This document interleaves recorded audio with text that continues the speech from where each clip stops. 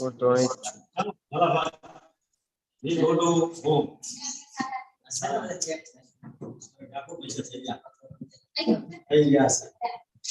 તારીખ નજીક જ આવે છે, વાંધો નહીં, તારીખ નજીક જ આવે.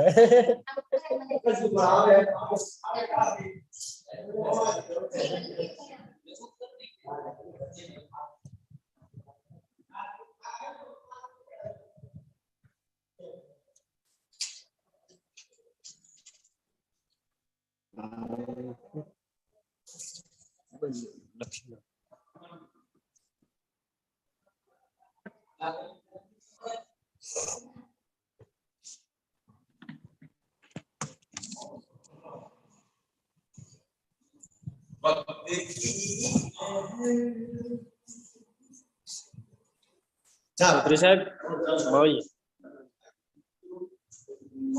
બોલપેન હે ખાલી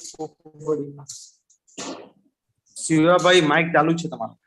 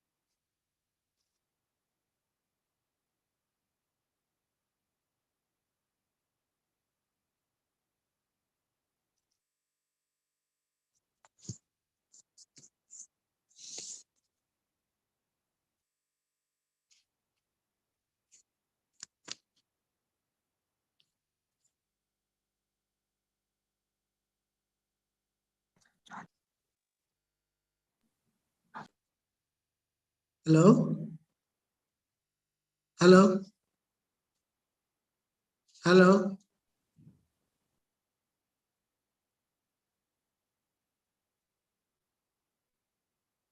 Hello? Good afternoon.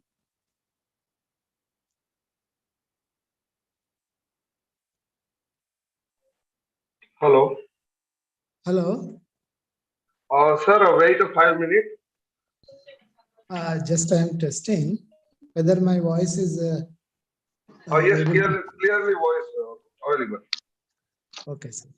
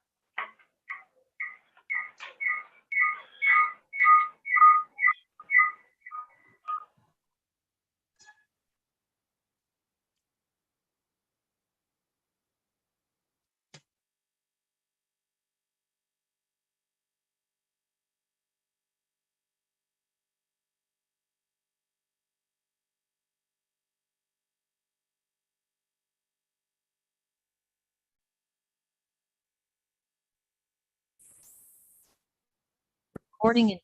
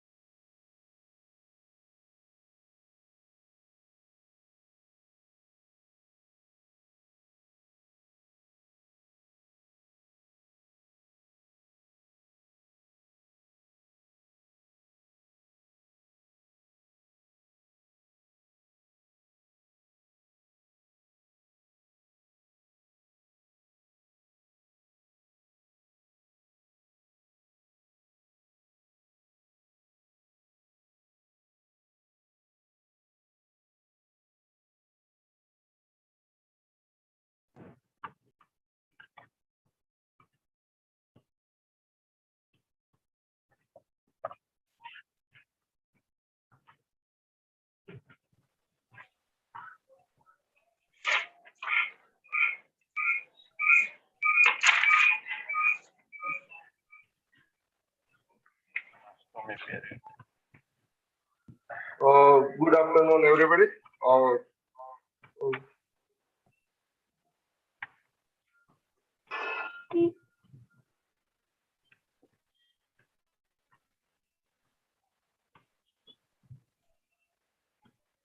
Hello hello एक मिनट मेरी आवाज दो बार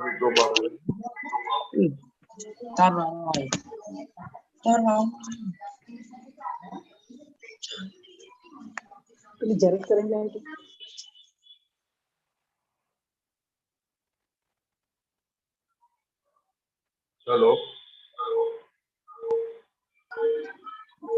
Hello.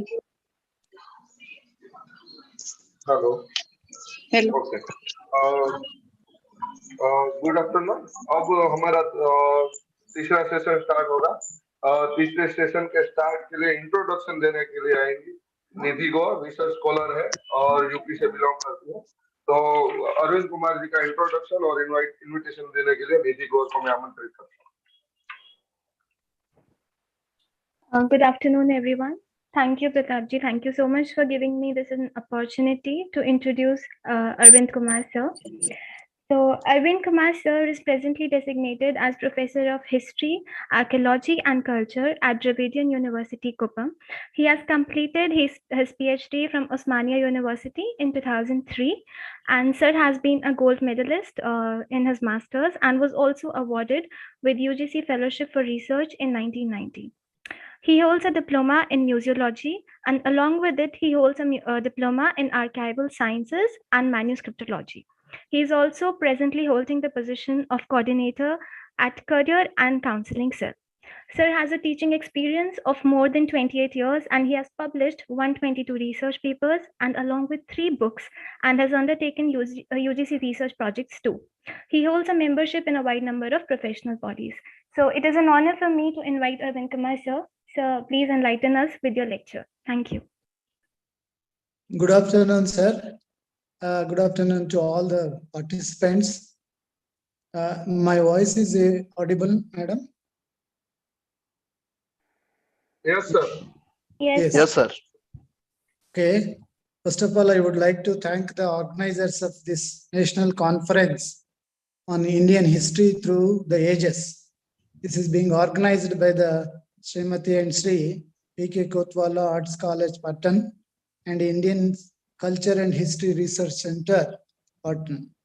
I will be very thankful and grateful to them giving me this opportunity to present a paper on this. We are all, you know very well, we are all, the national government and all over India,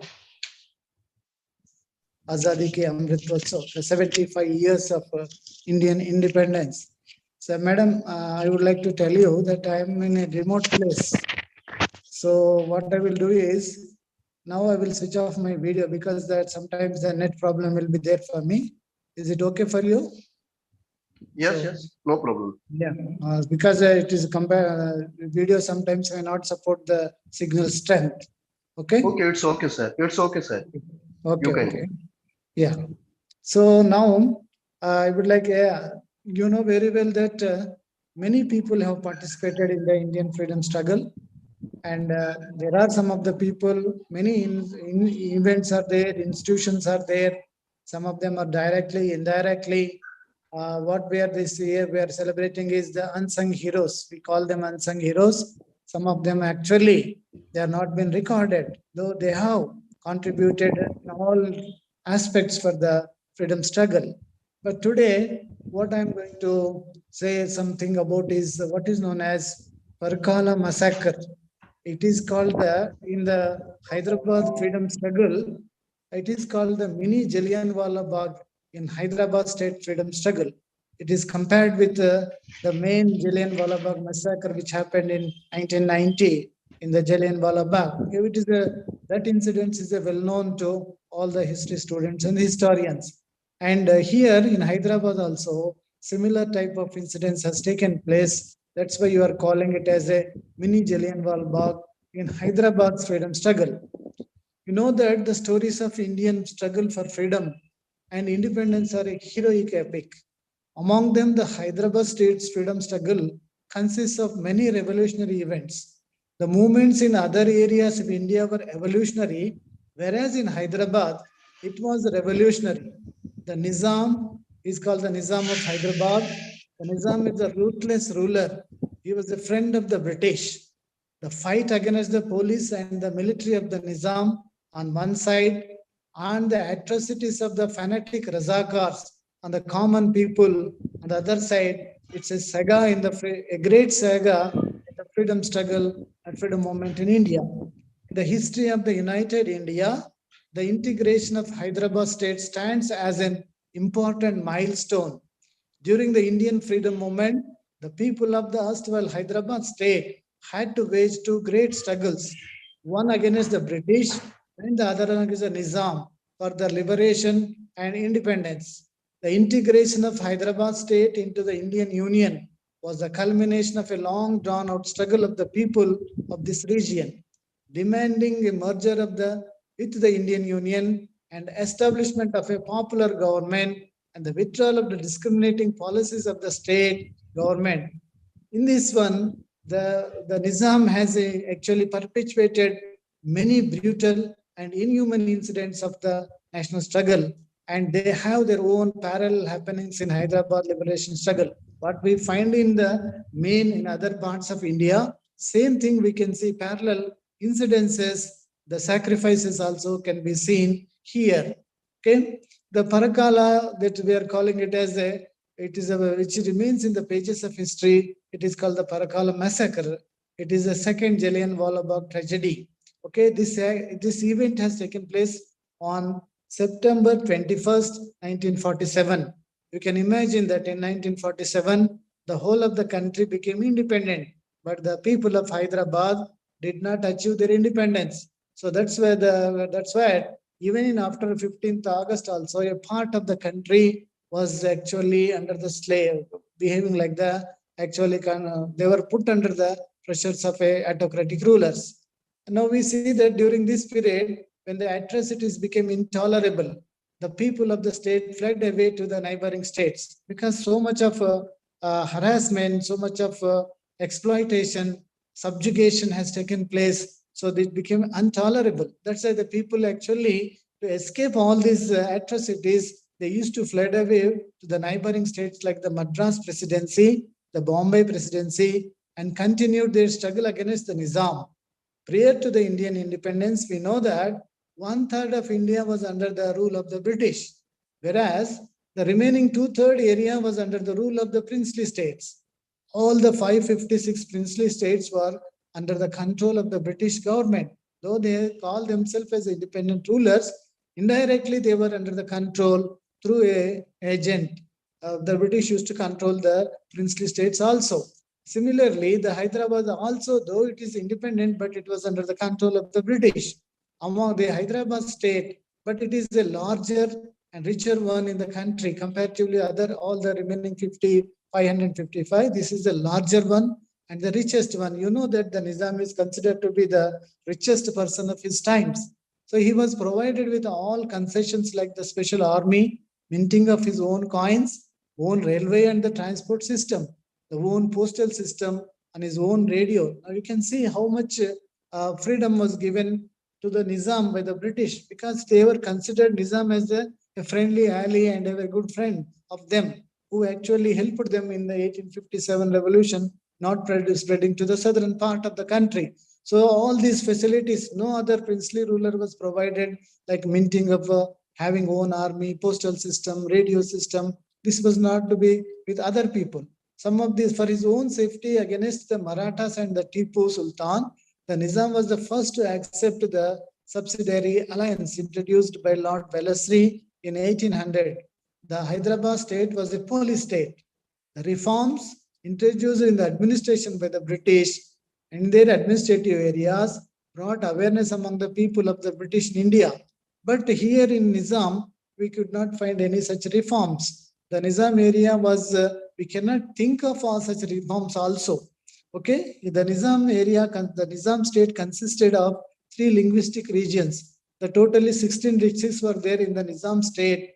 3 districts of Karnataka, that is the Bidar, Gulbarga, Raichur, And in Telangana, there are the 8 districts, what we are calling it as a Telangana state, and 5 districts of Maharashtra. Totally, there were 16 districts in the Nizam state. The people were helpless conditioned to face autocratic policy of the ruler and also the atrocities of the Razakars. The founder of the Hyderabad state, Mir Kamaruddin, was the Subedar of the Deccan under the last Mughal ruler. He got these titles like Chin Kilich Khan and the Nizamul Mulk Asaf Jah. He named his dynasty with the title Asaf Jahi, starting from 1724 AD till 1948 AD. 7 rulers succeeded one after the other. The last Nizam, Mir Usman Ali Khan, was interested only to accumulate wealth and power rather than taking care of his people. He was assisted in this administration by Akbar Haidar and the Chithari Nawab, the Mirza Ismail and Mir Layak Ali, Nawab Arjang. These are the people who they are actually the nobles, and the Nawabs, they assisted the Nizam in running the day-to-day activities and also in the army activities also. And also, it is a theocratic state. The an advocate from Latur. Latur is in the Latur districts of Maharashtra. He is Qasim Rizvi. He was an advocate, but he started what is known as a organization called Qasim Rizvi, tried to convert the Hyderabad state into a Muslim theocratic state by establishing an organization called Majlis-e-Ittihadul Muslim League. It is now presently the MIM is the successor of this what is called the Majlis-e-Ittihadul Muslimin League.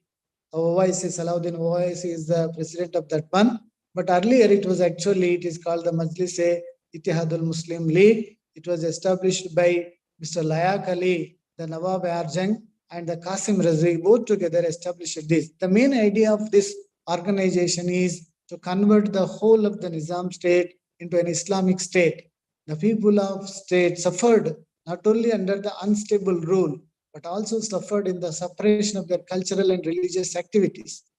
People did not have freedom of speech. They cannot hold meetings or conferences, not only of political nature, but even the cultural nature also. If they want to hold any meeting, they should take the prior permission of the Nizam, the government, and whatever who are speaking, what are their speeches, everything in advance, they has to be submitted to the Home Minister. If it is approval, anything against the British or anything against the Nizam, the permission will not be granted. One nationalist journal, we know the Nationalist Journal is editor of a journal called Imro's paper, Mr. Sohaibullah Khan, who wrote articles such as Independent Thought, the mistakes of Zamindari system, the Telangana source. These are all criticizing against the Nizam's rule. So he was shot dead by the fanatic Razakars on 21st August 1948. As said by Jawaharlal Nehru, the people of Hyderabad do not have political meeting, did not have a religious freedom. The Nizam believed and proclaimed that the special power of Allah only protect the people. 80% of the population belong to the Hindu religion, but only 10% of them got employment in the government services. The remaining 20% of the Muslims employment in the government service. Excuse me? Hello?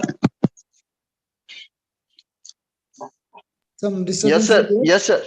Yes, sir. Should I continue or something? Somebody want to speak? Yes, sir. You can continue, sir. Okay, because some disturbances came, I thought I should. The people were educationally backward. The rural area till 1913, the rural area means even in Hyderabad also, till the 1938, Maktaba was the only higher school. You know what is meant by Maktaba? Today we are calling as a Madarsa school, where it is taught up to the 5th standard.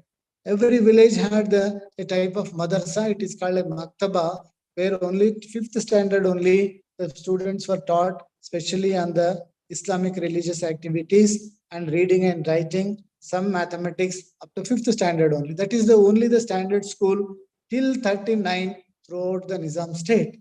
The national school did not get the permission of the Nizam. Even though private people wanted to establish schools and colleges, but the Nizam did not give any permission. The local languages like Kannada, Telugu, Marathi, they remained only the spoken languages. At this critical juncture, to protect the religious rights of the Hindus. The first, the Arya Samaj, the Hindu Mahasabha passed resolutions. These organizations created feelings for religious freedom and encouraged movements against the Nizam. The Arya Samaj volunteers filled the nationalistic feelings based on the religion among the people. The neo-nationalism of Tilak, Pandit Taranath's revolutionary writings, and in 1938, Vande Mataram movement, other nationalistic organization activities, and the dynamic leadership of the state Congress President, Swami Ramananda Tirtha, all these brought an awareness among the nationalistic feeling among the people.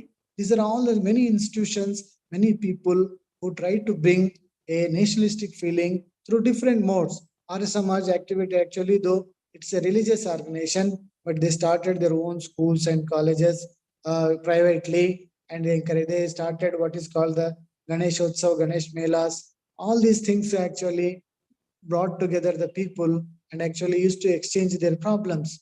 The Marathi speaking, Kannada speaking, earlier they were different, but because of these meetings and other things, they came together. The growth of the nationalistic feeling and the awareness among the people became intolerable to the Razakars and the officials of the Nizam state. They resorted to raping and molesting of the women in the villages. The patriots thought that the Hyderabad state is an internal part of India and wanted to merge it in the Indian Union by establishing a people's government. But the Razakars, using weapons and other deadly arms, created a fear psychology among the people. To escape these atrocities of the Nizam government and the Razakars, the people fled to the neighboring states. In the border areas, the leaders of the freedom struggle started some border camps at various places. The Hyderabad, situated in the middle of the country, surrounded by India. So the horrifying incident was the result of saturated prejudice of the Nizam's government officials and the local government power brokers who were waiting for an opportunity to totally eliminate the freedom-loving people who could not tolerate even the slightest opposition to their authority, let alone that of the Nizam. Even the people, the officials also so actually what you call this one, the despotic, that they did not even tolerate anything against not only the Nizam, but even the officials also like that. This is the background of the Nizam state and what the political and what you call the cultural system which existed when the incidents has taken place. I already told that when 1947 all over India became independent, but Hyderabad did not get its independence. So many struggles have taken place, so many sacrifices have been made. Now my topic is that Parakala, it is a town of the Karimnagar. It is not never mentioned in any history book. So we have to go for the field work and find out. In the mainstream history books, we don't find in either in Telangana history or in Andhra history and the main Indian history also. This Parakala town, earlier it was in the Karimnagar district. Presently now it has been brought into the Warangal districts of the, okay, it is like any other town. It's a town, taluka town, deeply sunk in the Zamindari feudalist setup. The people faced every sort of trouble, like the autocratic harassment, exploitation between the Hindus and the Muslims, but a fight between the freedom-loving nationalist forces and the local officials. This continued even in this town also. The Razakars and others who were stooges of the government, they also always used to exploit the common people, and also they used to kill or suppress the freedom-loving nationalist forces who actually thought that Hyderabad cannot remain an independent state, independent country in the center of the country. It's like a heart in the India. So they wanted that. They also started to, on one side, they wanted to get rid of the Nizam. On the other side, they wanted to merge Hyderabad state into the Indian Union. We know that in the feudal setup, the Maktedars, the landlords, Jagirdars, the Deshmukhs, the landlords owned thousands of acres of land, besides wielding enormous power and influence, and were looting the people in many ways. Corruption was rampant. Even for rendering their small legitimate duties, they were squeezing the money from the innocent and hapless public. With a fond hope of getting relieved from the atrocities in a democratic state under the Indian Union and to breathe a free air in the free India, the people of Parakala and its neighborhood villages like Kantamakuru, Pattipaka, Neredpalli, Gorlavedu, Raghavapuram, Ankushapuram, Ramakrishnapur, Nizampalli. These are the surrounding areas of Parkala were actively carrying on their agitation before they became part of the great struggle.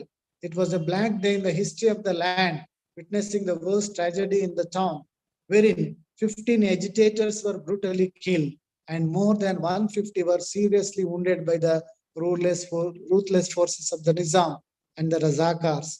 The atrocious cruelty exhibited by the merciless killers provoked even the most non-violent agitators to support the armed reaction against the Nizam. The silent workers quickly moved to the bordering centers of Chanda and Nagpur, undergoing training in intensifying the movement. As a result of many undertaken civil disobedient acts like the refusal of tax payments and honoring of warrants, they felled the palm trees and burned the government offices. They forced the government officials like Patels and Patwaris to resign their official position and burned the records. Frightened at the intensity of the movement, the Nizam's government resorted to worst reactionary acts. They arrested the leaders, harassed and tortured their relatives and friends for demanding information about the non-available leaders. They burned the villages and properties of the people. People were starved without food and clothing. However, these atrocities did not divert the agitators from their objective. They remained firm and fight continued. But what happened is a tragic and ghastly incident took place on 2nd September 1947. It was committed by the cruel stooges of the Nizam without any provocation from the public. On that day, more than 1,500 people from Parkala and the neighboring villages gathered at Parkala to attend a flag Hasting Day celebrations. Presenting that preparations, the officials were trying to work out ways and means to stop this event at any cost. They hired some Muslim gundas from Warangal and hid them in some Razakar houses in the lane in which the procession was scheduled to pass through, and placed 60 armed reserve police at the end of the lane. While the procession was passing through to proceed to the meeting grounds, the police began firing at the unarmed civilians unwarrantedly without giving time to disperse themselves. The Razakar Gundas, who were waiting for an opportunity, hiding themselves in the houses all along, suddenly came out with arms and attacked the already panic-stricken people from the rear. On front side, it's a small lane where the procession is taking place, and on the other side there are the houses. The houses were shut when the procession started, but actually inside there were the Razakar Gundas. When the police started firing from the front side, suddenly the Gundas opened the houses. They started attack from the rear side, back side, and which resulted in the death of immediately 50 instantaneous deaths have taken place. Some people were running to save their lives without knowing that they entered the houses of the Razakars. They did not know when the houses are opened. They thought that they are their neighbors' houses or their own village people's. But previously, the Razakars have actually taken out the owners of the house. They actually sitting there, hiding there, unknowingly, and did not come out of all. Altogether, 50 people died in this indiscriminate firing, and more than 100 people were seriously wounded. Persons were estimated to have succumbed to wounds. About 150 people belonging to the adjoining villages were caught by the reserved police and they were fired. Though a special magistrate was posted to inquire into the incidents later, the culprits were not caught. Those people, because they were actually hid by the government and the police, naturally, the police did not produce them, they did not catch them. Further, the town was cordoned off, making communication without even a single cordoned off, and actually communication impossible under the undeclared martial law. 150 Hindus were arrested without even a single Razakar responsible for the crime was taken into custody. Even decades passed by, the site of the second Jallianwala Bagh massacre of Parkala does not disappear from the frightening memory. Finally, the saga of Hyderabad freedom struggle came to an end by the famous police action on 17 September 1948. So actually the commission which was taken place, that is the magistrate, he inquired and found out that they could not produce the criminals. So the case was actually called off. No action was taken. Don't know very well, but the people became very frightening. Nearly 150 people, unarmed people, were killed from the 1,500 people. So this actually became a very great event throughout the Hyderabad state and became very prominent even in the throughout the country. The papers have been actually, this incident has came in many national magazines and papers. When I went there, actually find out on actually freedom, that is a field work, to find out actually how many people were killed. Because I tried to check out from the police station in the police diaries, but only 15 names have been mentioned that they were killed. But I inquired some of the old people who were actually alive that at that time. They told that, in fact, more than 100 and 150 people actually died instantly in the police firing. But we don't have any evidence, even if we want to find out who actually killed, because immediately the deaths were actually taken. The dead bodies were removed from the spot by the police and the Nizam Gundas. So there is no chance for the villagers, because there is a gathering of some 5 to 6 villagers. They also could not find out actually who were actually killed. And there is no mention about them. The people who actually are innocent people who got killed in this incident, whether they are the people from neighboring village or those who have come from outside, nothing is known to the people. And so this incident became very important. It is comparable to what the main Jallianwala Bagh massacre has taken place, when innocent people, actually the dyer has killed the people on the Sagori incidents. So this is a very important incident in Hyderabad freedom struggle. So this is what I thought, that the people of the country should know such incidences which has taken place in Hyderabad state. So I thought this is the important incidents. So this is about this. Even after now also, second time also I went for my field work, but not much known. The old people who were actually there during that period, almost all of them are no more now. And getting the actual information is also very difficult. The police officials also, they did not have any records, because actually I thought of writing some of the freedom fighters' name, because in the part of the unsung heroes of Hyderabad's freedom struggle, actually I wanted to, who was the leader, all those things I wanted to, but unfortunately I could not get any information from there. This is about the Parakala massacre. What is we describe in Hyderabad freedom struggle, a mini Jallianwala Bagh. So this is about all the incidents, sir. Thank you very much.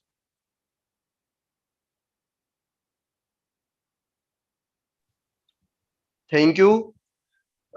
Thank you very much, respected Arvind Kumar sir.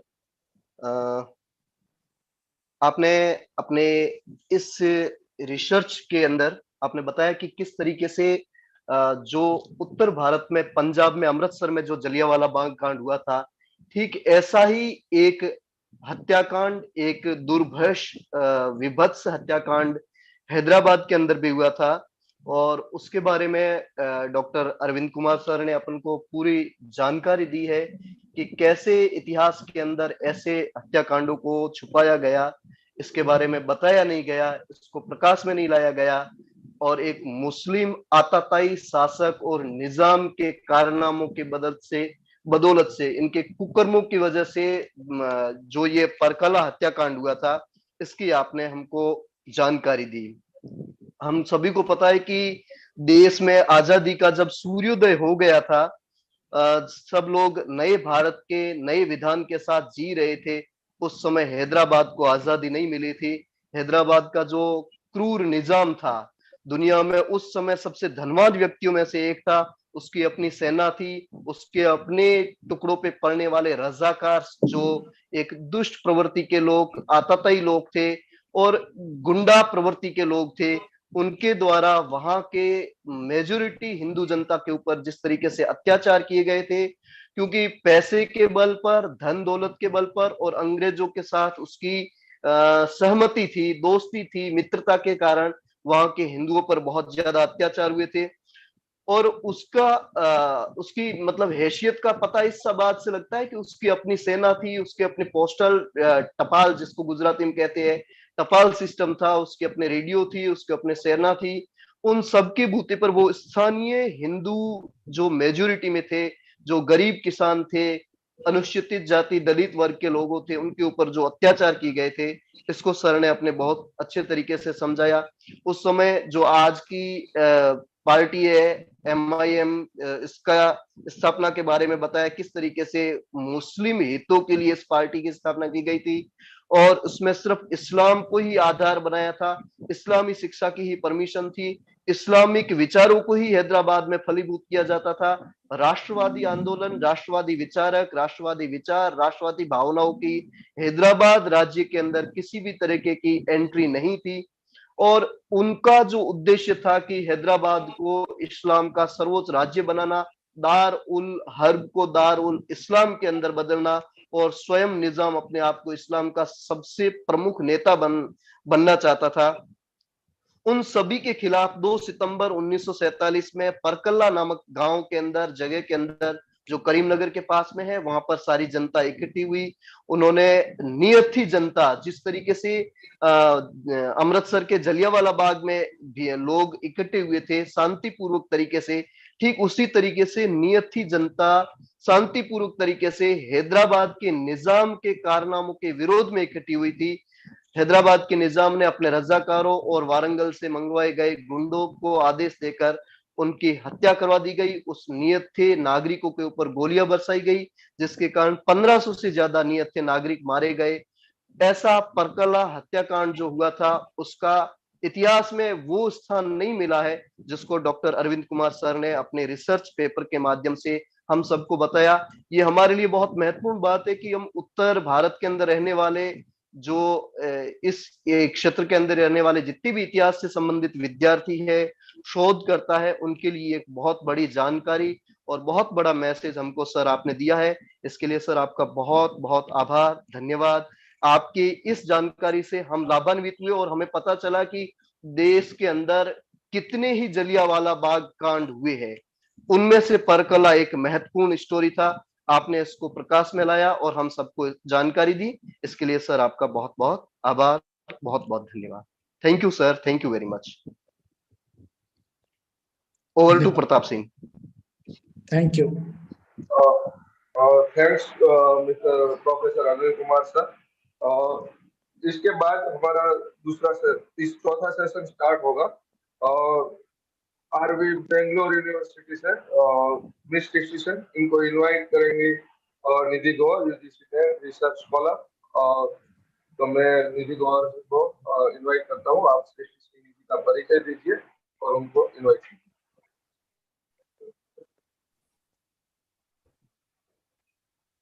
I hope I'm audible. Hello again, everybody. So it is an honor for me to introduce Ms. Srishti Singh ma'am. She is presently designated as Assistant Professor at RB University, Bangalore.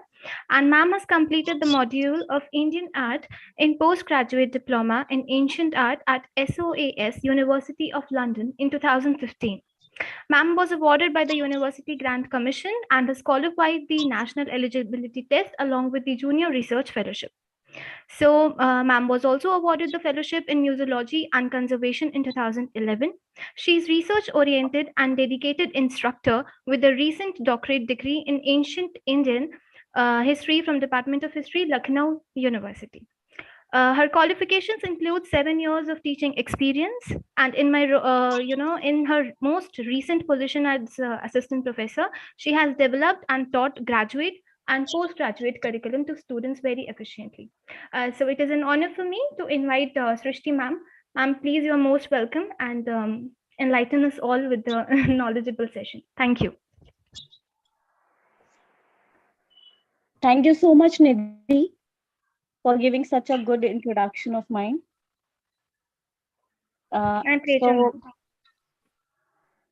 So as such, today's topic is Buddhism and development of peace. So basically, I will give. Srishti ma'am, yes sir. Ma'am आपका video बंद आ रहा है, stop हो रहा है। Sir क्या चीज? आपका वीडियो शो नहीं हो रहा है, आपको वीडियो नीचे सर डाउन में आई से एम जाओ। Trying but I don't know what is the reason behind, ये हो नहीं पा रहा मुझसे। मैं आपने भेजा है, मैं उसको ऑन भी कर रही हूँ, वो हो नहीं रहा है। मैम एक काम कीजिए, ऐसा हो तो एक काम कीजिए, आप एक बार इसमें से आप वहां से लीव हो जाइए और फिर से ज्वाइन कर दीजिए, हो जाएगा। Okay okay.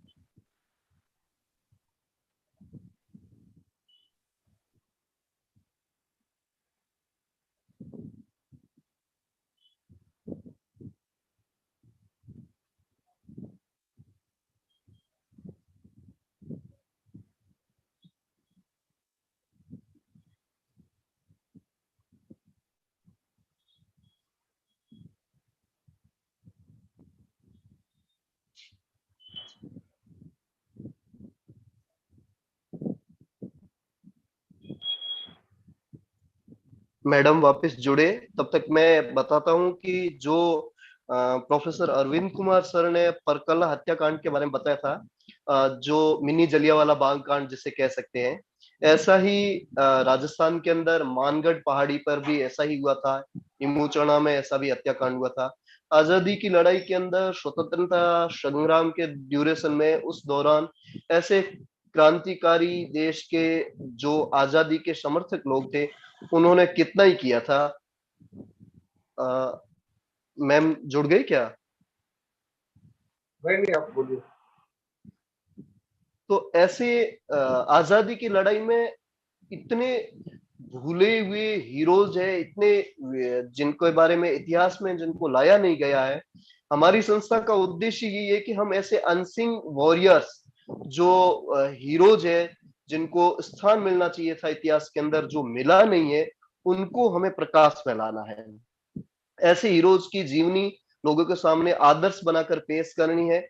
ऐसे जगह जहां पर कुछ इस तरीके के इतिहास के अंदर ऐसे काम हुए हैं जिनको भी अभी इतिहास के अंदर वो स्थान नहीं मिल पाया है, ऐसे क्षेत्र को, ऐसे हीरोज को हमें प्रकाश में लाकर जनमानस के सामने रखना है, लोगों के सामने रखना है कि आजादी की लड़ाई में समाज के उस वर्ग से भी बहुत सारे लोग आए, उस हाशिए से भी हाशिए पे रहने वाले लोग आए, दूर दराज क्षेत्रों के अंदर रहने वाले लोगों का भी जो योगदान था वो बहुत ज्यादा अविस्मरणीय था। तो ऐसे हीरोज को हमें इतिहास के सामने लाना है। मैम ज्वाइन हो चुके हैं। सर बहुत ओके, दिक्कत आ रही है, आई थिंक मेरा नेटवर्क भी कुछ प्रॉब्लम कर रहा है। हेलो। इट्स ओके मैम, कोई कोई दिक्कत बात नहीं मैम, आप कंटिन्यू रखिएगा, ऑडियो से ही कंटिन्यू रखिएगा ma'am. Okay thank you. Okay. So today's my topic is Buddhism and development of peace. So basically, first of all, I would like to give some introductory part and what actually my research paper explores about. So first of all, the main aim of Buddhism is to examine how human mind becomes a root cause of suffering and how it can be addressed. So this paper explores how this analysis of human mind develops inner peace and how also it gives a platform for development of peace. So the analysis proposes inner peace as a non-dualistic peace based on the practice of multiple functions of mind, contemplative mind, um, deep cognitive transformation, framed by an independent, or you can say interpenetrating understanding of reality and compassionate mind as well. So in a synergistic way, we can say that there is a compassion if you want to understand about the inner peace. Now, if we talk about the concept of inner peace, then in a different way, inner peace means as awakening to an ultimate inseparability between our own well-being and happiness, and that of others, which inspires us to make an effort to gratify the basic needs of all and promote our freedom and justice and that of others equally. So hope I can make you clear about the research paper, what exactly it is about. So now I will talk about the introductory part. So this paper actually examines a Buddhist inner peace and how it develops the peace on the worldwide level. So peace basically a broad and an elusive concept. That is, peace can be said as a subjective or intersubjective concept as different individual actors or group of individuals define it in distinguished ways. So there is no ontologically predetermined peace. Rather, it is a contested concept with no single fixed meaning. So we cannot define exactly what peace is, but through this paper, I can easily tell that what are the basic concepts from where what are the path we can go through for the attainment of peace. So now I am coming on my paper, that is Buddhism and development of peace. So there are so many viewpoints that are mm, uh, that actually I discussed in my paper. So many viewpoints are possible when we discuss the relationship of Buddhism to the problem of peace. However, I would like to focus on the Buddhist concept of karma in order to show how pacifist thought in Buddhism is inherent in and can be derived from the concept of karma. It is very precise that the Buddha set out to develop an individual method of action by which to live one's life, the focus of which is on the development of wholesome basically mental states as presented with the famous injunction of Dhammapada. It is mentioned not to do any evil, to cultivate what is wholesome, to purify one's mind. This is the teaching of Buddhas. Now, Buddha was born into this world that is materialistic, and in this world, he became Buddha, preached the Dharma, and practiced the paramitas, the freeing of self and other human beings from miseries. So, according to Buddhist scripture, he taught industriously throughout the years after his enlightenment, and his footprints were widespread on both sides of Ganges. His disciples were of all colors and ranks, from kings, nobles, rich, merchant, scholars to beggars, and even slaves. He abandoned the royal life and devoted himself to the pursuit of wisdom and truth, and even to cause of enlightenment of others. He was tireless in discovering truth and in passing it on to others. So the main objective throughout his Buddhahood is in this world was to rescue human beings and society. To realize this, he formed a Sangh and led them to the country, to cities, to beg alms and to preach the Dharma to purify this world. So overall, Buddha did all he could do to work for human society. He engaged himself in this world instead of remaining aloof from society and human desires, human affairs. The idea of the pure land, he gave the concept of pure land also in this paper. I explained about the pure land, what was the idea of pure land. So the idea of the pure land is found in Buddhism. We often hear that if one cultivates oneself well enough according to the rules and disciplines of Buddhism, then in afterlife one may live in the pure land or the world of utmost joy. The idea of pure land first appear in Agam Sutra, where it can refer to the pure land either in heaven or on earth. One who wishes for the pure land should have a purified heart. Where the heart is purified is the pure land of Buddha. The pure land exists with enlightenment of the heart. Now, so basically, the relationship between action and the result of action is also discussed, in which the action is completely concept is between among mental, physical, and verbal state. And the result of action is basically about the karmic fruits, what actually we attain after giving our karma, whether it is bad or good. We have to give our best so that we can get positive karma, and if we are not giving our best, then we get a negative karma. So basically I'm discussing about the karmic fruitfulness. So the relationship between action and the results of action are to be understood in terms of somewhat ambiguous designation of karmic fruitfulness. So here it is explained in this way that it is not sure, it is ambiguous situation that what kind of karmic fruitfulness will be attained by one. Means that it is our karma and it will be decided by the celestial that what type of karma you are performing in this world. If it is positive, then the karma will give you positive results, and if you are not performing the positive karma, then it will be the negative results. So that is totally karmic fruitfulness. The nature of karma is discussed at length in the canonical literature. Now, the nirvana experience in the life of the Arhat is described by Harvey as the destruction of attachment, hatred, and delusion. The Arhat no longer has the capability of unwholesome action and therefore fails to produce karmic fruit. Unwholesome and wholesome that moral conduct are said to have stopped. Wrong conduct has been replaced with right conduct. The non-attachment to action is the result of perfecting moral virtues, culminating in the perfection of factors of the noble eightfold path.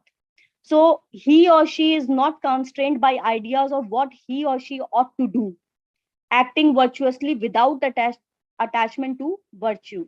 So as Harvey suggests that he is non-violent because of his destruction of attachment, hatred, and delusion, not because of grasping at precepts and vows. It means that he is not taking any vow that he will not be involved in any kind of destruction or any kind of violence, but it is inner self that he is conducting these all positive aspects of life. Now, peace is a central concept in the religion of the Buddha, who came to be known as Santi Raja, or the Prince of Peace. For one, on the one hand, the aim of good life, as understood in Buddhism, is described as the attainment of the state of peace or Shanti, which is a characteristic of Nibbana or the transcendent reality. On the other hand, the practice of the good life is said to consist in samcharya or harmonious, that literal means peaceful living with one's fellow beings. It was the doctrine which gave inward peace and resulted in harmonious living, that is righteous living. So dharmacharya as it is sometimes called, with the Buddha for the first time in the known history of mankind, sought to spread over the entire earth when he set up, as he claimed, the kingdom of righteous, literally rule of righteous, or the kingdom of God. So the crux of this discussion is in realizing that an action of a body, speech, or mind requires reflection before, during, and after the act in order to consider the likely harm to oneself, others, or both. If it is unwholesome, it will result in dukh. The consequences of dukh being the karmically deadening unwholesome states of greed, hatred, and delusion, which results in experiences of unsatisfactoriness, suffering, agitation, stress, and anxiety in this present life. So the universality of Buddhist practice in developing the wholesome nature of humanity is based on the ability of Buddhists to develop the inner peaceful world, which once can wisely deal with the outer physical world. Success in this endeavor as human beings will become apparent as those with inner peace generate happiness in the human conditions. Living in peace generates peaceful aspects in all casual conditions, as they live in peace with all the sentient life. That is feeling. Sentient is basically talking about the feelings. And if your feelings are positive, then you can only lead in a positive way. So now, if I say about the conclusion, so now in the what are the implications of this? So this paper has explored a Buddhist inner peace within the dynamics of conflicts and its resolution.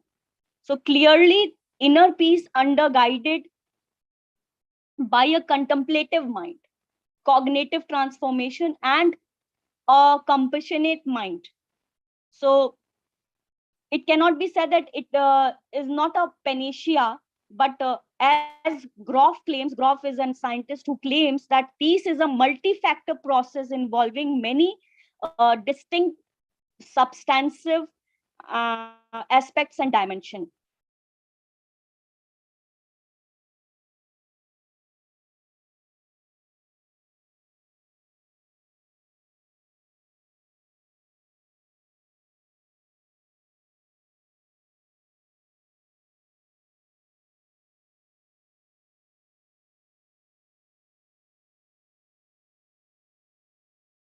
Am I audible to everyone?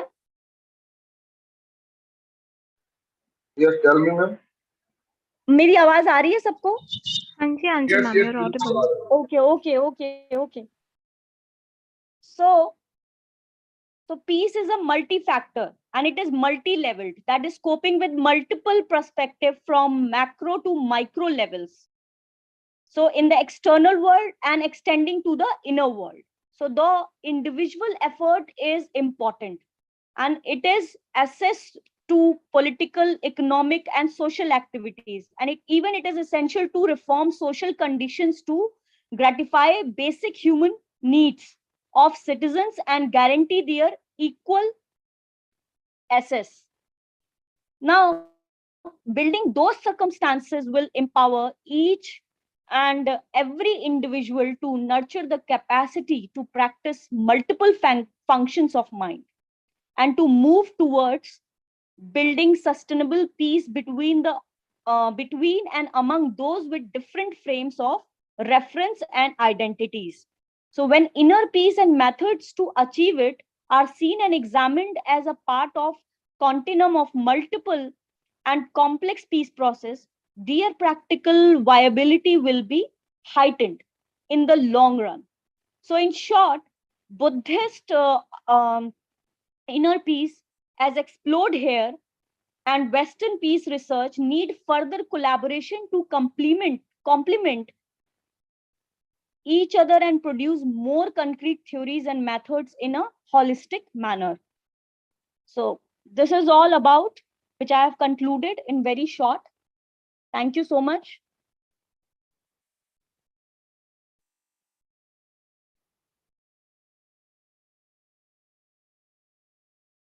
Hello. Thank you so much, Pratap Singh sir. हाँ ma'am, Nidhi Gaur. Yes, thank you so much, ma'am. Thank you so much. So I'm here to present a brief overview of the paper which was presented by Srishti ma'am. So ma'am taught us about the Buddhism and the concept of Buddhism, which leads us to peace and the inner contentment. So the main aim of the paper which was presented by ma'am was to explain to us that how human mind becomes a root of the suffering, and giving its proper analysis that how Buddhism gave a way or solution to mankind to uproot this suffering. She has explained about inner peace, our own well-being and happiness, promoting of freedom and justice, not just of us, but others as well. Peace is a broad and subjective topic, as told by ma'am, that which is not defined by a particular definition. There are different ways to define peace, and it cannot be explained through any particular one definition. The concept of dharma, as elucidated in Buddhism, was explained by ma'am in this paper. Buddha taught that these principles, after he attained enlightenment, to all his disciples, and his disciples belonged to all, I mean, each and every class, right? So after that, ma'am explained to us that how Buddhism preached Dhamma and engaged in everything possible to work for upliftment of society. The concept of pure land was also explained lucidly by ma'am in this paper, that is the land of utmost joy. The karmic fruitfulness, that is how positive and negative actions affect results, was also thrown light upon, and the nature of karma is explained in the canonical literature of Buddha. Non-attachment to actions, the noble paths laid by Buddha, which were 8 in number, were also explained by ma'am. And as she told us that Harvey says that this was the non-attachment of Buddha which led him to happiness or peace, which makes the core of Buddhism.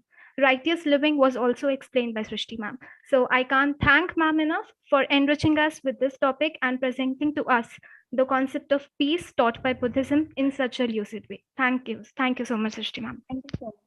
Thank you. Thank you.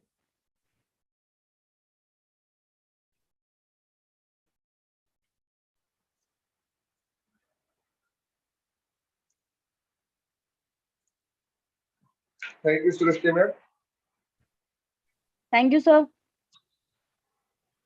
अब हम हमारा 5th session start करेंगे, जिसमें जो research scholar है और professor है जिन जिनको पेपर प्रेजेंट करने हैं, मैंने कल मोस्ट ऑफ सभी को लिस्ट एक भेज दिया था जिसके हिसाब से सभी को पेपर प्रेजेंट करना था। उनमें से जो भी प्रेजेंट होंगे वो अभी पेपर प्रेजेंट करेंगे, और उस लिस्ट खत्म होने के बाद जो लोग उस लिस्ट में नाम नहीं है रिसर्च स्कॉलर या प्रोफेसर के, वो अगर प्रेजेंट करना चाहते हैं तो मुझे ये जो हमारे पास लिस्ट है उसका अनाउंसमेंट हो जाने के बाद आप यहाँ पर प्रेजेंट कर सकते हैं। तो सबसे पहले हम वो सूरज चंद सर है, लेकिन वो अभी ज्वाइन नहीं है, तो मैं अभी निधि गौर को अपना पेपर प्रेजेंट करने के लिए आमंत्रित करता हूँ। As a Nidhi Gaur UGC NET pass है और रिसर्च स्कॉलर है, और वो पीएचडी के लिए स्टडी कर रही है।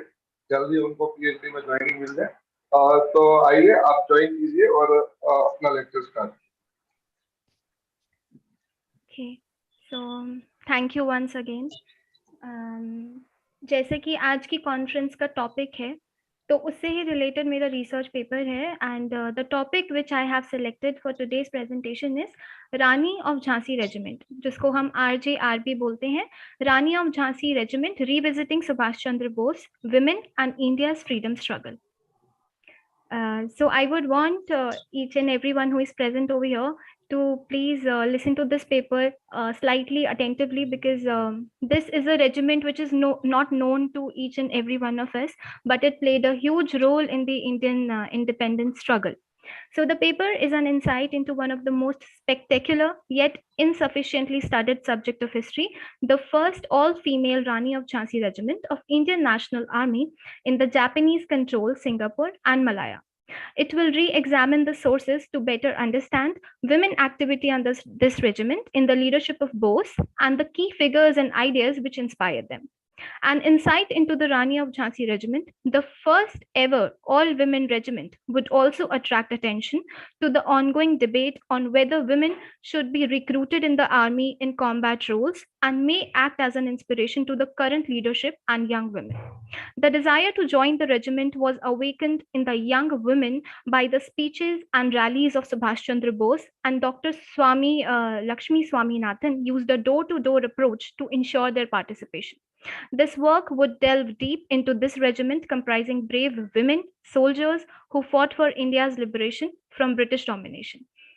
So our understanding of national movement is mostly limited to the movements, heroes, facts mentioned in books by famous authors, but there are many unsung heroes and of our national movement who deserve a place in not only just books, but even in the hearts and minds of all our patriotic Indians.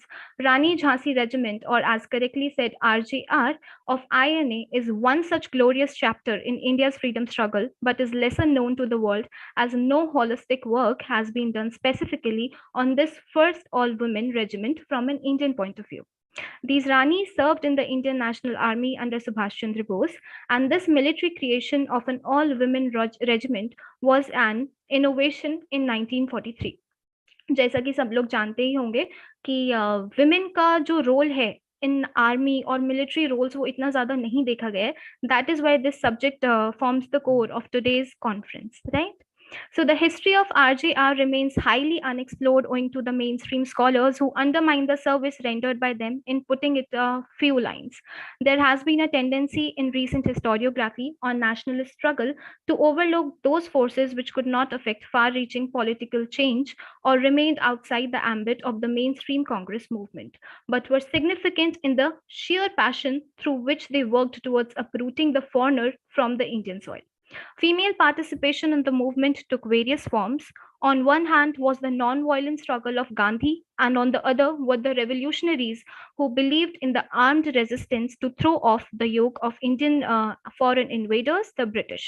Among the latter, some adopted the approach of revolutionary terrorism, but Bose was a pioneer in the sense that he inducted women in well-planned military actions, and that too with a separate regiment for them. This was in stark contrast with the roles Gandhi had in mind for Indian women, but it is unfortunate that whenever we study about the role of women in India's national movement, we mostly come across the Indian women who resisted passively, and less is known about the women of RJR or Rani Jhansi Regiment who fought shoulder to shoulder with the men of Indian National Army. The regiment was formed with the Japanese assistance with the aim of overthrowing British colonial rule. The announcement regarding its formation was made on 12th of July 1943, and RGR comprised volunteers from the expatriate Indian population in Southeast Asia and was led by Captain Lakshmi Sehgal. Only a few of them have been ever to India. Singapore was the initial nucleus where the first training camp was established, and later Rangoon and Bangkok also became important centers. So now I would like to brief about the making of the regiment and about Subhash Chandra Bose ideology, which was related to women. Bose announced the formation of the regiment on 12th of July 1943, but the blueprint of the plan started brewing in his head long before ago. On his long submarine journey from the naval port of Kiel in northern Germany to the Japanese Imperial Navy's offshore outpost of Sabang, Subhash Chandra Bose, the Indian nationalist leader, prepared the mission that would occupy the coming years of his life. Bose, in his autobiography, mentions his high regard for his mother, who had a strong will and ruled the domestic sphere. He elaborates on his philosophical faith, which is progressive in nature and not dogmatic, both in moral and biological terms. In a letter to her mother, he remembers the sacrifices of Ahilyabai, Mirabai, Durgavati, who lived for the sake of Mother India, and in another letter to Hemant, he expresses his desire of Indian women taking educative roles in society. He is thrilled hearing Sarojini Naidu and finding some women extremists, Mrs. Mitra and Mrs. Dhar, which is an indication of progress according to Bose. The idea of women taking any active part in the Indian independence movement was dismissed as quite impractical until the advent of Netaji in East Asia. Although Rasbihari Bose also realized the need to integrate women into the movement, he visualized them as playing the role of nurses and doing relief work only. But with the arrival of Netaji, all this changed dynamically when he gave a call for total mobilization of people and material and the need for women to come forward readily and fight shoulder to shoulder with their brothers, husbands, sons, and fathers for their motherland. He gave examples of armies in China and Russia where, irrespective of sex, everyone took up arms, indicating his progressive identity. The unfaltering belief and faith that these young women had in Netaji says a lot about his personality. An author who is Sen Gupta, Nilanjali Sen Gupta, she has touched on Bose's interest in the emancipation of women. She refers to Bose fostering mother worship and women's political and military roles and his creation of Rani Jhansi Regiment for the same. He wanted them to be equal partisans in order to achieve freedom. Bose started to work under the leadership of C.R. Das, who recognized the need to integrate all factions of society, including women. Bose kept reminding them that more than their responsibility towards their homes, the women had an even greater duty towards their country, which is in sharp contrast to Gandhi's view of harmonious division of labor and confining women's movement for freedom to the circle of domesticity. Bose was instrumental in the formation of a separate cadre of women. I think there is some disturbance. If anyone wants to ask something, then please. Otherwise, you can mute yourselves. कर दिया mute, यहाँ से mute कर दिया है आपने. Okay, so shall I continue? Continue. Yeah, Bose was instrumental in the formation of a separate cadre of women in the Bengal movement in 1928. Geraldine Forbes says that Subhash Chandra Bose was considered by many of the women revolutionaries as Bengal's champion of women's rights. We get an idea of Bose's vision of women by looking at his speech at Vienna in 1935, in which he delineated the work being done on women in India, and also in 1938, when he insisted, along with Nehru, for a separate planning committee for women. He openly encouraged them to look beyond the socially acceptable roles of mother or wife, which is assured by analyzing his bond with important women in her life, his mother, Basanti Devi, Biyawati, her younger niece, whom he told that the purpose of lives of women are no less valuable than the lives of man. He was immensely influenced by Vivekananda, who proclaimed that Indian women should acquire the spirit of valor and heroism and learn self-defense. Bose and Gandhi's views on women's role were very different from each other. Gandhi viewed Sita as the role model, emphasizing women's silent and dignified suffering as the badge of female sex, whereas Bose radicalism supported an equal and empowered participation. Sengupta has presented a powerful testimony to Bose's idea of equality between the sexes through an analysis of Rani of Jhansi regiment and the opinions and experiences of women in the regiment like Janki Thevar, Manvati Arya, Anjali Ponuswamy, Rasama Bhupalan, and others. The regiment nurtured a new image of Indian women. S.R. Nathan expresses his hope for further research in his writings and speeches to understand them better and consider them worth trying in today's context. So Shishir Kumar Bose and Sujata Bose in their work on writings and speeches of Subhash Chandra Bose remark that Bose aroused the martial spirit of Indian women in East Asia. Okay, sir. 2 minutes hai. Yeah, I will complete in 2 minutes. During his speech in the openings of the first camp for training of Rani of Jhansi regiment at Singapore, Bose asked Indian women to march shoulder to shoulder with their brothers of Azad Hind Force, which makes it evident that he didn't want them to confine themselves to domestic works. So as 2 minutes are left, I would like to highlight the important things that Bose realized that his best chance to end the British Raj lay in Southeast and East Asia after the defeat of Germany on 2nd February and Singapore's surrender to the Japanese on 15th Feb 1942. Since then, Bose sought to see the ways that he can leave Berlin for Asia. This would also bring him closer to India if based in Singapore or Rangoon, in contrast to Germany, where he raised a 4,000 strong Indian legion recruited from Indian soldiers captured in North Africa. In Southeast Asia, Bose's ambitious blueprint for India's liberation was based on total mobilization of Indian communities, which also included RJR. Dr. Lakshmi's tour remained instrumental in convincing many Ranis and their parents to join and strengthening its growth. So, जो पहले organization it was confined to 20 women, it slowly increased to 100 and 150 due to the door-to-door approach of Dr. Swami Lakshminathan. Coming to the conclusion part, there are many surviving Ranis in the RJR regiment still now, jinki autobiographies have also served as a source for writing this research paper. And finally, concluding this research paper, I would like to say that our understanding of social structures in history depends to a great extent upon the position and roles of women in the society. India, although having a glorious tradition, its women position has been precarious owing to the largely patriarchal setup. History writing treats the topic role of women in national movement monolithically and does not consider it from the lens of various ideologues holistically. The paper tried to fill this gap by giving an account of one of the less explained and explored but extremely important part of women history and the history of our national movement, the RJR. Thank you so much. Thank you Nidhi ji. Bharat की सेना में महिला सेनानियों के बारे में आपने बात की, उसमें भी रानी आरजेआर के बारे में आपने जो बात की वो एक रिसर्च के लिए बहुत ही बढ़िया टॉपिक है और आपने इस पर काफी सारा रिसर्च किया हुआ है।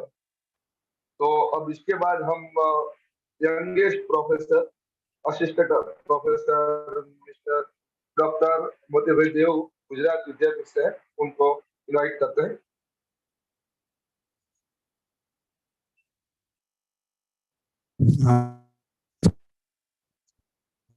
Online national conference Indian history throughout the age with special reference to heritage, culture, social and political history.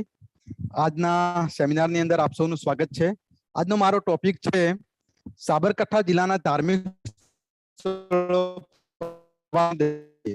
એના વિશે વાત કરવી છે। આ તમામે તમામ જે સ્થળો છે ધાર્મિક સ્થળો તેની 3-4 વખત વિઝિટ લેવાનું થયું અને પ્રવાસીની દ્રષ્ટિએ કેવી રીતે ડેવલપ થયા છે તેને લઈ અને આખું સંશોધન કાર્ય કરેલું છે।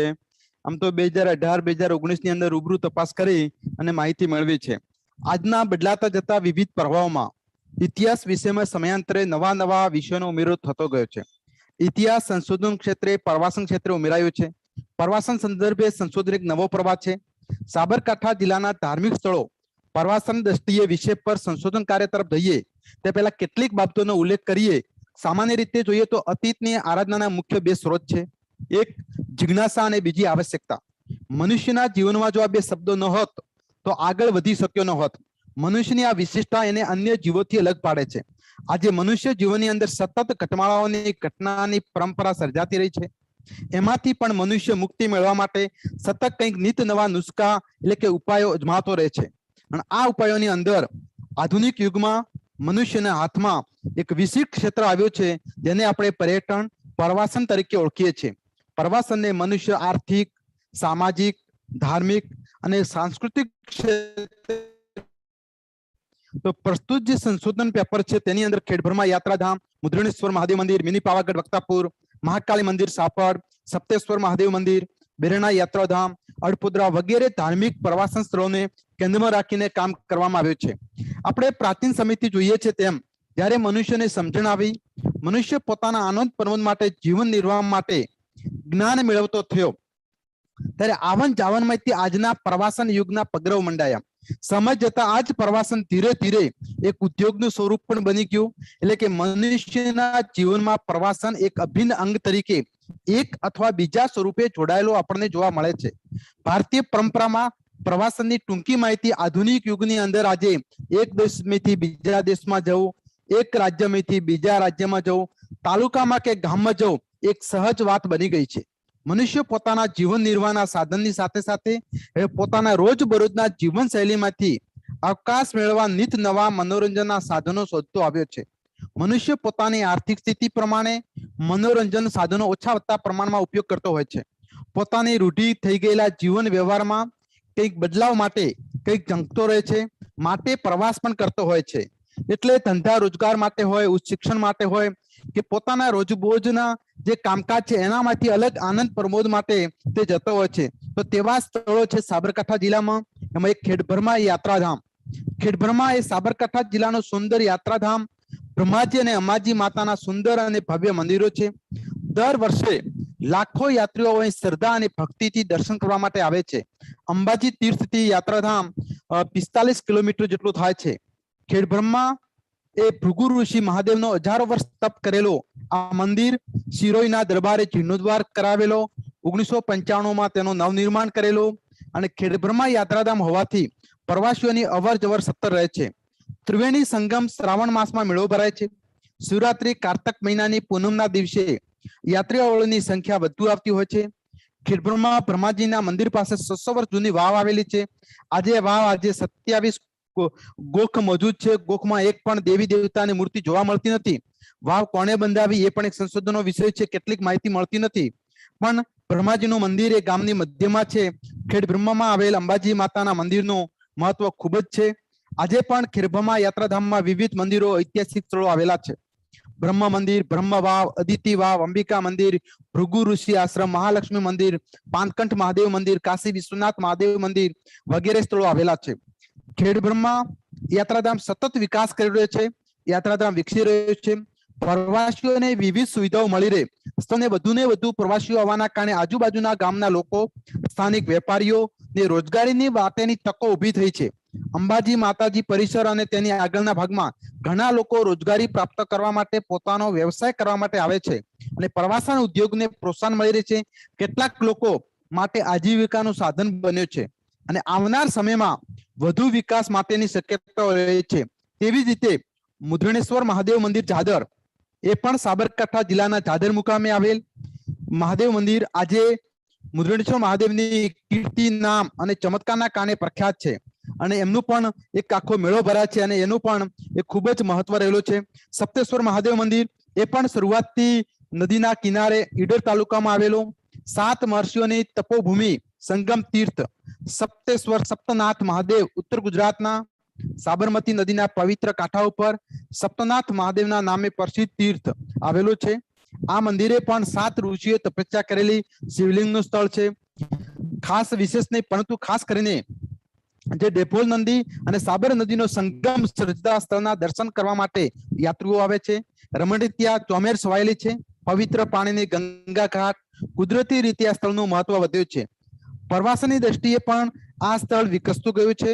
અને એના કારણે આજે દિવસે ને દિવસે ત્યાં આગળ પ્રવાસીઓ મુલાકાત લે છે. એના કારણે એ ધાર્મિક સ્થળ છે, પણ આજુબાજુના સ્કૂલો વાળા બાળકો જે પણ ત્યાંથી નીકળે છે તો આ મંદિરનું મુલાકાત લેતા હોય છે.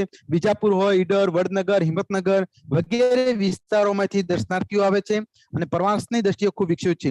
એવી રીતે મિની પાવાગઢ વક્તાપુર એ પણ સાબરકાંઠા જિલ્લાના હિંમતનગર તાલુકાના વક્તાપુર ગામમાં આવેલું છે. હિંમતનગરથી 7 કિલોમીટર આવેલો છે અને રોડ ઉપર આવેલો હોવાથી ઘણા બધા પ્રવાસીઓ ત્યાંથી બસો નીકળે છે ત્યારે તેની પણ મુલાકાત લે છે. એની સાથે સાથે બેરેના યાત્રાધામ પણ એક પ્રવાસીઓ માટેનું સ્થળ બન્યું છે અને મહાકાળી મંદિર સાપડ પણ એ પણ એટલું જ મહત્વનું છે. કહેવાનો મતલબ એટલો છે કે આજે જે મંદિરો છે એ દિવસે ને દિવસે પ્રવાસન સ્થળ તરીકે વિકસી રહ્યા છે. એના કારણે ગુજરાત બહારથી આવનાર પ્રવાસીઓને એક પ્રવાસન સ્થળ તરીકે મળી રહે છે. ધાર્મિકની સાથે સાથે બીજી કેટલીક સુવિધાઓ આપવામાં આવે છે. રોડ રસ્તાઓની જોઈએ, ત્યાં રહેવા માટેની, ધર્મશાળાઓની, જમવાની વ્યવસ્થાના કારણે આજે ડેવલપ થઈ રહ્યું છે. એના કારણે પ્રવાસન ક્ષેત્રે ગુજરાતની જે આજે હરણફાળ છે એ દિવસે ને દિવસે વધી રહી છે. આગામી વર્ષની અંદર પ્રવાસને લઈને ઘણા બધા ગુજરાત ગવર્મેન્ટ અને ભારત સરકાર પણ કાર્યક્રમો કરવાની છે. તો તેની અંદર પણ આવા ધાર્મિક સ્થળોએ પોતાનું મહત્વનું યોગદાન આપશે, જેના કારણે પ્રવાસીઓને આકર્ષી શકે. તો એના માટે પણ સાબરકાંઠા જિલ્લાના ધાર્મિક પ્રવાસન સ્થળો ખૂબ જ અગત્યના છે. બસ આપ સૌનો આભાર છે કે મને આ તક મળી અને સાંભળવા માટે આપ સૌનો ખૂબ ખૂબ આભાર. ધન્યવાદ સાહેબ. સાબરકાંઠા જિલ્લાના ધાર્મિક સ્થળો વિશે આપણે બહુ સુંદર રીતે વાત કરી અને આપ 2-3 વખત વિઝિટ કરી છે એટલે આપને બહુ વધારે માહિતી મળી છે. Suresh sir,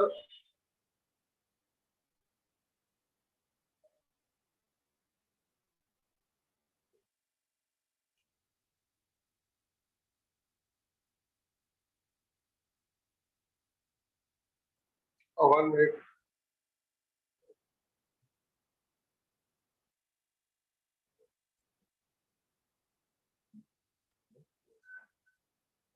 faculty of centre of study in rural management Gujarat Vidyapith से डॉक्टर अमीषा शाह हमारे साथ जुड़ी है. अब उनका लेक्चर स्टार्ट होगा. तो मैम आप आइए और आपका lecture start. Thank you so much, sir. Am I audible? Yes, ma'am. Okay, so I want to share my screen. Shall I? Yes, ma'am.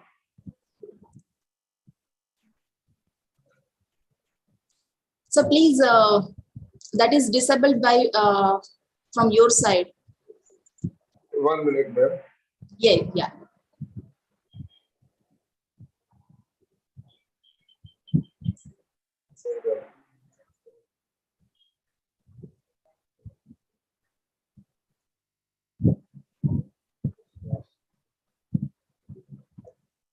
Ma'am आ रहा है अब? Let me try. Yes, sir.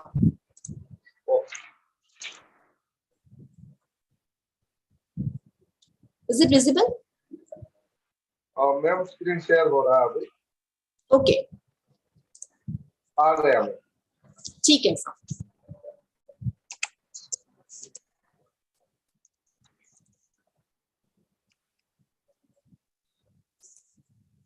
So, respected dignitaries, experts, coordinators, and all the participants of this National Conference of Indian History through the Ages.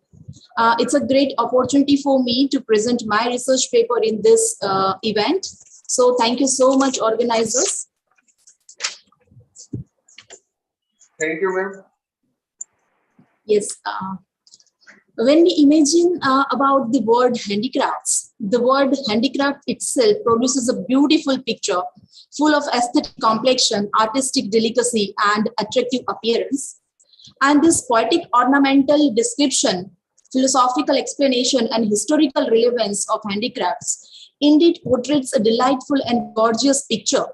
But when we glance at the rural handicraft artisans of India starving in some dark corner of country, we come across the pathetic and harsh reality of grassroots level. The reality is not so glamorous or graceful as it can be depicted in verbal fabulous world of imagination, philosophy, and spirituality. At the age of heavy industrialization, globalization, technological advancement, and fast changing socio-economic scenario, the concept of handicrafts requires a serious attempt to be rethought and redesigned, keeping in focus the dreams and desires of the heirs of handicrafts. These are handicraft artisans. Otherwise, their sustainability is in question today. And that is why, Tangalia weaving is one of the languishing handicraft of India, particularly of Gujarat, and that is Surendranagar.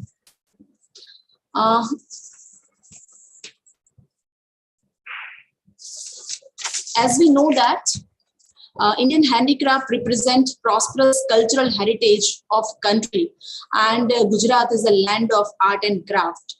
Weaving, embroidery, printing, dyeing, leather work, pottery work, woodwork, stonework, beadwork, etc. are very famous arts and handicrafts of Gujarat. Various government and non-government projects and schemes are there. They are very well-designed schemes are there, but there is some lacking in some implementation stages somewhere. There are some problems in this stage, and that is why the result is still not satisfactorily. We can see that. Hence, I have tried to portray the realistic picture of Tangalia weaving artisans, and particularly I have emphasized on the problems faced by these articles in my paper.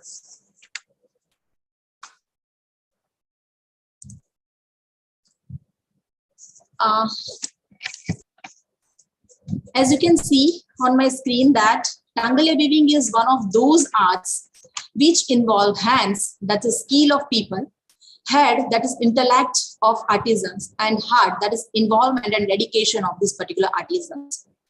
So this wonderful dotted woven textile art has been practiced by Dangasia community of Surendranagar district of Gujarat, and Tangalia weaving looks like knots or beads, we can say, on fabric, and so it is known as Dana weaving too. It is an amazing art of creating wonderful dotted designs by making colorful knots on warps, while weaving, which looks dazzling from both the sides of the fabric. The artisans tactfully make beautiful design by twisting a contrast colored thread around warps and thus create various colorful motifs and design on fabric. It is amazing and colorful and so beautiful. The designs are not traced or drawn on the fabric, but just by applying own skills and imaginations, artisans create wonderful designs. Such demands high degree of accuracy, experience, skills, and creativity.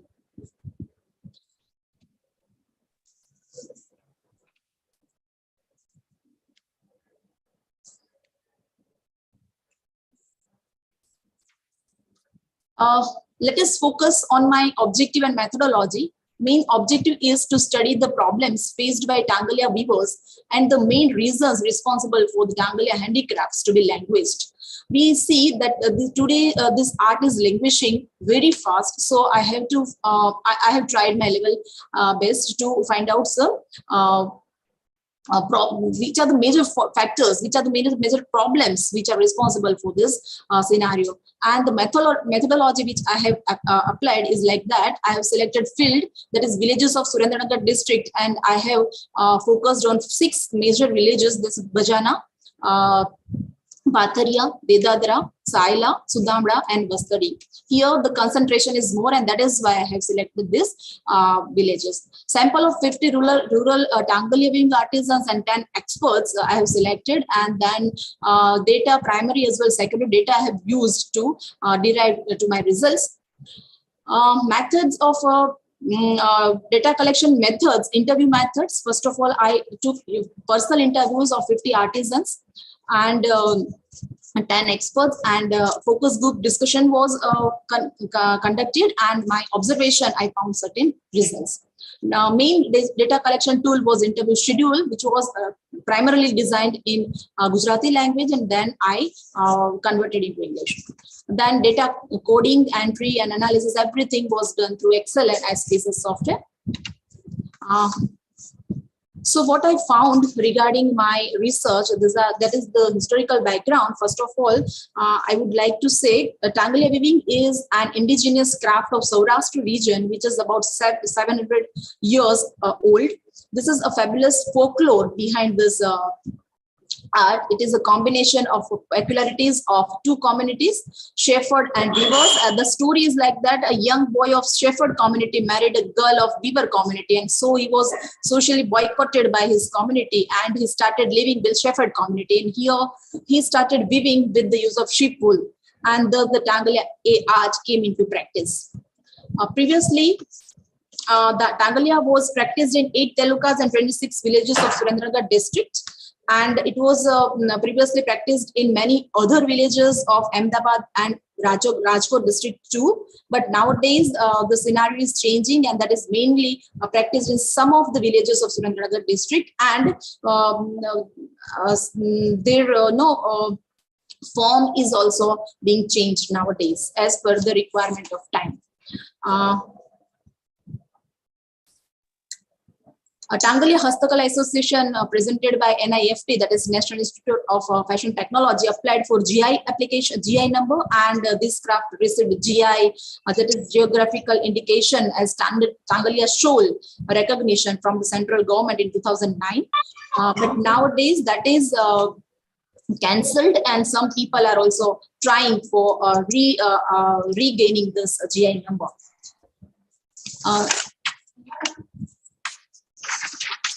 Today's fact is that the number of the market for Tangalia woven textile is being deteriorated day by day, and history says that the villages of this region were cherished with musical sound of looms before 15-20 years, but now most of the units have been closed down due to machine-made production and changing trends. The art is languishing, and many artisans have switched over the occupation or started weaving other products like carpets, mats, rugs, and other products, textile, other products from textile based. Besides, the majority of Tangalia artisans don't want their children. That is very important observation, that they don't want their children to learn this art. Hence, the future of such a precious handicraft doesn't seem safe and secured, and its sustainability is in question. Hence, this paper, I have tried to focus in this paper. Some of the important findings of my study are here. That is, 86% artisans gave their opinion that the Tangalia handicraft was a languishing handicraft, and despite very promotional measures to revive the handicraft, the result is not so satisfactory, as I have told you. But the allocation of GI number to artisans had given a recognition and identity to this craft, despite very less number of artisans of Tangalia art were found during the field visit, as majority have started weaving their products such as carpets, mats, rugs, khadi, floor covering, wooden shawls, cotton shawls, etc. It seems that the younger generation is now taking less interest in this work, as 68% respondents were 31 to 50 years old, while 20% were of more than 50 years. So the age of only 12% artisans were 30 years or less. Majority of artisans opined that their occupation was making a negative effect on their social status, as such craft had been considered as mere labor activity in having less gain. Therefore, artisans were considered as laborers, but not artisans or artists. Further, this is a very good findings of my research, and it shows that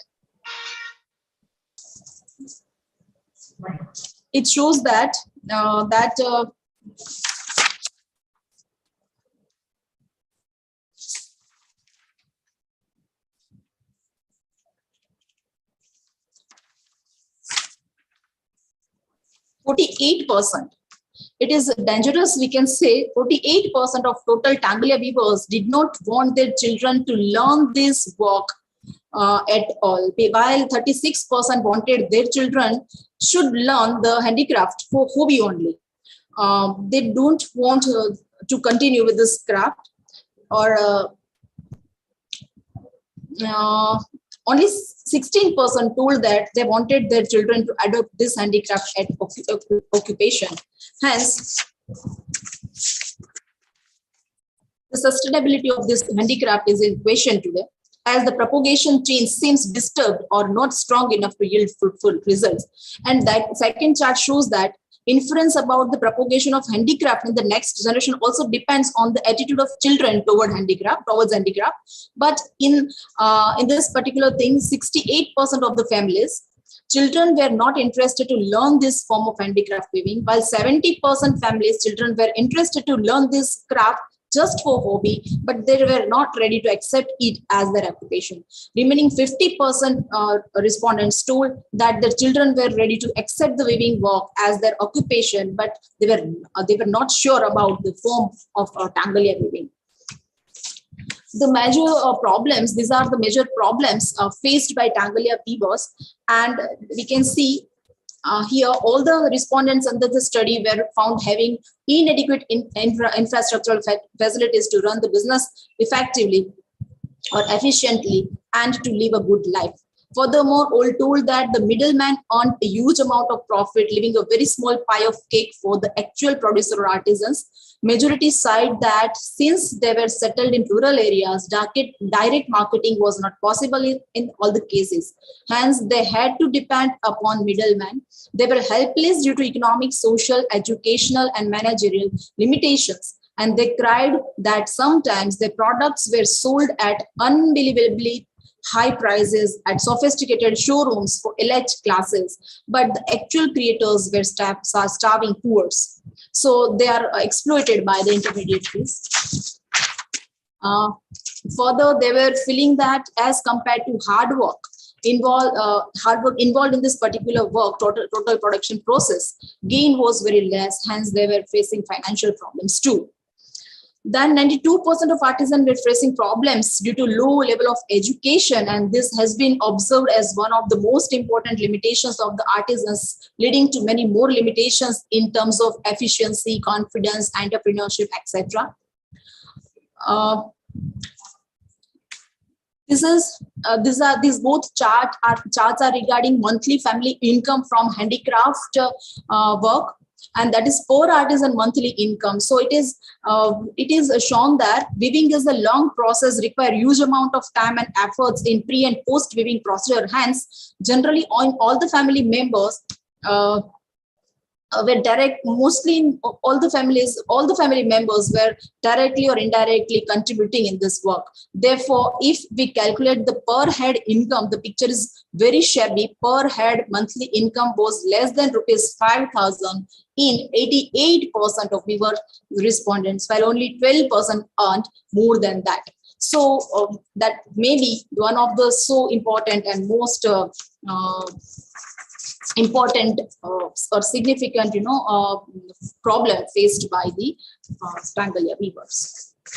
There are some more findings too.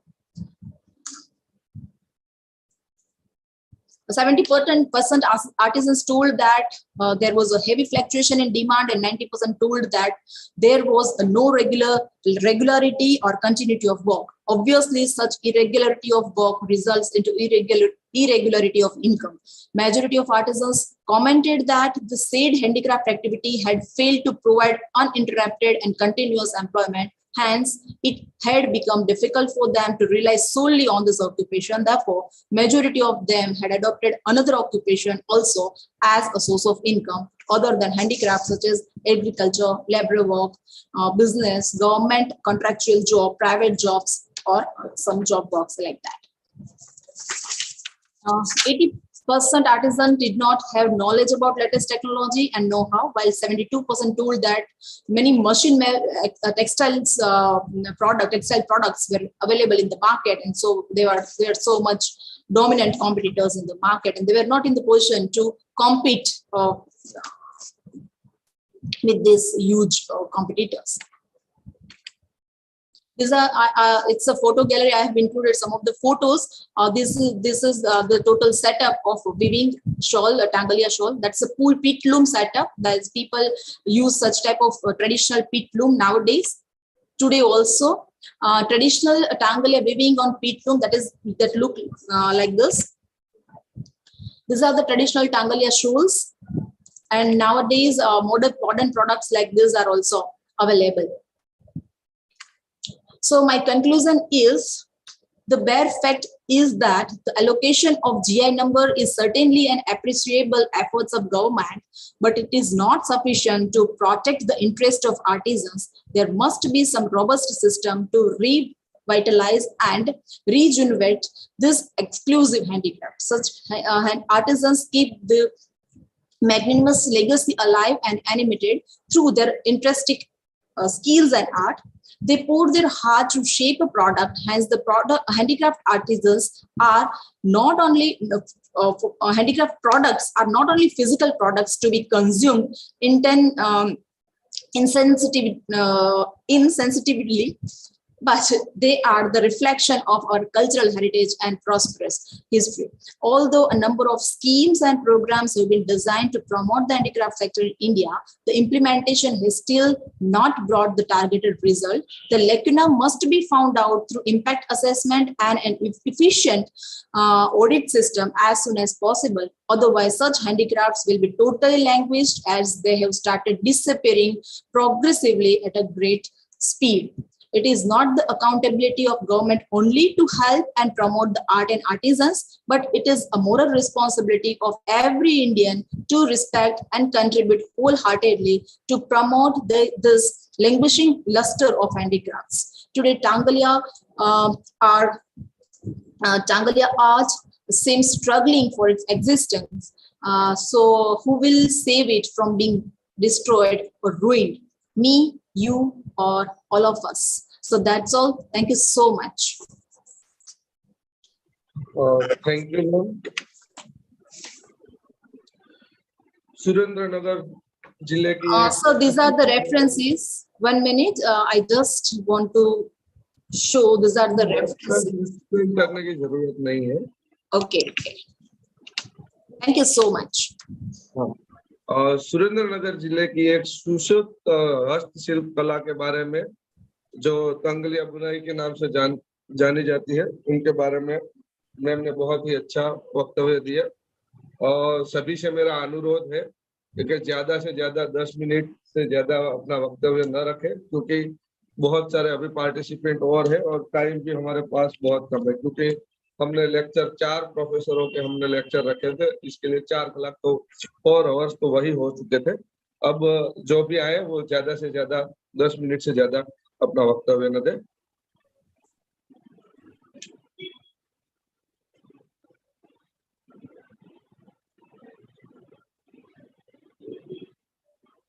Nidhi. Yes. So, hello everyone again. It is my honor to invite Dr. Suresh Chand sir for presenting the paper in today's conference. And sir is presently designated as Associate Professor in the Department of History at KGK College, Moradabad in UP. And he has authored a number of research papers and books. And it is a great opportunity for us to listen to sir and enhance our knowledge. So with utmost respect, I invite Dr. Suresh Chand sir. Thank you so much. Thank you Nidhi. यहाँ पर उपस्थित सभी शिक्षकों, शिक्षिकाओं एवं छात्र एवं छात्राओं को नमस्कार, करबद्ध प्रणाम।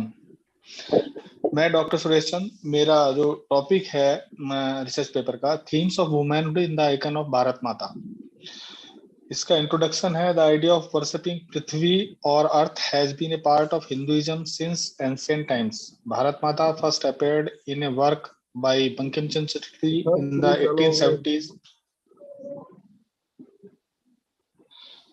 मेरी आवाज आ रही है आपको? हाँ सर आ रही है, आपका वीडियो ऑफ हुआ है। Okay okay, just a minute, अब खुल गया। Bharat Mata first appeared in a work by Bankim Chandra Chatterjee in the 1870s, but the painting known to us today is the work of Abanindranath Tagore in 1904. Bharat Mata, also known as Mother India in English, is the personification of our country. Bharat Mata is a mother goddess. In ancient Indian literature, the mother and the motherland were given an even higher status than heaven But in modern India, this idea first appeared in Bengal when Kali and Durga were worshipped as popular goddesses. In the celebrated Bengali novel Anandmat in 1882, in which Bankim Chatterjee represented her in the form of a Hindu goddess Durga and Kali. The figure received wider notice after the division of Bengal province in 1905, when the concept of Swadeshi ideas was running larger in the independence movement. In Tagore's work, Bharat Mata is clad in a saffron colored sari and holding a book, sheaves of paddy, a white cloth, and a rosary. These multiple objects are associated with Indian culture, which was being painted in response to the boycotting of British goods and institutions in the background of the partition of Bengal in 1905. The exploration of this iconizing, that is an act of transforming the idea into an image icon that a nation and its community can identify with all, will be an integral part of the paper. An insight. Jayant Sengupta, who is the curator of Indian Museum in Kolkata, characterizes the painting as an attempt of humanization of Bharat Mata, where the mother is seeking liberation through her sons. The work of Sumathi Ramaswamy, an eminent historian, remains significant in this aspect. In The Goddess and the Nation, Mapping Mother, he has shown how the images of Bharat Mata has been reimagined over the years, from being an ascetic, benign figure to a ultra-nationalist warrior. Ramaswamy points out that in mass-produced calendar images, the figure of Bharat Mata was vivid, with flowing sari and carried arms supported by roaring lions, unlike the Sadhvi image of Abhinavnath Tagore's painting. He also shows that the artists cleverly included contested parts of the land, such as Kashmir, in the geo body of Bharat Mata. Indian mythology supports the viewpoint of Earth being the producer of life and its sustainer, and is thus called Bhudevi, the mother goddess.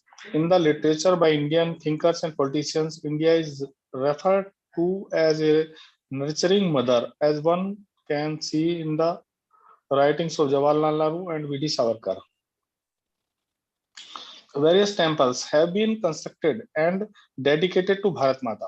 The first such being at Banaras, which enshrines the map of India in place of a goddess image. Karan Gabriel, in his work, argues that the elitist and highly exclusive nature of the figure of Bharat Mata. He is critical about all representative nature of the icon. As India, Gabriel mentions, is mainly the peasants and the workers and not beautiful to look at like the mother goddess, which is suggestive of the social and cultural hierarchies of caste, class, and religious majoritism being promoted through the iconization. She is bound by material structure of gender, religion, caste, class, and status, all of which act as representative of discrete sets of material and ideological practices. The figure is intentionally generative of passion, being both a mother and a goddess. And there is a deliberate coincidence between the land mass of the nation and the body of Bharat Mata, which encloses the Indian territory. Womanhood themes. The painting is an appeal to the Indian heart. The anthropomorphic body of the Divine Mother was entangled with the map of territory of the nation. The novel Anandmat, the celebrated work of Bankim Chand, composes the politics of Hindu nationhood. It embodies a sacred presence in the form of a dominant image of the mother goddess.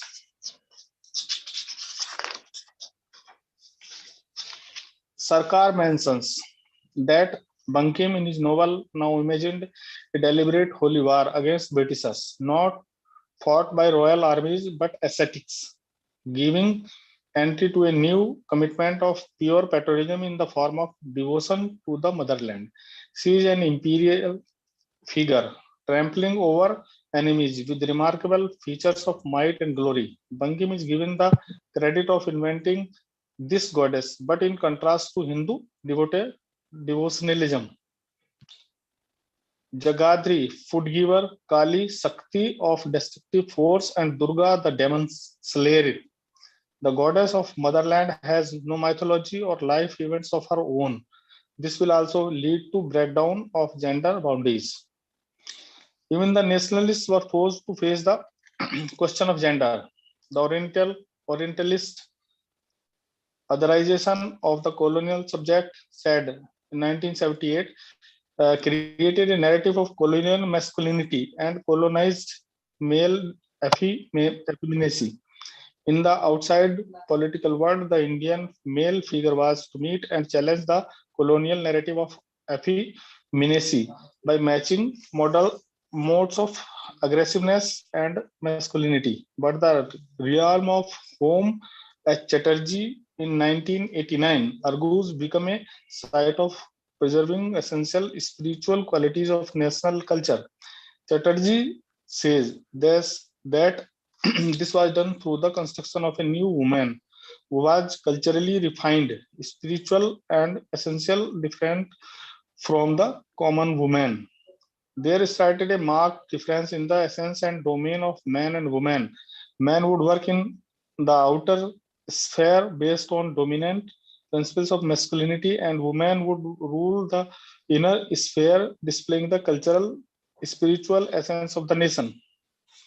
Bharat Mata is an image of national culture as a feminine and spiritual entity. It is a symbolic fiction that covers itself in the veil of Hindu antiquity, but produced by a modern imagination and spread or disseminated through modern means. Hindu nationalists successfully managed to render it a symbol of militant Hindu nationalism for Tanika Sarkar in 2010. The first cultural artifact through which the Bharat Mata iconography develops is the concept of Desh Mata, motherland, which became widespread in Bengal during the later half of 19th century as the embodiment of mother goddess and latest in the pantheon of Hindu female deities. Sarkar feels that the need to return to the past implies a need to return to a state of innocence and infancy, where the child is undifferentiated from the mother, the nation, land.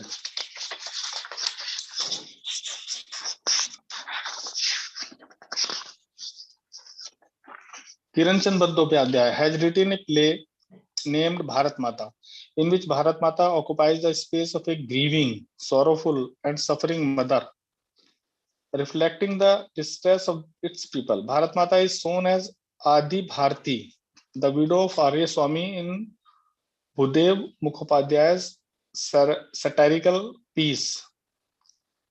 Ambhisma Puran or the 19th Puran is the embodiment of all that is essential Aryan. According to Ramaswamy in 2005, Mukhopadhyay turned to the Puranas, in which Sati was scattered across 52 different places, which became Hindu pilgrimage spots, and thus brought all her sons together who were born out of her womb.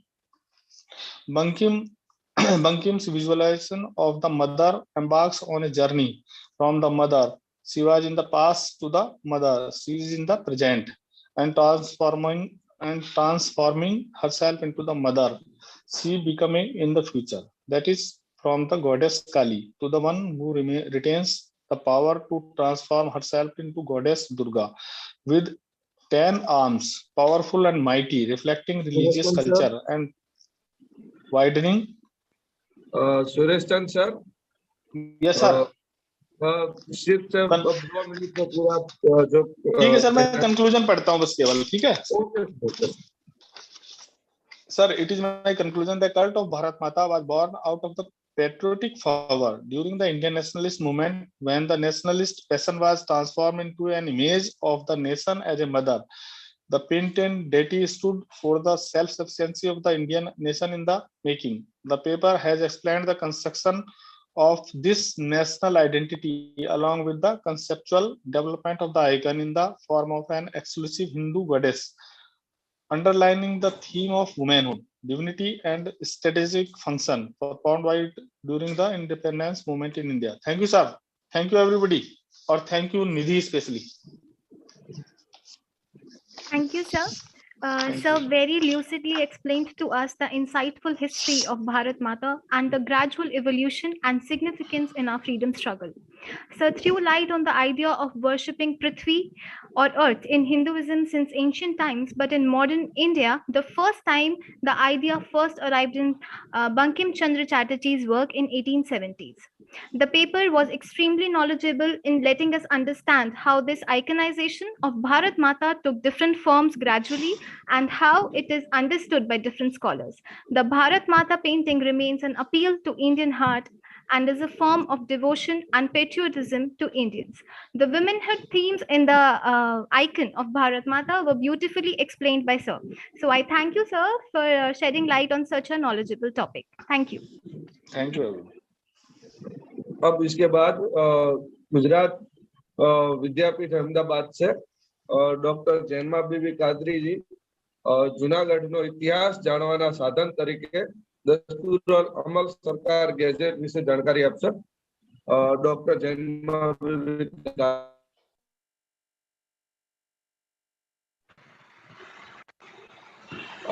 Hello Gujarat Vidyapith से जैनमा बीबी कादरी में Junagadh no इतिहास जाणवाना साधन तरीके दस्तूरल अमल सरकार gazette विषे जानकारी आपशे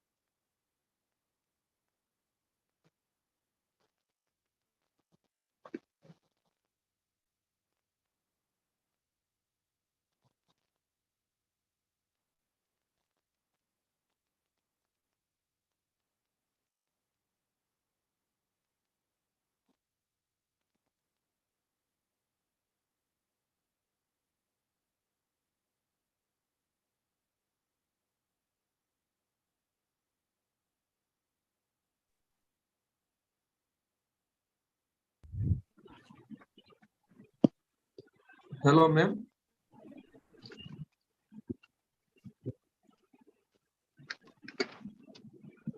Sir, she is not audible. Okay, okay. हाँ, hello. आवाज આવે છે? Yes, yes. Okay, okay. જૂનાગઢનો ઇતિહાસ જાણવાના સાધન તરીકે દસ્તુરલ અમલ સરકાર ગેઝેટને છે મેં આજે આ શોધપત્રનો મુખ્ય વિષય બનાવ્યો છે. આ વિષય ઉપર પીએચડી કર્યું છે અને 450 પાનાનો ગ્રંથ નિબંધ જમા કરાવીને પીએચડી ની પદવી પ્રાપ્ત કરી છે. પણ વિદ્યાર્થી મિત્રોને ખ્યાલ આવે કે ભાઈ નવા નવા ટોપિક ઉપર આપણે કામ કરી શકીએ છીએ અને ગેઝેટ કે રાજપત્ર કે એડીએમ રિપોર્ટ કે કોઈ પણ સંસ્થાના માસિકો હોય એના મુખપત્રો હોય ડાયરીઓ હોય એના ઉપર પીએચડી કેવી રીતે કરી શકાય એના ઉપર એમફિલ કેવી રીતે કરી શકાય એટલા માટે થઈને આજે મેં આ શોધપત્ર લખી અને વિદ્યાર્થીઓ સમક્ષ અને આ સેમિનારમાં છે આપવાનો પ્રયાસ કર્યો છે. સૌથી પહેલા તો આપણે જાણીએ આપણે બધા જાણીએ છીએ કે જૂનાગઢ ખૂબ જ ઐતિહાસિક શહેર છે. અત્યારે જિલ્લાનો દરજ્જો ધરાવે છે પણ સ્વતંત્રતા પહેલા જૂનાગઢ છે રાજ્યનો દરજ્જો ધરાવતો હતો અને રાજ્ય હોય અને એમાં પણ 1748 થી જ્યારે જૂનાગઢમાં બાબી વંશનું શાસન હતું અને આપણને ખ્યાલ છે એ પ્રમાણે કે ભાઈ બોકર કરાર પછી તો ચડાઈઓ લડાઈઓ બંધ થઈ અને હવે વહીવટ ને એ બધું છે સારું બતાડવાનું છે અને સારું વહીવટ કરવાનો છે. તો જૂનાગઢના છઠ્ઠા નવાબ માબતખાનજી બીજાના સમયમાં એક ગેઝેટ શરૂ કરવામાં આવે છે, એક રાજપત્ર. સૌરાષ્ટ્રનું આ પહેલું રાજપત્ર છે. અત્યારે આપણને ખ્યાલ છે કે ભાઈ ગુજરાત સરકાર છે દર મહિને પોતાની એક્ટિવિટી છે પ્રજા સમક્ષ મૂકવા માટે એક મેગેઝિન ચલાવે છે, એનું નામ જ ગુજરાત છે. તો અહીંયા આ રાજપત્ર જે જુનાગઢ સરકારે ચાલુ કર્યું નવાબી નવાબોએ, તો એનું નામ રાખવામાં આવ્યું છે દસ્તુરલ અમલ સરકાર.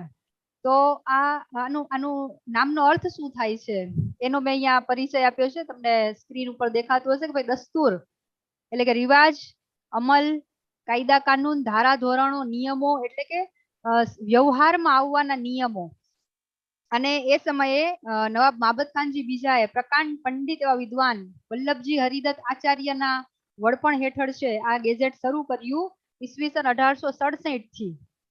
અને સૌથી છેલ્લો અંક જે છે એનો એ બહાર પડ્યો છે 1949, એટલે કે સળંગ 82 વર્ષ સુધી છે આ રાજપત્ર છે બહાર પડતું પ્રકાશિત લિખિત.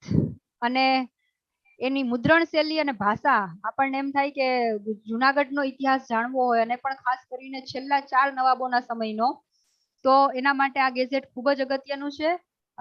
આજે 14ના માપના જે ફોન્ટ હોય છે એટલા ફોન્ટમાં એ છપાતું, પાનામાં એની છાપણી મુદ્રણ શૈલી એની પણ મેં અહીંયા વિગતો આપી છે.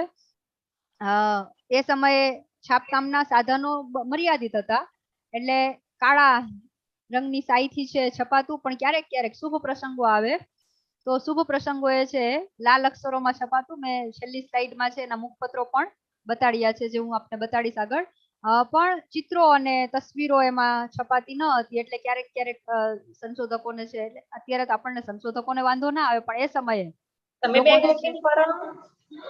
બેગ તમારી છે, એ સમયે છે એ કદાચ લોકોને છે બહુ ધ્યાનાકર્ષક નહીં લાગતું હોય.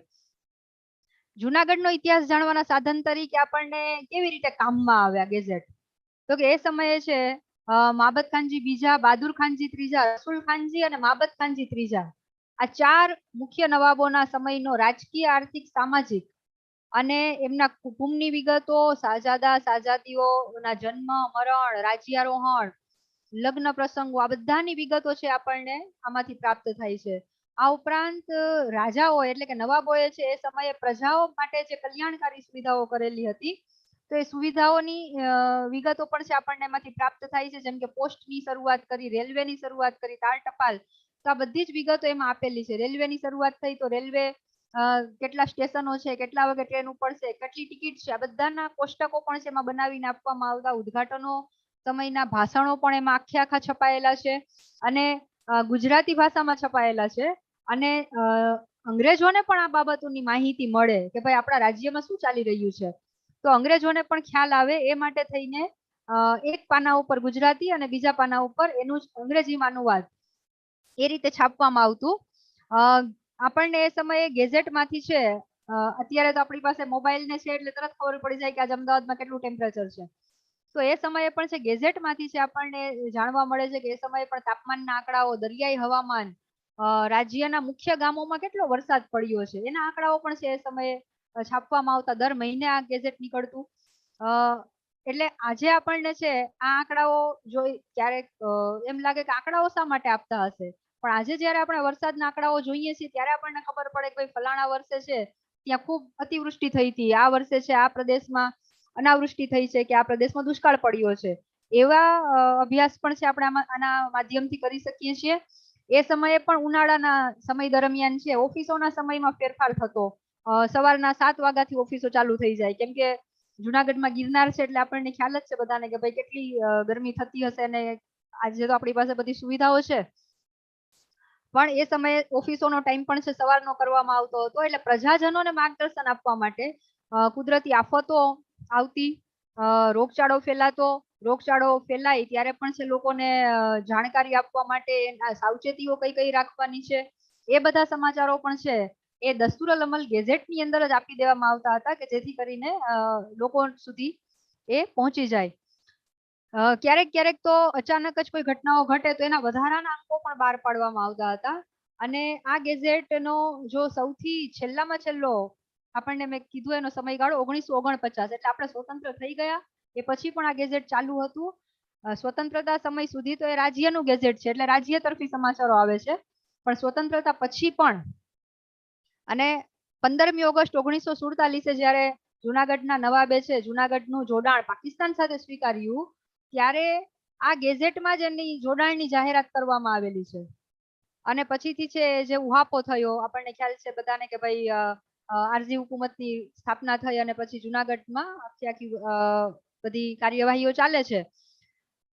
9મી નવેમ્બર 1947 ના દિવસે દીવાન શાહનવાઝ ભુટ્ટોની હાજરી સુધી તો એમાં રાજ્ય તરફી બધા સમાચારો પ્રગટ થયા, પણ પછીથી છે જુનાગઢનો કબજો ભારત સરકારના વહીવટદાર શિવેશ્વર કરેનો વહીવટ સંભાળ્યો અને વહીવટ સંભાળી લીધા બાદ જુનાગઢમાં જે બદલાવ આવ્યો કે ભાઈ હવેથી છે મહેલોના નામ એ આ નામનું આ નામ રાખવામાં આવે છે, હવે રસ્તાઓના નામ બદલવામાં આવ્યા કે હવેથી છે દરવાજાઓ બંધ નહીં કરવામાં આવે કે હવેથી છે કોઈને ફ્રી શિક્ષણ નહીં આપવામાં આવે. આ બધા જ જે નિયમો હવે બદલાયા, રાજ્ય બદલાયું એટલે નિયમો પણ બદલાયા અને આ નિયમોની જાણકારી આપવા માટે પણ આ ગેઝેટ છે એ 1949માં પણ આપણા માટે એટલું જ કામનું છે કે ભાઈ સ્વતંત્રતા ની સમય દરમિયાન પણ શું આની પરિસ્થિતિઓ હતી એ જે તે સમયના જુનાગઢની અને જુનાગઢનું સમકાલીન સાધન છે એટલે એમાંથી આપણને ઘણી બધી તટસ્થ માહિતીઓ આપણને મળતી હોય છે. હવે આજે આ ગેઝેટ વિશે વાત કરવાનો ઉપક્રમ એટલા માટે રાખ્યો છે કે આપણો હેતુ એ હોય છે કે આપણે નવા સાધનો દ્વારા જે લખાયેલો ઇતિહાસ છે એમાં કશુંક સુધારો કરી શકતા હોઈએ, કંઈક નવો બદલાવ લાવી શકતા હોઈએ તો એ પણ છે. અહીંયા મેં આના ગેઝેટના જે છે 2 પેજ આપ સમક્ષ રજૂ કરું છું. એક તો છે એક દસ્તુરલ અમલ સરકાર ઉપર જે દેખાય છે બ્લેક કાળી શાહીથી છે જે છપાતું ત્યારે પણ છે એની અંદર ગુજરાતી અરબી એ બધા શબ્દોમાં છે એનું ટાઇટલ લખાતું, એની કિંમત લખાતી અને 2 કોલમમાં છે એના સમાચારો છાપવામાં આવતા. પણ જ્યારે કંઈક ખુશીના પ્રસંગો હોય, ખુશીના પ્રસંગોમાં નવાબને ત્યાં બાળકોના જન્મ થયા હોય તો એની ખુશી પ્રગટ કરવા માટે કે એમના લગ્ન પ્રસંગના આખા વર્ણનો આવે કે ઇંગ્લેન્ડમાં રાજા કે રાણીના છે જન્મ દિવસો હોય તો એની ખુશાલી હોય તો એ બધી ખુશાલીના પ્રસંગો એ છે તે લાલ રંગથી છે છાપવામાં આવતું હશે. તમને 2 પાનાઓમાં આટલો પણ તફાવત આંખે ઉડીને આપણને દેખાય છે કે અહીંયા છે આ ગિરનાર પર્વત ને બધું ઉપર જૂનામાં નથી દેખાતું કેમ કે ત્યારે ઓકે કન્ક્લુડ છેલ્લું જ છે પણ આ નીચે જે રેડ કલરમાં દેખાય છે પછી ધીરે ધીરે છે આપણી પાસે છાપવાના સાધનો વધતા ગયા એટલે થોડું એમાં પરિવર્તન પણ આવ્યું અને આકર્ષક બન્યું. અહીંયા છે બાઉદીન કોલેજ એના ખાતમુહૂર્ત સમયના ભાષણો અને એ પણ છે આપણે આમાંથી પ્રાપ્ત થાય છે. આજે જુનાગઢના છેલ્લા 4 નવાબો કે જેના સમયે આ ગેઝેટ શરૂ થયેલો હતો અને એ પણ છે ઇતિહાસના સાધન તરીકે આજે આપણને વિદ્યાર્થીઓને, સંશોધકોને, ઇતિહાસકારોને ખૂબ ઉપયોગમાં આવે છે. આજે આ સેમિનારમાં છે મને આ જુનાગઢનો એ સમયનો નકશો છે અને આ સેમિનારમાં છે મને આ વિષય ઉપર વાત કરવાની તક આપી એ બદલ મારા સાથી સંગીતાબેન અને પ્રતાપસિંહભાઈ આપ સૌનો ખૂબ ખૂબ આભાર વ્યક્ત કરું છું. આભાર. ખૂબ જ સરસ બેન શ્રી. દસ્તાવેજો ઉપરથી ઇતિહાસનું લખાણ કઈ રીતે કરવું એની માહિતી આપે રજૂ કરી એ બદલ આપનો આભાર. Megha H Patel Hemchandracharya university Patan available છે? મેઘા એચ પટેલ અવેલેબલ છે? ચલો એના પછી કૈલાસબેન રતિલાલ બારિયા ગુજરાત વિદ્યાપીઠ. हाँ सर, नमस्ते. ओके नमस्ते. आप स्टार्ट करो તમારું પેપર પ્રેઝન્ટ કરવાનું. Okay sir. આજના સેમિનારમાં મારો વિષય છે પંચમહાલ જિલ્લાના આદિવાસીઓનું સામાજિક જીવન. તો ગુજરાતની પૂર્વ સરહદે આવેલા પંચમહાલ જિલ્લામાં આદિવાસી સમાજના લોકો વસવાટ કરે છે. પંચમહાલ જિલ્લાના હાલોલ, કાલોલ, ગોધરા અને લુણાવાડાના કેટલાક વિભાગો સિવાય આ જિલ્લો સામાન્ય રીતે ડુંગરાળ છે. પંચમહાલ જિલ્લાના મોટાભાગના વિસ્તારોમાં વિશેષ પ્રમાણમાં આદિવાસી લોકો વસવાટ કરે છે. આદિવાસી લોકો સ્વભાવે સ્વચ્છંદી, સ્વતંત્ર, મારફાડ કરનાર, એકદમ ઉશ્કેરાઈ જનારા, ઉન્માદ્ય હોય છે. ચોરી કે લૂંટપાટ કરવી એમાં એ હીણું નહીં ગણતા, તેમાં ઉલટી આબરૂ માને છે. તેઓ સંતોષી, સત્યવાદી, આવ્યા ગયાનો આદર સત્કાર કરનારા, સત્તાધારીઓને માન આપીને સરકારથી ડરીને ચાલનારા હોય છે. અને સંતોષી તો એવા હોય છે કે એક ટંકનું ખાવાનું હોય છે ત્યાં સુધી એ બીજા ટંકની ફિકર પણ નથી. હવે આવે છે આદિવાસી જાતિઓ. એમાં પહેલા છે ભીલ જાતિ. તો પંચમહાલમાં આદિવાસી વસ્તીમાં ભીલો બહુમતીમાં છે. ભીલોની પેટા જાતિઓ અને અન્ય આદિવાસી જાતિઓ નાયકા અને રાઠવા પણ એક કાળે ભીલ હોવાનું મનાય છે. ભીલ શબ્દનો અર્થ થાય છે બાણ અથવા તીર. ભીલો પ્રાચીન કાળથી જ પોતાની સાથે બાણ રાખતા હોવાથી તેઓ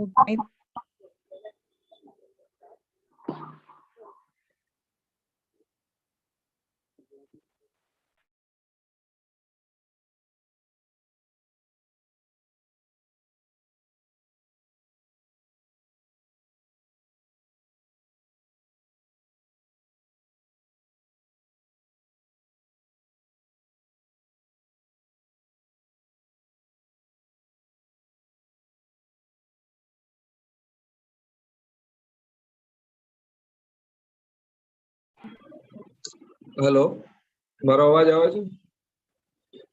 તમારો વોઇસ ત્યાંથી બંધ થઈ ગયો છે. હા સર. ઓકે, ચલો.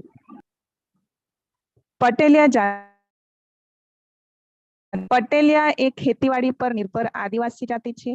એ મૂળ શબ્દ પટેલ પરથી પટેલિયા ઉતરી આવ્યો છે. પંચમહાલમાં તેઓ દાહોદ, લીમખેડા, દેવગઢ બારિયામાં વસે છે અને અન્ય આદિવાસીઓની જેમ આ જાતિમાં પણ ઘણા જૂથો અને પેટા જૂથો છે. ત્યારબાદ આવે છે રાઠવા જાતિ. તો રાઠવા લોકો ગુજરાતમાં રાઠ એટલે કે જંગલ અને પહાડી ઇલાકાઓમાં રહેતા હોવાથી રાઠવા તરીકે ઓળખાયા. તેઓ રાઠવા કોળી તરીકે પણ ઓળખાય છે. દાહોદ પંચમહાલમાં મુખ્યત્વે જાંબુઘોડા, બારિયા અને ઘોગંબા પંથકમાં તેઓ ફેલાયેલા જોવા મળે છે. એના પછી આવે છે ધાનકા જાતિ. ધાનકા બાણ અને તીર ચલાવવામાં કુશળ હતા. તેઓ સંતરામપુર, જાંબુઘોડા, લીમખેડા, દેવગઢ બારિયા, લુણાવાડા, શહેરા, ગોધરા, કાલોલ, જાલોદમાં ઘણા અંશે જોવા મળે છે. અને એક લોકવાયકા મુજબ જાણવા મળે છે કે પાવાગઢના ચૌહાણ રાજપૂત હતા. મોહમ્મદ બેગડાના આક્રમણ પછી પાવાગઢનું પતન થયું ત્યારે તેઓ માત્ર ધાન એટલે કે રાંધ્યા વગરના અનાજ ઉપર નિર્વાહ કરતા હતા, એટલે તેમનું નામ ધાનકા પડ્યું. એના પછી આવે છે તડવીઓ. તો તડવી લોકો જે છે એ પોતાને અન્ય કરતા ઊંચા સમજે છે. તડવીઓમાં પણ બ્રાહ્મણોની અસર ઓછી જોવા મળે છે, પરંતુ બધા જ હિન્દુ દેવ દેવીઓને પૂજે છે. હવે આવે છે આદિવાસીઓમાં રીત રિવાજો. તો પંચમહાલ જિલ્લામાં દરેક વિસ્તારના રીત રિવાજ અલગ જોવા મળે છે. લગ્ન છે, સગાઈ, શ્રીમંત, બાળકોના જન્મ ઉત્સવ, મૃત્યુના રિવાજ, શ્રાદ્ધ ક્રિયા, તહેવાર, ઉત્સવોની ઉજવણી વગેરેમાં પ્રદેશ પ્રમાણે વિવિધતા જોવા મળે છે. શહેર અને ગ્રામ્ય સ્તરમાં પણ અલગ અલગ રીત રિવાજો જોવા મળે છે. પછી આવે છે આદિવાસી સમાજમાં સ્ત્રીઓની સ્થિતિ. તો આદિવાસી સમાજમાં શિક્ષણના અભાવે સ્ત્રીનું સમાજમાં વર્ચસ્વ નહિવત પ્રમાણમાં હતું. ધીરે ધીરે સમય બદલાતા શિક્ષણના પ્રસારથી પંચમહાલ જિલ્લાની સ્ત્રીઓ પણ સમાજમાં વિવિધ ક્ષેત્રે આગળ આવી આજે પુરુષ સમોવડી બની શકે છે. પછી આવે છે સામાજિક તહેવારો. લોક ઉત્સવનો એક પ્રકાર તહેવારો છે. વ્રતો અને પર્વો કરતા તહેવારોમાં ભોજન, હાસ્ય અને મનોરંજનની માત્રા વધુ જોવા મળે છે.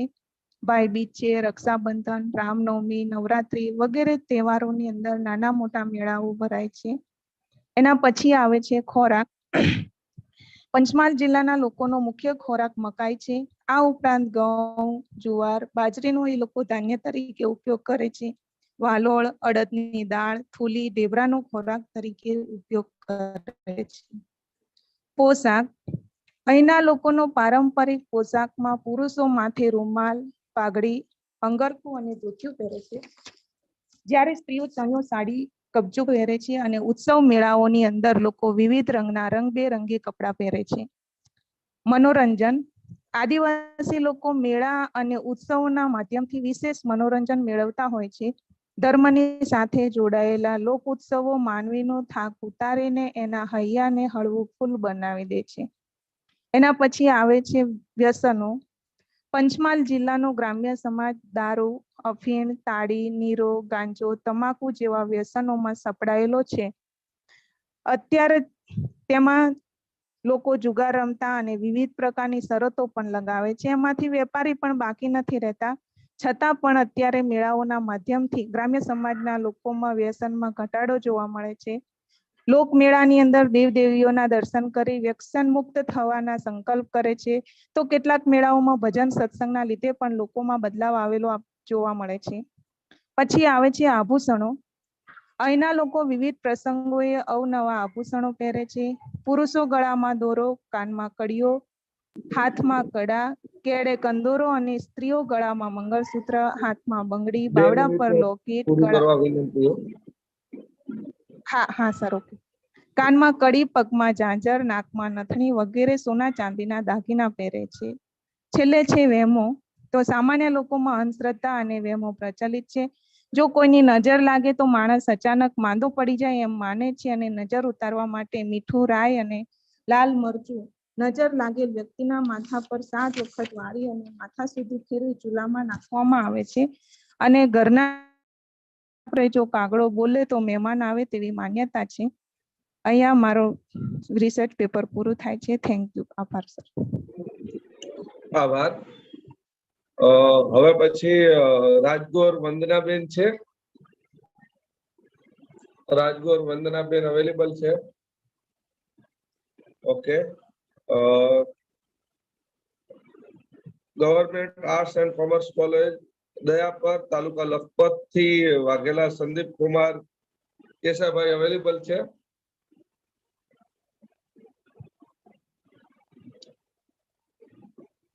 ચલો. ગુજરાત વિદ્યાપીઠ થી વર્ષાબેન બબાભાઈ દેસાઈ અવેલેબલ?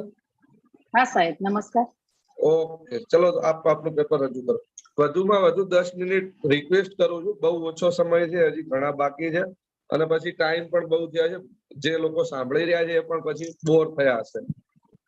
ઓકે, મારો આજનો વિષય છે મહાદેવભાઈ દેસાઈ, રોજનીશી લેખક તરીકે.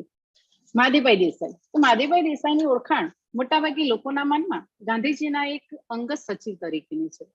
પણ અંગત સચિવ સિવાય પણ એમનું કાર્ય ખૂબ વિસ્તૃત હતું, જે લોકો સુધી પહોંચ્યું નથી. એમાં એમનું મુખ્ય કાર્ય ગણી શકાય તો રોજનીશી લેખક એટલે કે ડાયરી લેખન. ગુજરાતીમાં કાયદેસર ડાયરી લેખનની શરૂઆત મહાદેવભાઈ દેસાઈએ કરી હતી. મહાદેવભાઈ દેસાઈનો પૂર્વજીવન એટલે તેમના જન્મ વિશે જોઈએ તો મહાદેવભાઈ દેસાઈનો જન્મ 1 જાન્યુઆરી 1897 ના રોજ સુરત જિલ્લાના ઓલપાડ તાલુકાના સરસ ગામમાં થયો હતો. એમના પિતાજી પ્રાથમિક શાળાના શિક્ષક હતા. એમનું નામ હરિભાઈ દેસાઈ હતું. એમની માતાનું નામ જમલાબેન. આ એક બ્રાહ્મણ પરિવારમાં જન્મે મહાદેવભાઈ દેસાઈ જન્મથી જ ખૂબ ઉચ્ચ સંસ્કાર અને ધાર્મિક જ્ઞાન મેળવીને આવ્યા હતા. એમની ઉંમર ખૂબ નાની હતી ત્યારે એમના માતાનું મૃત્યુ થયું અને પછી એમના દાદીએ એમનો ઉછેર કર્યો. પોતાના પિતાની સાથે જ શાળામાં એમને શિક્ષણ મેળવ્યું. પણ પછી અંગ્રેજી ધોરણની શાળા નજીકમાં ન હોવાથી એ પોતે કાકાના ત્યાં જુનાગઢ અંગ્રેજી ભણવા ગયા હતા. 4થા ધોરણનું શિક્ષણ ત્યાં મેળવી અને પિતાજીની બદલી થતા અડાજણમાં તેમને 5મા ધોરણથી અંગ્રેજી શિક્ષણની શરૂઆત કરી. 1907માં મેટ્રિકની પરીક્ષા પાસ કરી અને એલ્ફિન્સ્ટન કોલેજમાં તેઓ જુનિયર ક્લાસમાં દાખલ થયા. તેઓ જ્યારે કોલેજમાં દાખલ થયા ત્યારે તેમને અંગ્રેજીમાં કવિતા લખવાની શરૂઆત કરી હતી. કોલેજના મેગેઝિનમાં લખાયેલી એમની એ કવિતા એ એમના સાહિત્યની પહેલી શરૂઆત હતી. 1913માં એમને LLB પૂર્ણ કર્યું અને ઓરિએન્ટલ ટ્રાન્સલેટર ઓફિસમાં એમને નોકરી શરૂઆત કરી. એમની આ નોકરી એમના જીવન માટે ખૂબ જ મહત્વની ગણી શકાય, કારણ કે એની તાલીમ એમને ભવિષ્યમાં ઉપયોગી થવાની હતી. ટ્રાન્સલેટર એટલે કે અનુવાદક તરીકે એમને કામ કર્યું, જે ભવિષ્યમાં ગાંધીજીની સાથે પણ એમને ખૂબ જ ઉપયોગી નીવડ્યું હતું. અહીંયાની નોકરી દરમિયાન જ મુંબઈની ફાર્બસ સભા દ્વારા જાહેર થયેલું 1000નું ઇનામ સાથેનું લોર્ડ મોર્લેના ઓન કોમ્પ્રોમાઇઝ પુસ્તકનો અનુવાદ કરવા માટેનું ચેલેન્જ પડકાર એમને સ્વીકારી લીધું હતું, જે પાછળથી 1925માં સત્યાગ્રહની મર્યાદા નામે તેમને પ્રકાશિત કર્યું હતું.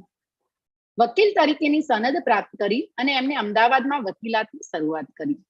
પણ ખરેખર એમનો જીવ વકીલનો હતો જ નહીં. ગાંધીજીની જેમ વકીલાતમાં એ ક્યારેય સફળ ન થયા.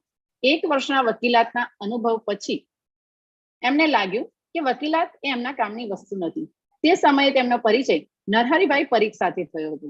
નરહરિભાઈ પરીખ અને મહાદેવભાઈએ રવિન્દ્રનાથ ઠાકોરની ચિત્રાંગના નાટકનું ગુજરાતીમાં ભાષાંતર કર્યું હતું. આમ બંને મિત્રો વકીલાતની સાથે સાથે સાહિત્યમાં પણ રુચિ દાખવતા હતા. તે સમયે ભારતમાં અને ખાસ કરીને ગુજરાતમાં ગાંધીજીએ જે શરૂઆત કરી હતી તેમાં કોચરબ આશ્રમની સ્થાપના માટે તેમણે કેટલાક નિયમો માટેની નિયમાવલી બનાવી હતી. આ નિયમાવલીના નોંધો આ બંને મિત્રોને ક્લબમાંથી પ્રાપ્ત થઈ, જેના વિશે તેમને પોતાના સૂચનો સંયુક્ત સહી સાથે ગાંધીજીને મોકલ્યા હતા. અને આ એમના ગાંધીજી સાથેનો પ્રથમ લેખિત પરિચય હતો. તેના પછી ગાંધીજી અમદાવાદમાં પ્રેમાબાઈ હોલમાં ભાષણ આપીને વળતા હતા ત્યારે બંને મિત્રો એમની સાથે સંગાત થઈ ગયા અને વાતો કરતા કરતા પોતે લખેલા પત્ર વિશે ચર્ચા કરી. ગાંધીજીએ કહ્યું કે જો વિસ્તૃત ચર્ચા કરવી હોય તો તમે આશ્રમમાં ચાલો, અને બંને મિત્રો ગાંધીજીની સાથે આશ્રમમાં જઈ અને પોતે લખેલા પત્રો ઉપર ખૂબ જ ચર્ચા કરી. બંને વચ્ચેની એટલે કે ગાંધીજી અને બંને મિત્રો વચ્ચેની ચર્ચાના અંતે છેલ્લે મહાદેવભાઈ જયારે ત્યાંથી નીકળ્યા ત્યારે એમને કહ્યું હતું કે મને તો આ વ્યક્તિને ચરણમાં બેસી જવાનું મન થાય છે. અને આ હતી મહાદેવભાઈની પ્રથમ દીક્ષા. 1915 થી 1917 સુધી એમને જુદા જુદા ક્ષેત્રોમાં ઘણું બધું કામ કર્યું, પણ છેલ્લે પોતાના લક્ષ્ય સુધી પહોંચી અને ગાંધીજીની સાથે જોડાઈ ગયા. મહાદેવભાઈનું મુખ્ય કાર્ય જે હું કહું છું એ છે એમની ડાયરી. ડાયરી લેખનની શરૂઆત એ જ્યારે જોડાયા ત્યારથી જ કરી હતી. મહાદેવભાઈની ડાયરી એ મોટાભાગે એમને ગાંધીજી સાથે અને ગાંધીજી સિવાય જેટલો પણ સમય પસાર કરી છે ત્યાં સુધીની લખી છે. એમના ડાયરી લેખનનો એક મહત્વનો અંશ એ છે કે એમની ડાયરીમાં મહાદેવભાઈ તો ક્યાંય છે જ નહીં. મહાદેવભાઈની ડાયરીમાંથી ઇતિહાસ એ આપણને ખૂબ જ મોટા પ્રમાણમાં જાણવા મળે છે. એમને 1917 થી એમના મૃત્યુના આગળના દિવસ એટલે કે 1942 સુધી આ ડાયરી લેખન કર્યું. એ ડાયરીમાં એમને તે સમયની ભારતની તત્કાલીન પરિસ્થિતિ, ગાંધીજીના વિચારો, જુદા જુદા ચુકાદાઓ, જુદા જુદા કાયદાઓ અને તે સમયના મોટા નેતાઓ સાથે ગાળેલા સમયને ઇતિહાસના રૂપે આપણી સમક્ષ પ્રકટ કરે છે, જે ઇતિહાસના સંશોધકો માટે ખૂબ જ ઉપયોગી છે. એમની ડાયરી ભાગ 1 થી 23 એમ 23 ભાગમાં પ્રકાશિત થઈ છે. આમ તો આના વિશેનું ઘણું વિસ્તૃત વર્ણન છે, પણ હું ટૂંકમાં જ કહીશ. ડાયરીનો ભાગ 1 તો મહાદેવભાઈની ડાયરી ભાગ 1 એ 10/3/32 થી 4/9/32 સુધીનો લખાય છે, જેમાં ગાંધીજી, વલ્લભભાઈ અને મહાદેવભાઈ એ યરવડા જેલમાં હતા તે સમયને એમાં આવરી લેવાયું છે. આ સમય કેવો સમય હતો કે જેમાં મહાદેવભાઈ સૌથી વધારે ગાંધીજીની સાથે રહ્યા હતા. અને એમાં પણ ત્રણેય મહાનુભાવ એટલે વલ્લભભાઈ અને ગાંધીજી, મહાદેવભાઈ ત્રણેય વચ્ચેનો સંવાદ, જેમાં તે સમયની પરિસ્થિતિની વચ્ચે પણ સરદાર વલ્લભભાઈની રમૂજો, ટૂચકાઓ, ગાંધીજીને પણ હસાવવાની એમની કલા, ગાંધીજીની નીતિમત્તા, આદર્શો એ બધું આમાં પ્રગટ થાય છે. મહાદેવભાઈની ડાયરી ભાગ 2 તો ડાયરીનો આ ભાગ એ પ્રથમ ભાગના અનુસંધાનમાં છે, જે 5/9/1932 થી 1/1/1933 સુધીનો છે. આ 4 માસનો સમય પણ એમના જેલ જીવનનો જ છે, પણ અહીંયા થોડો ફરક પડે છે. મહાદેવભાઈની ડાયરીનો ભાગ 1 એ સરદાર વલ્લભભાઈની રમૂજો અને ગાંધીજીની ટચુકડી રમતો દ્વારા પૂરો થાય છે, જ્યારે આ ભાગ એમાં ગાંધીજીના જે ઉપવાસ આદર્યા હતા અને જે કોમી ચુકાદો આપવામાં આવ્યો હતો તેની જ વાત કરવામાં આવી છે. એટલે કે ડાયરીનો આ બીજો ભાગ એ ગાંધીજીના ઉપવાસના શસ્ત્રોની વિસ્તૃત ચર્ચામાં લખાયેલો છે. મહાદેવભાઈની ડાયરી ભાગ 3 તો ડાયરીનો આ ભાગ 2/1/1933 થી 20/8/1933 સુધીનો છે. ગાંધીજીએ આ સમયે જે હરિજન પ્રવૃત્તિ કરી અને એ સમયે જે 2 ઉપવાસ કર્યા હતા એની વાત કરી છે. ગાંધીજીએ અસ્પૃશ્યતાના કલંકમાંથી હિન્દુ ધર્મને મુક્ત કરવા માટેની જે પ્રવૃત્તિઓ કરી હતી તે પ્રવૃત્તિઓનું આ ભાગમાં ખૂબ જ સુંદર રીતે સંકલન કરવામાં આવ્યું છે. મહાદેવભાઈએ એક એક પ્રવૃત્તિને ઝીણવટથી બતાવી અને તે સમયની જે પરિસ્થિતિ હતી તે ભવિષ્યના સંશોધકો માટે સરસ રીતે રજૂ કર્યું છે. મહાદેવભાઈની ડાયરી ભાગ 4 તો ડાયરીનો આ ચોથો ભાગ એ ત્રીજા ભાગના અનુસંધાનમાં નથી. ડાયરીનો આ ચોથો ભાગ છે એ 1917 થી 1919 સુધીનો છે. એટલે કે મહાદેવભાઈ ગાંધીજી સાથે જોડાયા તે પછીનો તરતનો સમય આમાં આવરી લેવાયો છે. આ ભાગમાં શરૂઆતનો સમય હોવાથી મોટાભાગે ગાંધીજી સાથે થયેલી વાતચીતો, ગાંધીજીના પત્ર વ્યવહારો, એ બધું મહાદેવભાઈએ વધારે આલેખન કર્યું છે. ગાંધીજીએ જુદી જુદી વ્યક્તિઓના લખેલા પત્રો અને એમના વિચારો આ ભાગમાં ખાસ લખાયા છે. મહાદેવભાઈની ડાયરી ભાગ 5. ડાયરીનો આ 5મો ભાગ ચોથા ભાગના અનુસંધાનમાં છે. તેમાં 1919 થી 1921 સુધીના સમયને આવરી લેવાયો છે. ભારતના ઇતિહાસમાં આ 2 વર્ષનો સમયગાળો ખૂબ મહત્વનો હતો, કારણ કે અસહકારનું જે આંદોલન શરૂ થયું હતું અને રોલર સત્યાગ્રહ, તે સમયની ઘટનાઓને આ ભાગમાં સમાવવામાં આવી છે. મહાદેવભાઈની ડાયરી ભાગ 6. તો ડાયરીનો આ ભાગ 5મા ભાગના અનુસંધાનમાં નથી, પરંતુ આ ભાગમાં 18/1/1924 થી આ ડાયરીની શરૂઆત થઈ છે. એ સમય એવો હતો કે ગાંધીજી આખા ભારતમાં એક પ્રિય નેતા બની ચૂક્યા હતા, પરંતુ એ વખતે કોંગ્રેસમાં 2 પક્ષ પડી ગયા હતા, સ્વરાજવાદીઓ અને નાફેરવાદીઓ. તો ગાંધીજી આ બંને પક્ષોને સાંકળનાર વ્યક્તિ હતા અને એમની વચ્ચે મુલાકાતોથી આ આખો ભાગ ભરેલો છે. તે સમયે એમને એપેન્ડિક્સનું ઓપરેશન કરાવ્યું હતું, તેમનો આરામનો સમય હતો અને હિન્દુ મુસ્લિમ રમખાણોથી આ ભાગમાં ઘણી માહિતી પ્રાપ્ત થાય છે. મહાદેવભાઈની ડાયરી ભાગ 7. તો 30/12/1924 થી 30/4/1925, એટલે કે 4 મહિના સુધીની આ ભાગ ડાયરીમાં તે સમયે જે રાજકીય રીતે ઓટનો સમય હતો તેની વાત કરી છે. ગાંધીજીએ રચનાત્મક કાર્યક્રમને તે સમયે વેગ આપ્યો હતો. તેમને આખા ભારતમાં પ્રવાસો કર્યા હતા, ખાસ કરીને ગુજરાત અને દક્ષિણ ભારતમાં એમને પ્રવાસો કર્યા હતા. ત્યાં દરેક જગ્યાએ મ્યુનિસિપાલિટી એમને માનપત્ર આપ્યા અને સામે તેમને જે ભાષણો આપ્યા હતા એ ભાષણોથી આ ભાગ ભરેલો છે. મહાદેવભાઈની ડાયરી ભાગ 8. તો ડાયરીનો આ ભાગ 1925 ની 1 મે થી કરી અને 1/12/1925 સુધીના સમયગાળાને આવરી લેવાયો છે, જેમાં ગાંધીજી બેલગામ કોંગ્રેસ અધિવેશનમાંથી જે દ્વિપાંખીય કાર્યક્રમ આપ્યો હતો તેના અમલની શરૂઆત સાથે થાય છે. ગાંધીજીએ આ ભાગમાં ચરખાને ખૂબ જ મહત્વ આપ્યું હતું અને જુદા જુદા ઉપમાઓથી એને નવાજ્યો હતો. મહાદેવભાઈની ડાયરી ભાગ 9.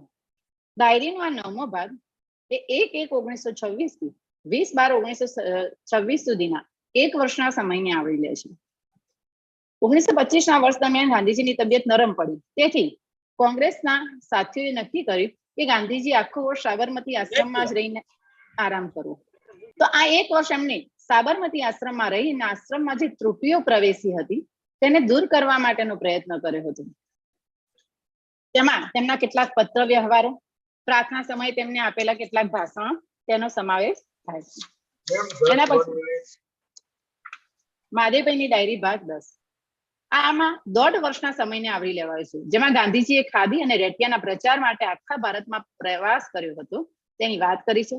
સાથે સાથે સ્વામી શ્રદ્ધાનંદની હત્યા અને બીજી પણ કેટલીક મહત્વની ઘટનાઓને આવરી લેવાય છે. મહાદેવભાઈની ડાયરી ભાગ 11. ડાયરીનો આ ભાગ 5/6/1927 થી 20/12/1927 સુધીના સમયને આવરી લે છે. આ સમય પણ મોટાભાગે પ્રવાસમાં ગયો હતો. ગાંધીજીએ બેંગ્લોર છોડ્યું અને શ્રીલંકા અને મદ્રાસમાં પ્રવાસ કર્યો, તેનો સમાવેશ આ ભાગમાં કરવામાં આવ્યો છે. મહાદેવભાઈની ડાયરી ભાગ 12. ડાયરીના આ ભાગમાં 21/12/1927 થી 30/8/1929 સુધીના સમયને આવરી લેવાયો છે. આ સમયની મહાદેવભાઈની ડાયરી ખૂબ જ ઓછી પ્રાપ્ત થાય છે, એટલે કે કાં તો ડાયરી લખાઈ નથી અથવા લખી હશે તો તે મોજૂદ નથી. પણ તે સમયે મહાદેવભાઈએ નવજીવનમાં લખેલા તેમના લખાણો અને અઠવાડિક પત્રોના આધારે આ ડાયરીનું સંકલન કરવામાં આવ્યું છે. મહાદેવભાઈની ડાયરી ભાગ 13. 31/8/29 થી 25/4/1930 અને 24/10/1930 થી 26/1/1931 સુધી 2 વખતના અલગ અલગ સમયને આમાં આવરી લીધો છે. મહાદેવભાઈ સરદાર વલ્લભભાઈ સાથે દક્ષિણના પ્રવાસે ગયા, તે ઘટનાઓને આમાં આવરી લેવાય છે. મહાદેવભાઈની ડાયરી ભાગ 14. આ ભાગ 13ના અનુસંધાનમાં છે, જેમાં 27/1/31 થી 29/8/31 સુધીના સમયને આવરી લેવાય છે. તે સમયે મોતીલાલ ગાંધીનું અવસાન થયું હતું અને ગાંધીજી અને લોર્ડ ઇરવિન વચ્ચે કરાર થયા હતા, જે મહત્વની ઘટનાને આ ભાગમાં સમાવિષ્ટ કરાઈ છે. ગાંધીજી ના છૂટકે ગોળમેજી પરિષદમાં હાજરી આપવા જાય છે અને તે સમયે મહાદેવભાઈ પણ તેમની સાથે મુસાફરીમાં જોડાય છે, તે આ ભાગમાં નોંધાયું છે. મહાદેવભાઈની ડાયરી ભાગ 15. તો ડાયરીનો આ ભાગ 30/8/31 થી 9/3/32 સુધીનો સમયને આવરી લે છે, જેમાં ગાંધીજી બીજી ગોળમેજી પરિષદમાં હાજરી આપવા ગયા તેમાં સમાવેશ થયો છે, જેમાં ગોળમેજી પરિષદની કાર્યવાહી, યુરોપ બહાર એમની કરેલી કાર્યવાહી, વિલાયતમાં પરિષદ બહાર કામગીરી અને હિન્દ આવ્યા પછીની કાર્યવાહી, એમ 4 ભાગમાં ડાયરીને વહેંચી શકાય છે. ગોળમેજી પરિષદ નિષ્ફળ રહી અને ગાંધીજી ખૂબ જ નિરાશ થઈ ભારત પાછા આવ્યા, તેની સાથે આ ભાગ પૂરો થાય છે. માધીભાઈની ડાયરી ભાગ 16. તો ડાયરીના 5મા અને 6ઠા ભાગ વચ્ચેનો જે થોડો હલ પ્રતાપ સર જરા ટાઈમ લિમિટ માં પૂર્ણ કરાવો તો સારું, કારણ કે અમારા નેટ હવે પૂરા થવા આવ્યા છે આખા દિવસમાં અને અમારે હજુ ઘણા પાર્ટિસિપેન્ટ બાકી છે. 5 થી 6 વખત મેસેજ કરું છું, બધાને રિક્વેસ્ટ પણ કરું છું 10 મિનિટથી વધારે ના બોલો, સવારેથી બધા લાઈવ છે, પ્લીઝ રિક્વેસ્ટ. Okay sir. તો ડાયરીનો ભાગ 16 કે જેમાં ગાંધીજી ભારત પાછા આવ્યા અને ત્યાં આગળ આવ્યા પછી જે એમની ધરપકડ થાય છે એ ઘટનાને આવરી લેવાય છે.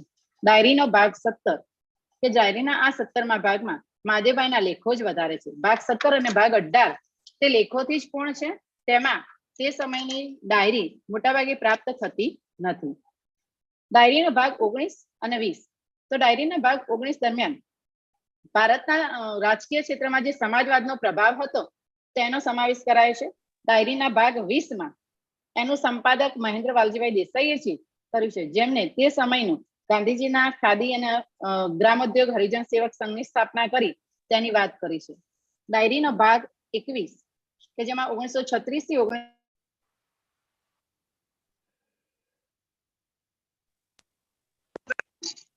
પાસણોનો સમાવેશ થાય છે. ડાયરીનો ભાગ 22. ડાયરીનો આ ભાગ એ જાન્યુઆરી ખરેખર વધારે મિનિટ થઈ છે, ઘણા બધા બાકી છે. સોરી, ખરેખર ખોટું લાગે તો માફ કરજો, પણ ખરેખર બહુ ટાઈમ છે. Okay sir, thank you ma'am support કરવા માટે, કારણ કે ઘણા બધા લોકો બાકી છે. રોજનીશી એટલે કે ડાયરી લખવી એ બહુ જરૂરી છે. ડાયરીના આધારે ભૂતકાળમાં લખાયેલી ડાયરીઓના આધારે ઘણી બધી બાબતોને આપણે પ્રાઇમરી સોર્સ તરીકે લઈ અને ઇતિહાસ લખી શકીએ છીએ. તો હવે પછી આપણે પ્રેઝન્ટ કરશે doctor Bhavin Kumar Jayantilal Parmar, assistant professor, Gujarat arts and commerce college, Ahmedabad. જી સર, મારો અવાજ આવે છે? હા બિલકુલ સર, આવે છે. Okay sir, okay.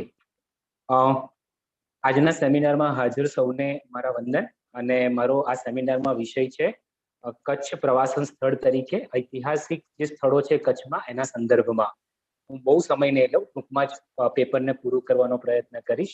આપણે જાણીએ છીએ કે કચ્છ જે છે એ ગુજરાતનો વિસ્તારની દ્રષ્ટિએ સૌથી મોટો જિલ્લો છે અને ઇતિહાસ, ભાષા અને સંસ્કૃતિની દ્રષ્ટિએ વિવિધતાસભર છે. મોટે ભાગે કચ્છ શબ્દનો જે અર્થ થાય છે એ બેટ એવું માનવામાં આવે છે અને પ્રાચીન સમયથી એવું માને છે કે પ્રાગ ઐતિહાસિક કાળમાં જ્યારે સમુદ્ર અને ભૂમિ વચ્ચેનો જે પ્રદેશ છે જ્યાં બેટ હશે એવું માનીને આ કચ્છનો પ્રદેશનો ઉલ્લેખ આપણને 7 જોડણી કોષના આધારે મળે છે. તો રણ અને સાગર આ બંનેની જે સમૃદ્ધિ ધરાવતો પ્રદેશ છે એ પ્રવાસન ક્ષેત્રમાં પણ આગવું સ્થાન ધરાવે છે. ઐતિહાસિક સ્થળોની સાથે સાથે ઘણા ધાર્મિક સ્થળો અને અન્ય આર્થિક અને ધાર્મિક સ્થળ, સાંસ્કૃતિક સ્થળો પણ કચ્છમાં આવેલા છે, પણ આજે હું ખાસ કરીને ફોકસ ઐતિહાસિક સ્થળો ઉપર કરીશ. સૌથી મહત્વનું જે કચ્છનું મુખ્ય કેન્દ્ર છે એ છે ભુજ, અને ઈસવીસન લગભગ સંવત 1650 થી કચ્છની રાજધાની જે છે એ ભુજ છે. અને એવું કહેવાય છે કે ભુજંગ નાગની જે લોકકથા છે એના ઘટનાને આધારે ભુજનું નામ પડેલું છે. ભુજની તળેટી જે છે એમાં ભુજીયો ડુંગર પણ આવેલો છે અને એ પણ એ દંત વાર્તા એવી છે કે ભુજંગ નાગનું સ્થાનક છે.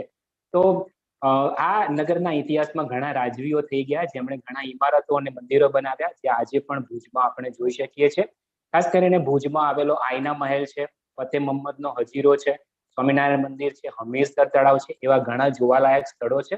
પણ આ સાથે સાથે ભુજની જે જૂની સાંકડા ભીડવાળા બજારો છે, કચ્છી વણાટના ધાબળા છે, ભરત કામના વસ્ત્રો છે અને અજરખી અને હાથકામની ચાદરો જે છે, વિશ્વમાં આજે વખણાય છે એવો ગુલાબના ફૂલોમાંથી મેળવીને બનાવેલો ગુલાબ પાક, એ પણ એ ભુજની વિશેષતા છે. તો ભુજ જે છે એ કલાના રસિકો માટે પણ ખૂબ જાણીતું સ્થળ છે. કવિતા, છંદ અને વ્યાકરણની એ મહત્વની પાઠશાળા પણ માનવામાં આવે છે. અને વિશ્વમાં જે વખણાય છે એવી ચાંદીની તારની જે ફ્રિલિંગની કળા છે એ પણ ભુજમાં આજે જાણીતી છે. કે 2001ના આવેલા ભૂકંપે ભુજને ઘણું નુકસાન પહોંચાડ્યું, પણ પ્રવાસનના ક્ષેત્રમાં આજે ભુજ ઘણું પ્રગતિશીલ છે.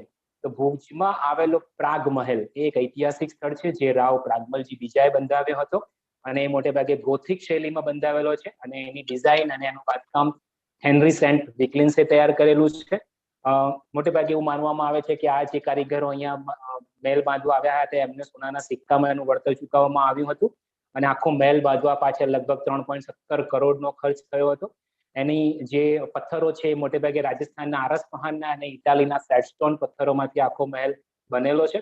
મહેલમાં આવેલા આજે જે ઝુમ્મરો જોવા મળે છે, પથ્થરની મૂર્તિઓ છે, 45 ફૂટ ઊંચો એક ટાવર જોવા મળે છે અને જેના ઉપરથી આખું ભુજ શહેર જોઈ શકાય છે. એવો ઐતિહાસિક સ્થળ એ આ ભુજનો પ્રાગ મહેલ છે. એવો જ બીજો જે મહેલ છે એ છે ભુજનો આઈના મહેલ, જે 1761માં રાવ લખપતજીએ બંધાવ્યો હતો અને એવું કહેવાય છે કે પરદેશથી જે કાચની કલા શીખીને આવેલા રામસિંગ માલમ જે છે એમણે આ આખો મહેલ જે છે એ બનાવ્યો હતો અને એની દિવાલો ઉપર સોનાના ઢાળ ચડાવેલા અરીસા પણ એ સમયે જોવા મળતા હતા. મહેલમાં એક બેલ્જિયમનું ઝુમ્મર પણ આપણને જોવા મળે છે અને નાનું એવું એક મ્યુઝિયમ પણ અહીંયા બનાવવામાં આવેલું છે જેમાં રાજાશાહી પલંગો, સંગીતના સાધનો, કલાના નમૂના, ચિત્રો, હથિયારો, લાંબી કદની ઘડિયાળો વગેરે જોવા મળે છે. એ જ રીતે ભુજ જ્યારે આપણે જઈએ છીએ ત્યારે હમીરસર તળાવ પણ એક ઐતિહાસિક સ્થળ છે. 450 વર્ષ કરતા પણ એ જૂનું છે અને રાવ ખેંગારજી પહેલા હતા એમણે આ બંધાવ્યું હતું. 1549માં જયારે ભુજ કચ્છની રાજધાની બની ત્યારે પાણીની સમસ્યાને નિવારવા માટે આ તળાવ બનાવવામાં આવ્યું હતું એવી એક માન્યતા પ્રસરેલી છે. એ સિવાય ભુજમાં જે રાજાઓ છે એ રાજાઓ જ્યારે મૃત્યુ પામતા ત્યારે એ રાજ પરિવારની કબરો ઉપર છાંયો મળી રહે માટે ભુજમાં છત્તરડીઓ પણ આપણને જોવા મળે છે. તો આ છત્તરડીઓ પણ એક ઐતિહાસિક આકર્ષણનું કેન્દ્ર છે. સાથે સાથે કચ્છનું બીજું એક કેન્દ્ર છે માંડવી કે જ્યાં વિજય વિલાસ પેલેસ આવેલો છે અને શ્રી ખંગરજી ત્રીજાએ એને બંધાવ્યો હતો પોતાના પુત્ર વિજયરાજજીની યાદમાં, જેના ઉપર તેને વિજય વિલાસ કહેવામાં આવે છે. 1920માં એનું બાંધકામ શરૂ થયું અને 1929માં એ પૂર્ણ થયું. મોટે ભાગે લાલ કલરના પથ્થરો જે છે એનાથી બનાવેલો છે. એમાં જે કાચની રંગીન બારીઓ, ગુંબજવાળો ગઢ, વિસ્તૃત મંડપ, કોતરણી ભરેલા સ્તંભો, એની જાળીઓ, એના ઝરૂખા, છત્રીઓ વગેરેમાં લાલ રંગના પથ્થરનો ઉપયોગ થયો છે. આના મહેલના ચોગાનમાં જ વિજયરાજજીની છત્રી પણ આવેલી છે અને બોલિવૂડની બે જાણીતી પિક્ચર લગાન અને હમ દિલ દે ચુકે સનમનું શૂટિંગ પણ આ મહેલમાં થયેલું જોવા મળે છે. એ જ રીતે જ્યારે ઇતિહાસની વાત કરીએ અને એમાં ધોળાવીરા જે છે એ કચ્છનું ઐતિહાસિક નગર છે. વર્ષ 2020-21માં યુનેસ્કો દ્વારા એને વર્લ્ડ હેરિટેજ સિટીનો દરજ્જો આપવામાં આવ્યો. તો મોટે ભાગે ઇતિહાસના અધ્યાપકોને ધોળાવીરાનો પરિચય હોય જ. તો એ પણ જે નગર છે એ પ્રથમ ભાગ એનો કિલ્લેબંધ નગર છે, બીજો અને ત્રીજો ભાગ એમાં આખું નગર આયોજન જોવા મળે છે. એની 4 દિશાઓમાં 4 દરવાજા આપણને જોવા મળે છે અને એમ કહેવામાં આવે છે કે એની ગટર સુવિધા, કુવા, તળાવ, મકાન, રસ્તાઓ એ સમગ્ર આખું નગર આયોજન આજના આધુનિક શહેર જેવું જ જોવા મળે છે. ખાસ કરીને દિલ્હીની જે સંસ્થા છે centre for environment and science એવું માને છે કે આજ કચ્છનો જે પ્રદેશ છે તે પાણીની તંગી હતી, પણ ધોળાવીરાનો જે પ્રદેશ નગરનું બાંધકામ છે એ પાણીની તંગી ન અનુભવી શકાય અને પાણીનો ઉપયોગ જે છે એ ચોક્કસ રીતે કરી શકાય એવું બાંધકામ આપણને જોવા મળે છે. ધોળાવીરામાં મોટે ભાગે 10 ચિહ્નો ધરાવતું સાઇનબોર્ડ, સોના ચાંદીના ચીપમાંથી મળેલા ઘરેણા, માટીના વાસણો, કેટલાક શિલાલેખો એ જે મળેલા છે એ પણ ઐતિહાસિક દ્રષ્ટિએ મહત્વના છે. એવું જ એક લખપતનો કિલ્લો પણ કચ્છમાં આવેલું ઐતિહાસિક સ્થળ છે કે જ્યાં ચોખાનો વેપાર સૌથી વધારે થતો હતો અને લખપત એ કચ્છનું એક મોટું ધીકતું બંદર હતું. જોકે આજે ભગ્નાવસ્થામાં છે એનું બંદર અને એક કિલ્લો પણ જે કિલ્લાની અંદર કાળા પથ્થરથી બનેલી એક કબર જોવા મળે છે જેને કુબા તરીકે પણ સ્થાનિક ભાષામાં ઓળખાય છે. તો લખપતની આ જે કિલ્લો છે એ આજે પણ મહત્વનો છે. તો મોટે ભાગે ટૂંકમાં મેં મારા પેપર દ્વારા કચ્છમાં જે ઐતિહાસિક સ્થળો છે એની માહિતી આપવાનો પ્રયત્ન કર્યો છે. મને અહીંયા બોલવાનો મોકો આપ્યો એ માટે હું સેમિનારના આયોજકોનો આભાર માનું છું. Thank you sir. ખૂબ ખૂબ આભાર સાહેબ. કચ્છના ટુરિઝમ પ્લેસોની આપણે વાત કરી એમાં પણ ઐતિહાસિક સ્થળો જે મહત્વના પ્લેસો છે એમની જાણકારી આપવા બદલ આપનો ખૂબ ખૂબ આભાર. હવે પછી ગુજરાત વિદ્યાપીઠ અમદાવાદથી કૃષ્ણાબેન મહેશભાઈ ભગત અવેલેબલ છે? હા સર, હાજર છું. મેન સ્ટ્રીમ બને ત્યાં સુધી શોર્ટમાં પતાવવાનો પ્રયત્ન કરજો. Okay sir. તો ઝૂમ મીટિંગમાં જોડાયેલા તમામને મારા નમસ્કાર. મારા લેખનો વિષય છે હરિજન બંધુ સાપ્તાહિકમાં વિનોબાજીની ખેતી વિશે વિચારધારા. તો પ્રસ્તાવના જોઈએ. હરિજન બંધુ સાપ્તાહિકની શરૂઆત હરિના જન ગણાતા હરિજનો માટે ઈસવીસન 12 માર્ચ 1913 ગાંધીજીએ કરી હતી. સમગ્ર ભારતમાં વર્ણાશ્રમ વ્યવસ્થા પ્રમાણે હરિજનોનું સ્થાન સામાજિક સ્તરે નીચું હતું. તે જોતા ગાંધીજીને આ સાપ્તાહિક શરૂ કરવાનો પ્રથમ વિચાર પુનાની જેલવાસ દરમિયાન 1932 આવ્યો. તેમનો મુખ્ય ઉદ્દેશ્ય હરિજનોની સ્થિતિ સુધારવાનો અને હરિજન ઉદ્ધાર માટેનો હતો. અસ્પૃશ્યતાને હિન્દુ ધર્મનું મોટામાં મોટું કલંક માનનાર બાપુએ પોતાની ઊંઘ વેચી ઉજાગરાનો સોદો કર્યો. તેમણે અને કેટલાક લેખકોએ 947 જેટલા અંકો લખ્યા, જેમાં વિનોબાના પણ હૃદયસ્પર્શી આધ્યાત્મિક લેખો જોવા મળ્યા. આપણે જાણીએ છીએ કે જળવાયુ પરિવર્તનની સૌથી વધુ અસર કોઈ ક્ષેત્ર પર થઈ રહી હોય તો તે મારા મત મુજબ ખેતી છે. વર્તમાન સમયમાં અતિ આધુનિક ટેકનોલોજી હોવા છતાં પણ ખેડૂતોના પ્રશ્નો ઘટવાને બદલે વધતા જ જાય છે. સ્વતંત્રતા પહેલા અને સ્વતંત્રતા બાદ પણ ખેડૂતોને ખેતીમાં નફો મળી રહે એવા ઘણા ઓછા દાખલા જોવા મળે છે. માટે હાલની પરિસ્થિતિને ધ્યાનમાં લઈ વિનોબાની ખેતી વિષયક વિચારધારાના અંકોનો અભ્યાસ કરી વિસ્તૃત ચર્ચા કરીશું.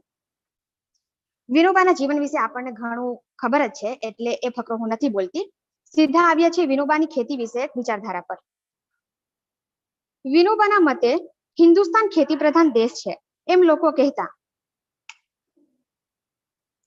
પરંતુ એનો અર્થ એવો નથી કે હિન્દુસ્તાન પાસે ખેતી ખૂબ છે, પરંતુ હિન્દુસ્તાન પાસે આજે ખેતી સિવાય બીજો કોઈ ઉદ્યોગ કે ધંધો રહ્યો નથી. જેની પાસે જમીન ઓછી છે તે મુલકને બીજી એક રીતે ખેતી પ્રધાન કહી શકાય. તેણે પોતાની ખેતીને સુધારવાની બાબત પર ખાસ ધ્યાન આપવું જોઈએ. પોતાની ખેતી વ્યવસ્થિત રીતે શાસ્ત્રીય પદ્ધતિથી પૂરેપૂરી બુદ્ધિ રેડીને કરવી જોઈએ, નહીં તો જીવી ન શકાય. એ અર્થ કરીએ તો જ આજે હિન્દુસ્તાન ખેતી પ્રધાન દેશ બન્યો છે એમ કહી શકાય.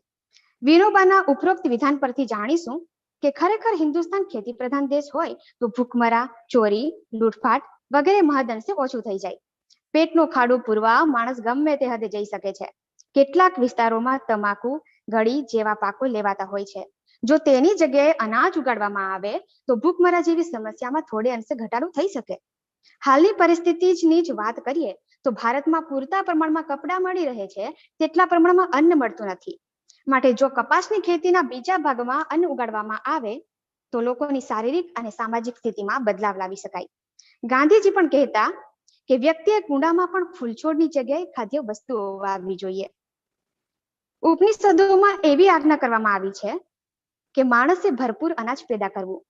સરકાર વસ્તીના આધારે અનાજ કેટલું પેદા થવું જોઈએ તેનો આંકડો આપતી હોય છે, ત્યારે વિનોબા કહેતા કે અનાજ કેટલું ઉત્પન્ન થવું જોઈએ તેનો કોઈ આંકડો ના હોય, એ તો સતત પેદા થતું રહેવું જોઈએ, જેથી કરીને આગળના વર્ષોમાં પણ કામ આવી શકે. 1947 સમયગાળા દરમિયાન આપણી સરકારથી અનાજ પેદા કરવાનું કેવી રીતે બને? કારણ કે તે સમયગાળા દરમિયાન માણસો લડાઈમાં વ્યસ્ત હતા. ખેતી કરનાર માણસોની સંખ્યા ઓછી થવા લાગી. સરકારે ખેતીમાં ધ્યાન આપવાને બદલે નાણાં બનાવ્યા. આખરે વસ્તી પ્રમાણે અનાજ ન મળતા 30 લાખ માણસો અનાજ વગર મૃત્યુ પામ્યા. આવી દશાને માટે કુદરત જવાબદાર નથી, અકુદરતી જીવન જવાબદાર છે. એમ કહી શકાય કે નાણાંની પ્રતિષ્ઠા જીવનનો નાશ કરવા બેઠી છે. પહેલા અનાજ ન મળવાથી લોકો મરી જતા અને આજે અનાજ મળવાથી પણ લોકો મરી જતા હોય છે. કેમ કે આજના ધાન્યમાં અનાજ સાથે કેટલાક પ્રમાણમાં દવા પણ આપતા હોય છે. આજના મોટા ભાગના ખેડૂતો નાણાં કમાવાની લાલચમાં પાકમાં દવાઓનો ઉપયોગ કરી વધુ પાક મેળવતા હોવાથી રકમ પણ વધુ મેળવે છે. પરંતુ તેઓ નથી જાણતા કે કુદરત જેવા સાથે તેવાના નિયમથી બંધાયેલી છે. તેઓ પોતાના જ ભાઈ બહેનોને અનાજ મારફતે ધીમું ઝેર આપતા હોય છે. છેવટે કેટલીક ગંભીર બીમારીઓ આવી જતા વ્યક્તિનું મૃત્યુ નિપજે છે. તો શું નાણાં એક વ્યક્તિના જીવન કરતા વધારે મૂલ્યવાન કહી શકાય? વિનોબા કહેતા કે ખેડૂતને પોતાની આસપાસની વસ્તુઓનું જ્ઞાન તો હોવું જ જોઈએ, તો જ તે શુદ્ધ અને સારી ખેતી કરી શકે. વિનોબાએ ખેડૂતની વ્યાખ્યા આપતા કહ્યું છે કે ખેડૂત એને જ કહેવાય જે ખેતી કરે અને તે પેદાશના કાચા માલમાંથી પોતાની જરૂરિયાતનું તૈયાર માલ બનાવે. ખેડૂતે કાઢેલા માલનો તે પોતે જ મુખ્ય ગ્રાહક હોય. આ સ્વરાજ્યની દ્રષ્ટિ થઈ એમ કહી શકાય. આપણા પેટનો દીકરો બજારમાં વેચવા કાઢીએ તો તેની કેટલી કિંમત આવે? તેને વેચવું આપણને પાલવે? તો પોતાનું પેદા કરેલું અનાજ પોતે પહેલા ખાઈ અને વધે તે બીજાને આપે તો સ્વરાજ્યને વેગ મળે. આપણે જોઈએ કે કોઈ પણ જીવ ભૂમિ, ગગન, વાયુ, અગ્નિ, નીર આમ 5 તત્વોનો બનેલો હોય છે. અને 5 તત્વના નામ પરથી જ ભગવાન શબ્દ ઉતરી આવ્યો છે. માટે જો કોઈ વ્યક્તિ 5 તત્વોની રક્ષા ન કરી શકે તો તે વ્યક્તિ ભગવાનને પસંદ પડતો નથી. બધા તત્વોની સાથે ભૂમિની રક્ષા કરવી એ પણ આપણો ધર્મ છે. તબ ભૂમિ ગોપાલ કી, માટે ભૂમિને બગાડવાનો અધિકાર આપણને લેશ માત્ર નથી. 18 એપ્રિલ 1951 પોચમપલ્લી ગામના હરિજનોએ વિનોબા પાસે ઘર અને ખેતી માટે 80 એકર જમીનની વ્યવસ્થા કરી આપવાનો આગ્રહ કર્યો. ત્યારે વિનોબાએ ભૂસ્વામીઓ પાસે જઈ હરિજનોના હિતોની રક્ષા માટે ગામની જમીન દાનમાં માંગી અને કહ્યું કે તમારા 5 દીકરા હોય તો મને 6ઠ્ઠો દીકરો સમજી જમીન દાન આપો. જમીન 5 કરોડ એકર ભેગી કરવાના ઈરાદાથી તમિલનાડુ, કેરળ, ઓડિશા, ઉત્તર પ્રદેશ, બિહાર જેવા રાજ્યોમાં 13 વર્ષ સુધી પદયાત્રા કરી 58,741 કિલોમીટર ચાલી ભૂમિદાન મેળવ્યું. છેવટે નિર્વાસિતોને જીવન જરૂરિયાત જમીન દાનમાં આપી, જેથી કરીને એક જગ્યાએ સ્થાયી થઈ ખેતી કરી પોતાનું ગુજરાન ચલાવી શકે. એમ કહી શકાય કે ગરીબોની આવી કપટી હાલત જોઈ તેમને ભૂદાન આંદોલન કરવું આવશ્યક લાગ્યું હશે. વિનોબા લોકોને કહેતા કે જો ફરીથી વિનિમય પ્રથા શરૂ કરી દેવામાં આવે તો માણસ માણસ વચ્ચે અનાજનો લેવડ દેવડ થતા પ્રેમભાવ સાથે સામાજિક સ્થિતિ પણ સુધરી જાય. કેટલાક ખેડૂતો અનાજની ઉપજ સારી ન આવતા જમીન, મોસમ, ધાન્ય કે કુદરતી પરિબળોને દોષ દેતા હોય છે. વિનોબાના મતે બીજાઓના દોષ બતાવવાનો અને આપણા વિચારને જીતાડવાનો મોહ આપણને છોડી દેવો જોઈએ.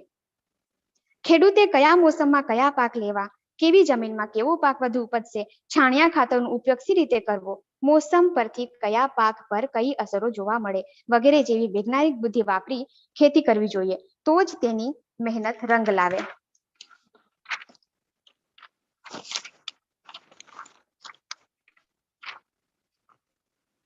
આમ હરિજન બંધુ સાપ્તાહિકમાં વિનોબાએ ખેતી વિષયક ગહન આધ્યાત્મિક વિચારો દ્વારા તે સમયગાળા દરમિયાન નિર્વાસિત ગરીબ ખેડૂતોને પોતાના વિચારો અંકોમાં છપાવી છેવાડાના ગામ સુધી પહોંચતા કર્યા અને ખેડૂતોને રાષ્ટ્રવાદી વિચારથી ખેતી ઉપયોગી માહિતી પહોંચાડી. ગરીબોની ચિંતા કરનાર પ્રથમ ગાંધીજી તો બીજા ક્રમે વિનોબાને ઓળખવામાં આવે છે. અંતે આ લેખ પૂર્ણ થતા મને ગુજરાત વિદ્યાપીઠના કુલપતિ ઇલાબેન ભટ્ટના મુખે સાંભળેલ કથન યાદ આવે છે કે જે આપણે ઉગાડીએ છીએ તે આપણે ખાતા નથી અને જે આપણે ખાઈએ છીએ તે આપણે ઉગાડતા નથી. અહીં મારો લેખ પૂર્ણ થાય છે. ધન્યવાદ. Thank you. હા સર. વિનોબા ભાવે અને ખેતી વિશે બહુ સુંદર માહિતી રજૂ કરી. હવે પછી મેઘા પટેલ અવેલેબલ છે?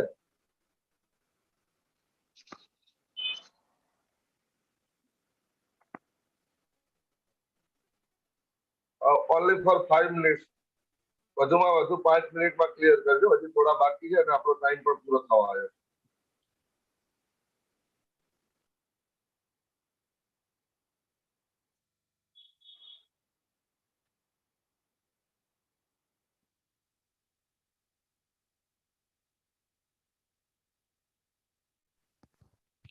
मैम आपका माइक म्यूट है, आप अनम्यूट करके बोलिए please. Megha Patel.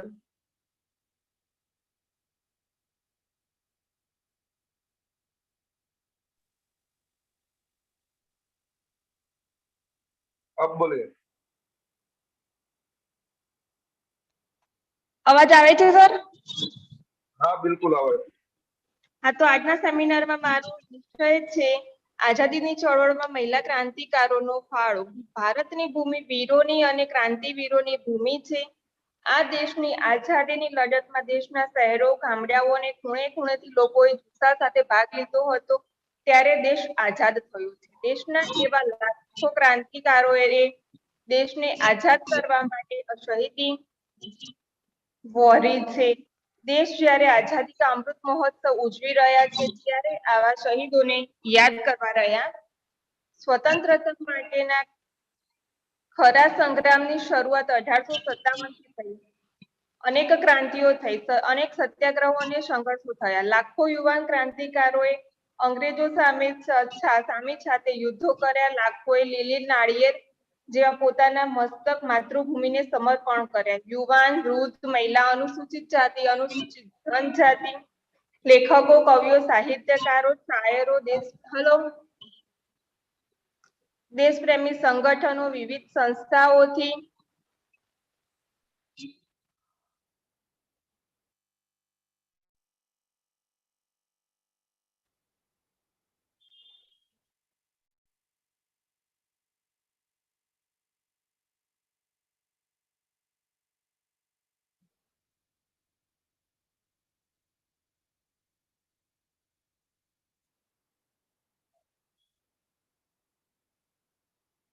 Hello ma'am, आपका आवाज नहीं आ रही है।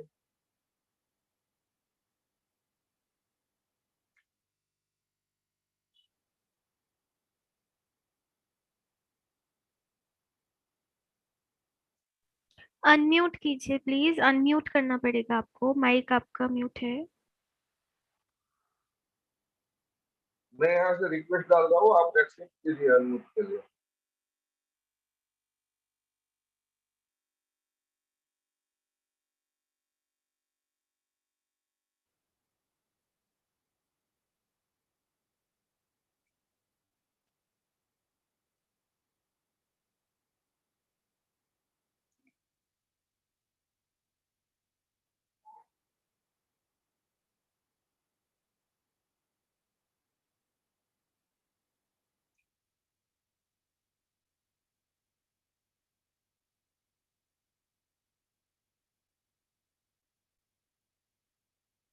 चलिए आगे स्टार्ट करते हैं, इनका बाद में ले लेते हैं उनका।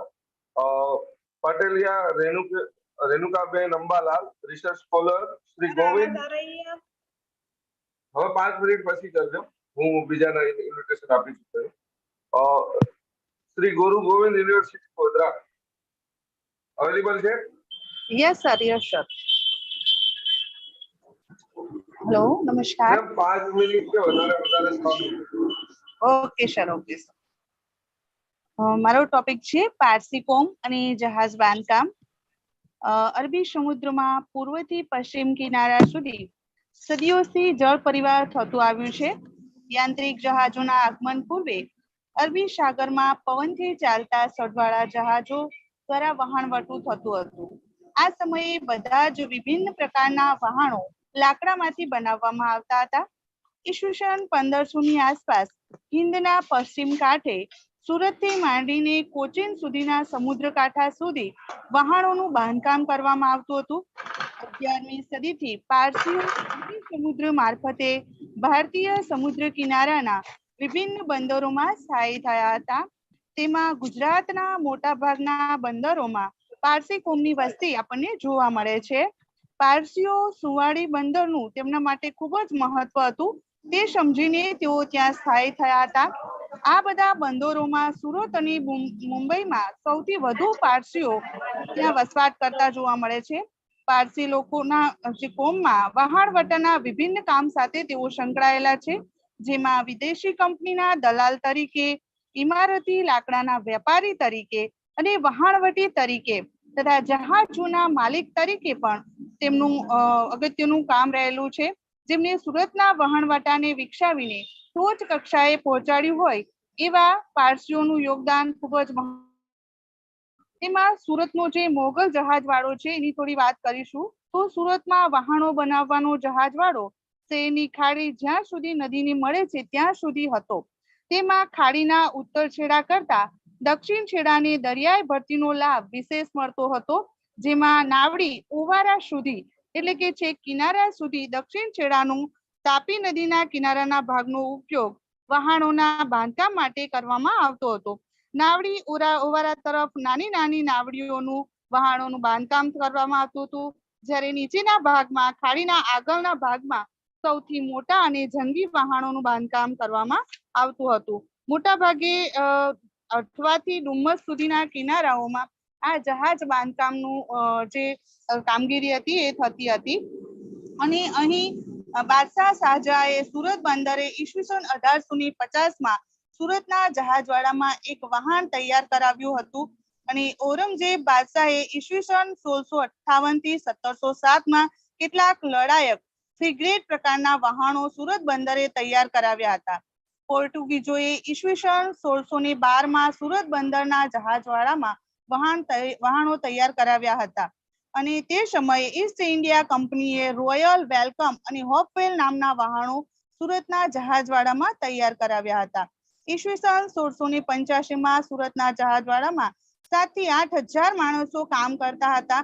એટલે કે સૌથી વધુ જે માણસો કામ અહીંયા સુરતના જહાજવાડામાં કામ કરી રહ્યા હતા. 17મી સદીમાં સુરતના બંદરના જહાજવાડામાં 1200 થી વધુ વજનના વિશાળકાય વહાણો બાંધવામાં આવતા હતા. ઈસવીસન 1733 થી 34 માં સુરત બંદરે વહાણો બાંધવાનો ઉદ્યોગ ટોચ કક્ષાએ પહોંચ્યો હતો. સુરતના જહાજવાડામાં અતિ આધુનિક ટેકનોલોજી વાળા સંપૂર્ણ વિકસિત અને સંપૂર્ણ સગવડતા વાળા વહાણો તૈયાર કરવામાં આવતા હતા. સુરત બંદરના જહાજવાડામાં વિદેશી વેપારીઓ અને બ્રિટિશ નૌકાદળ માટે જહાજો બનાવનારાઓની ખૂબ માંગ હતી અને તેમાં મુખ્ય જે જહાજ બનાવનાર વ્યક્તિઓ હતા તેમનો ઉલ્લેખ કરવા માંગુ છું. તો તેમાં જે પારસી તરીકે કુરશેદજી જે હતા તેમણે જહાજ બાંધકામમાં સૌથી મહત્વનું યોગદાન આપ્યું છે. તો ઈસવીસન 1672 માં કુરશેદજી નામનો પારસી ગૃહસ્થ ખૂબ જ કાબિલ કારીગર હતો અને તેઓ બાદશાહ ઔરંગઝેબના સમયમાં સુરતના મોગલ જહાજવાડામાં મુખ્ય સૂત્રધાર તરીકે વહાણો બનાવવાનું કામ કરતા હતા અને પછીના સમયમાં કુરશેદજી મુંબઈના જહાજવાડામાં જોડાયા હતા. તો આ રીતે તેમનું જે કામ એ જહાજ બાંધકામ ક્ષેત્રે ખૂબ જ મહત્વનું હતું. ત્યારબાદ જોઈશું નવરોજજી રુસ્તમજી, તેમણે પણ જહાજ બાંધકામ ક્ષેત્રે પોતાનું મહત્વનું યોગદાન આપ્યું છે.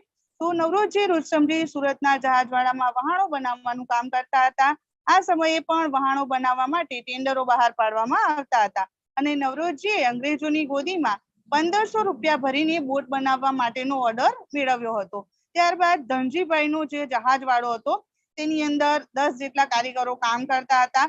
સુરત બંદરે જહાજ બાંધકામ ખૂબ જ વિસ્તૃત ચાલતું હતું અને જહાજ બાંધકામ ઉદ્યોગે સુરતનો મહત્વનો આગળ પડતો ઉદ્યોગ બની રહ્યો હતો. આ ઉદ્યોગમાં પારસી કોમ ખાસ રીતે સંકળાયેલી હતી. સુરત બંદરે અનેક જગ્યાએ જહાજો બનાવવામાં આવતા હતા. ખૂબ જ વિશાળ અને ખ્યાતનામ હતો. ધનજીભાઈના જહાજવાડામાં વાડિયા પરિવારના પારસી ગૃહસ્થ કારીગરો જે હતા તે કારીગરો કામ કરતા હતા, જેમાં લવજી નસરવાનજી નામનો પ્રખ્યાત અને કુશળ કારીગર ઈસવીસન 1723 માં ધનજીભાઈના જહાજવાડામાં જોડાયો હતો. ઈસવીસન 1723 થી 35 ના સમયગાળા દરમિયાન ધનજીભાઈના જહાજવાડા મારફતે અનેક પ્રકારના વિશાળકાય જહાજ તૈયાર કરવામાં આવ્યા હતા. લવજીના વર્ચસ્વમાં તેના પુત્રો જે હતા માણેકજી અને બમનજી સહિત ખુરશેદજી, ફરદુનજી, રુસ્તમજી, ફરામજી વગેરે અન્ય 10 જેટલા વહાણ બાંધકામના જાણકાર અને કુશળ નિષ્ણાત જે વ્યક્તિઓ હતા તે કામ કરતા હતા. ત્યારબાદ ઈસ્ટ ઇન્ડિયા કંપનીના મુંબઈના ગવર્નર જે માસ્ટર એટેન્ડ જે ડડલી જે હતા તેમની વહાણના બાંધકામ માટે દેખરેખ રાખવા માટે મોકલવામાં આવ્યા હતા. આ સમય દરમિયાન લવજીની આગવી જે કાબિલિયત હતી એને નિહાળીને તે ખૂબ જ ખુશ થયા હતા. ત્યારબાદ જોઈશું મંચેરજી ખુરશેદજી. તો ઈસવીસન 1672 માં મંચેરજી ખુરશેદજી એક કુશળ કારીગર તરીકે કાર્યરત હતા. તેઓ ધનજીભાઈના જહાજવાડામાં મુખ્ય સૂત્રધાર તરીકે પણ કામ કરતા હતા. હવે જોઈશું કે આ કારીગરોની અથવા તો આ જે જહાજ બાંધકામ કરનાર વ્યક્તિઓને કેટલું વેતન આપવામાં આવતું હતું. તો સુરતના બંદરના જહાજવાડામાં કુશળ કારીગરોનો એક વિશિષ્ટ વર્ગ અથવા સમુદાય કામ કરતો હતો. તેઓ વહાણોની સાર સંભાળ, સમારકામ, નાના અને વિશાળ પ્રકારના વહાણો તૈયાર કરવા માટે મદદરૂપ હતા. સુરતના મુખ્ય સૂત્રધારને પ્રતિદિન પ્રમાણે એક મહાન મહમૂદી વેતન આપવામાં આવતું હતું. તો આ રીતે વહાણ બાંધકામ ક્ષેત્રે જે પારસી કોમ છે એમનું સૌથી મહત્વપૂર્ણ યોગદાન રહેલું છે. એક શાંતિપ્રિય પ્રજા અને ખાસ કરીને વહાણ બાંધકામની જે જેમના વિશિષ્ટ કારીગરી હતી એવા પારસી કોમનું વહાણ બાંધકામ ક્ષેત્રે મહત્વનું યોગદાન રહ્યું હતું. જહાજવાડામાં પારસી કોમના કુશળ અને નિષ્ણાત કારીગરો ત્યાં કામ કરતા હતા. ઓકે, હું મારું વક્તવ્ય અહીંયા પૂર્ણ કરું છું. આભાર. આભાર બહેનશ્રી. હવે પછી श्री मुक्ति जीवन स्वामी बापा आर्ट्स कॉलेज वांसीपुरा थी डॉक्टर सबतसिंह लक्ष्मणसिंह पटेल घेरनो मेळो कमाट विશે પોતાનું વક્તવ્ય રજૂ કરશે. Okay sir. ઘેરનો મેળો હાલમાં છોટાઉદેપુર જિલ્લાના કવાંટ ખાતે ભરાય છે. ઘેરનો મેળો ભારતમાં જ નહીં પરંતુ વિશ્વભરમાં ખ્યાતનામ છે. આ મેળાનું મુખ્ય આકર્ષણ કેન્દ્ર હોળીના તહેવાર દરમિયાન ભીલ આદિવાસી સાધના કરતા હોય છે અને ગેર નૃત્ય કરતા જોવા મળે છે. નૃત્ય જોવા માણવા માટે દેશ વિદેશમાંથી સહેલાણીઓ મેળામાં આવતા હોય છે. મોટાભાગે આ હોળીના તહેવારનો એક ખાસ મેળો ગણાય છે. એમાં ભારતના ખાસ કરીને પશ્ચિમ વિસ્તારમાં એટલે કે ગુજરાત, રાજસ્થાન, મહારાષ્ટ્ર અને મધ્યપ્રદેશમાંથી જે ભીલની વસ્તી છે એ લોકો આ તહેવારમાં ખાસ ધાર્મિક, સામાજિક, સાંસ્કૃતિક મહત્વને સમજીને પોતાના વતનમાં અચૂક આવતા હોય છે અને પોતાના પરિવાર સાથે હોળીના તહેવાર છે. આખા વર્ષ દરમિયાન થયેલ જે ગંભીર બીમારીઓ છે તેમજ ખેતીવાડી, ઢોર ઢાકર વગેરેમાં જે સારા થવાની જે માનતા બાધાઓ રાખતા હોય છે એ હોળી પ્રગટાવવાની સાથે એ માનતાઓ પૂરી કરતા હોય છે. ઘેરૈયા આદા કરીને ઘેર નૃત્ય કરતા જોવા મળે છે. હોળી એક મહિના પૂર્વે એટલે કે દાંડ રોપવાની જે પરંપરા છે એ ચોક્કસ પ્રકારનો લાકડાનો મોટો થાંભલો જે રોપવામાં આવે છે અને દાંડ રોપ્યો એવું કહેવામાં આવે છે. એ મહા સુદ પૂનમથી એની શરૂઆત થાય છે અને ત્યારથી જે હોળીના વધામણા જે શરૂ કરી દેવામાં આવે છે. જ્યાંથી દાંડ રોપાય ત્યારથી માંડીને ભીલ આદિવાસીઓ કોઈ પણ શુભ પ્રસંગો છે તે કરતા નથી. આ ઉપરાંત ભંગુરિયાનો હાટ, તો ભંગુરિયા નામનો જે મેળો છે એની જુદી જુદી હાટ જુદા જુદા વિસ્તારોમાં ભરાય છે. એમાં કવાંટ, છોટાઉદેપુર, જોજ, દેવાડ, પાનવડ, ચાંદપુર, અલીરાજપુર, કુંભાડા, સોડા, ઉમરાળી, બરસટ, વાલપુર, ઝાબુઆ વગેરે ગુજરાત અને મધ્યપ્રદેશના વિસ્તારોમાં જુદી જુદી હાટો ભરાય છે. એમાં જે પોતાના કામ ધંધામાંથી નવરા પડીને ભીલ આદિવાસી લોકો ત્યાં પોતાના સહેલાણી તરીકે મનોરંજન કરવા માટે જાય છે. આ ઉપરાંત તુલના મેળાઓ હોળી દહન બાદ બીજા દિવસે આદિવાસી વિસ્તારમાં તુલના મેળાઓ ભરાતા હોય છે. જેમાં રાઠવા, નાયકરા, ધાનકા, તડવી આદિવાસીઓ બાધાઓ માનતાઓ રાખીને આગના લંબચોરસ બનાવેલા ખાડા ખુલ્લા પગે ચાલતા હોય છે અને હાથમાં નારિયેળ અને પાણીનો લોટો લઈને એ લોકો પોતાની બાધા માનતાજી પૂરી કરતા હોય છે અને એ ગોળ ગોળ ફરતા પણ જોવા આપણને મળે છે. આ ઉપરાંત ઘણી જગ્યા મરઘા અને બકરાની બલિ પણ આપવાની પ્રથા જે છે. આ ઉપરાંત તેઓ મવડાના ફળોનો રસ, જેને મવડાનો દારૂ જે કહીએ છીએ, એ લોકો પણ એ રસનો આસ્વાદ માણતા હોય છે. એનો મેળો મોટાભાગે આ મેળાની શરૂઆત જે છે એ 8મી સદી આવે છે. તો સરકારો, મહાજનો, કારીગરો દરેક વર્ગ જે છે આમાં પાર્ટિસિપેટ થતા હોય છે. આ મેળામાં ખાસ કરીને ઘેરૈયા બની જે ઘેરની સાધના અને નૃત્ય કરતા જોવા મળે છે. એ મેળાનું મુખ્ય આકર્ષણ એમ કહી શકાય. અને આદિવાસીઓની વિવિધ જે નૃત્ય મંડળીઓ છે એ અહીંયા ખાસ જોવાલાયક છે એમ આપણે કહી શકીએ છીએ. અને મેળાની તૈયારી આપણે જોઈએ તો એમાં છે કે એ લોકો મોરથી જ બનાવતા હોય છે, માટે મૂકે છે. કમરમાં બાંધવા માટે લોકો ઘૂઘરા ખરીદવાતા હોય છે. એમાં 20 થી 25 કિલો વજનના જે ઘૂઘરા જે છે કમરમાં બાંધતા હોય છે અને જંગલમાં જઈને મોરપીંછ લાવીને એ મોરપીંછ તૈયાર કરી માથા ઉપર બાંધવી અને બાંધે છે. અને ઘેરૈયાઓ ક્યારેક કુદરતી રંગનો ઉપયોગ કરે છે. એમાં ખાસ કરીને ચહેરા રંગે છે અને એ માટી મોટાભાગે પડવાણી અને મેર નામના ગામોમાંથી લોકો લાવે છે. અને આ ઉપરાંત તેઓ તૈયારીમાં ઢોલ અને કાળિયા વગેરે વાજિંત્રોનો પણ ઉપયોગ કરે છે.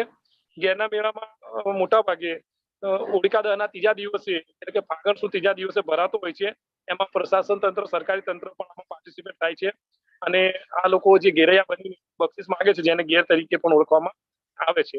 એટલે ટૂંકમાં આપણે કહી શકીએ છીએ આમાં કે ભાઈ ઘેરનો મેળો જે છે એ ખૂબ જ ખ્યાતનામ છે અને ઘેરનું નૃત્ય જોવા માટે પણ દેશ વિદેશથી જે સહેલાણીઓ આવે છે. હમણાં થોડા સમય પહેલા જ આ મેળો જે છે પૂર્ણ થયો આપણે કહી શકીએ છીએ. આ ઉપરાંત એની સાથે સાથે એ લોકો એક ચોક્કસ પહેરવેશ ધારણ કરીને આ મેળાઓમાં જતા હોય છે, જેમાંથી પોતાની ટુકડી જે છે એ ટુકડીમાં શોધી શકે અને પોતાની ટુકડીમાંથી જુદો પડેલો વ્યક્તિ એ પોતે એ આસાનીથી શોધી શકે એની પણ એક માનસિકતા છે. અહીંયા હું પૂર્ણ કરું છું.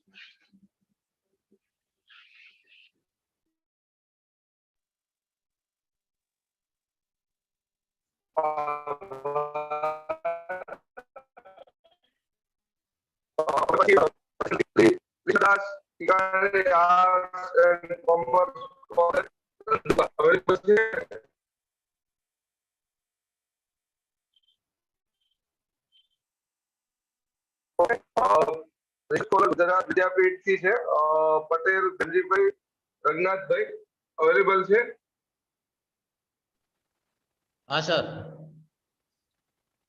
हेलो ઓકે પ્રેમજીભાઈ બને એટલું શક્ય હોય તો પ્રેમજીભાઈ રિક્વેસ્ટ છે કે 5 મિનિટમાં ક્લિયર કરજો, કેમ કે બહુ સમય થઈ ગયો છે. એક્ઝેક્ટલી આપણે ટાઈમ થી પણ વધારે પહેલા શરૂ કર્યું હતું, તેમ છતાં પણ હજી ક્લિયર નથી થયું. ओके ओके नमस्कार सर, હું બેમજી પટેલ પીએચડી સ્કોલર ગુજરાત વિદ્યાપીઠ અમદાવાદ. મારો આજનો સેમિનારનો વિષય છે ઉત્તર ગુજરાતના રણ વિસ્તારનો જળ વારસો, એનું બંધારણ અને વ્યવસ્થાપન. આપણો દેશ ભારત એ સાંસ્કૃતિક, શિલ્પ, સ્થાપત્ય અને કલા સાહિત્યમાં મેળાઓ અને જળ સ્ત્રોતો માટે અજોડ અને ભવ્ય વારસો ધરાવે છે. આવા જ એક વારસા જળ વારસો પણ છે જે અજોડ અને અદ્વિતીય છે. જળ એ માનવ જીવનની પાયાની જરૂરિયાત છે. વિશ્વની પ્રાચીન સંસ્કૃતિઓ પણ નદી કોઠે જ વિકાસ પામી છે. ધોળાવીરા જેવા પુરાતત્વ સ્થળથી માંડી નદી, તળાવ, કુવા, સરોવર, બાપ અને વીરડા જેવા ભવ્ય જળ વારસો સંગ્રહાયેલો છે, જે આપણને ગૌરવ અનુભવાવે છે. આપણો જે વિસરાયેલો જળ વારસો છે એમાં એક છે તળાવ. ઉત્તર ગુજરાતના મોટા ભાગના ગામો અને શહેરોની મુલાકાત લેતો તમામ ગામોની આજુબાજુ એક અથવા બે તળાવો આપણને અવશ્ય જોવા મળે છે. આમાંથી આજે કેટલાક તળાવો માત્ર શેષ માત્ર નામ પૂરતો, નમૂના પૂરતો રહી ગયા છે. આ તળાવો ગામની શોભા જ નથી, પણ એ જળ સંરક્ષણ અને વ્યવસ્થાનો આધારો હતા. વરસાદી પાણીના સંગ્રહના સ્થાનો હતો. આ તળાવોમાં માર્ચ મહિના સુધી પાણી રહેતું હતું. આ તળાવોનું બાંધકામ અને સ્થાન પણ એવી જગ્યાએ હતું કે સીમનું તમામ પાણી એ તળાવોમાં એકઠું થતું. આજે એક તળાવોનું કોઈ મહત્વ રહ્યું નથી. કેટલાક એવા પણ તળાવો હતા જે 12 માસ પાણી સાચવતા. એવો જ એક ભવ્ય વારસો છે કુવાઓ. માર્ચ મહિના સુધી જ્યારે તળાવોમાં પાણી ખાલી થઈ જતું ત્યારે તળાવોના તળિયે અથવા તો કિનારા ઉપર કુવાઓ બનાવવામાં જોવા મળે છે. જમીનમાં ઊંડું ઉતરેલું વરસાદી પાણી ભૂગર્ભ જળ એક કુવા દ્વારા આપણને પાછું મળે છે. કુવાઓનો આકાર મહદઅંશે ગોળ જ જોવા મળે છે. એ ઉપરથી પહોળો અને જેમ નીચે જતો ઊંડે જતો એ સાંકડો થતો જાય છે.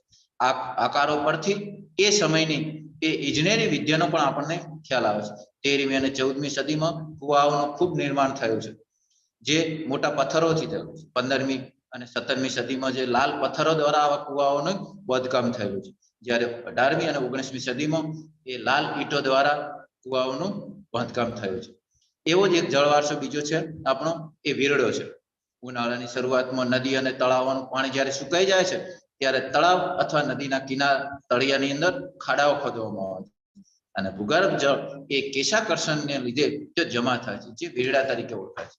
રણ પ્રદેશમાં ક્ષારના કારણે એ ભૂગર્ભ જળ એ ઊંડું જે ભૂગર્ભ જળ છે એ ખારું છે, પરંતુ ઘનતાના ફેરફારના લીધે આ વીરડાઓમાં મીઠું પાણી મળે છે, જે પીવા માટે લોકો એ રણ પ્રદેશની અંદર ઉપયોગ કરતા હોય છે.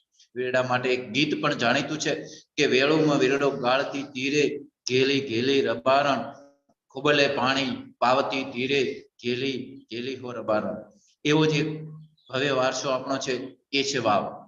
કુવાઓમાંથી જ્યારે પાણીને સિંચીને ખેંચીને કાઢવું પડે છે, પરંતુ કેટલાક કુવાઓમાં પાણી સુધી પહોંચવા માટે પગથિયા બનાવેલા હોય છે, જેને આપણે વાવ કહેવામાં આવે છે. પગથિયા એક બાજુ, બે બાજુ અથવા તો ચારે બાજુ પણ બનાવવામાં આવે છે. વાવ એ સુંદર કોતરણી અને કલાત્મક શિલ્પ સ્થાપત્યનો ઉત્તમ નમૂનો છે. રાજાઓ દ્વારા આવું વાવનું બાંધકામ કરાવી અને પ્રજા કલ્યાણના કાર્યો કરી અને સંતોષ માનતા હોય છે. વાવના આવા કિનારે ધાર્મિક ક્રિયાકાંડો પણ કરવામાં આવતા હોય. મુસાફરો, વટે માર્ગો અને લશ્કરી કાફલાઓ આ વાવના કાંઠે પડાવ નાખતા. આપણું જીવન એ માનવ જીવન એ જળ એ પરંપરાગત રીતે માનવ જીવન સાથે સંકળાયેલું છે.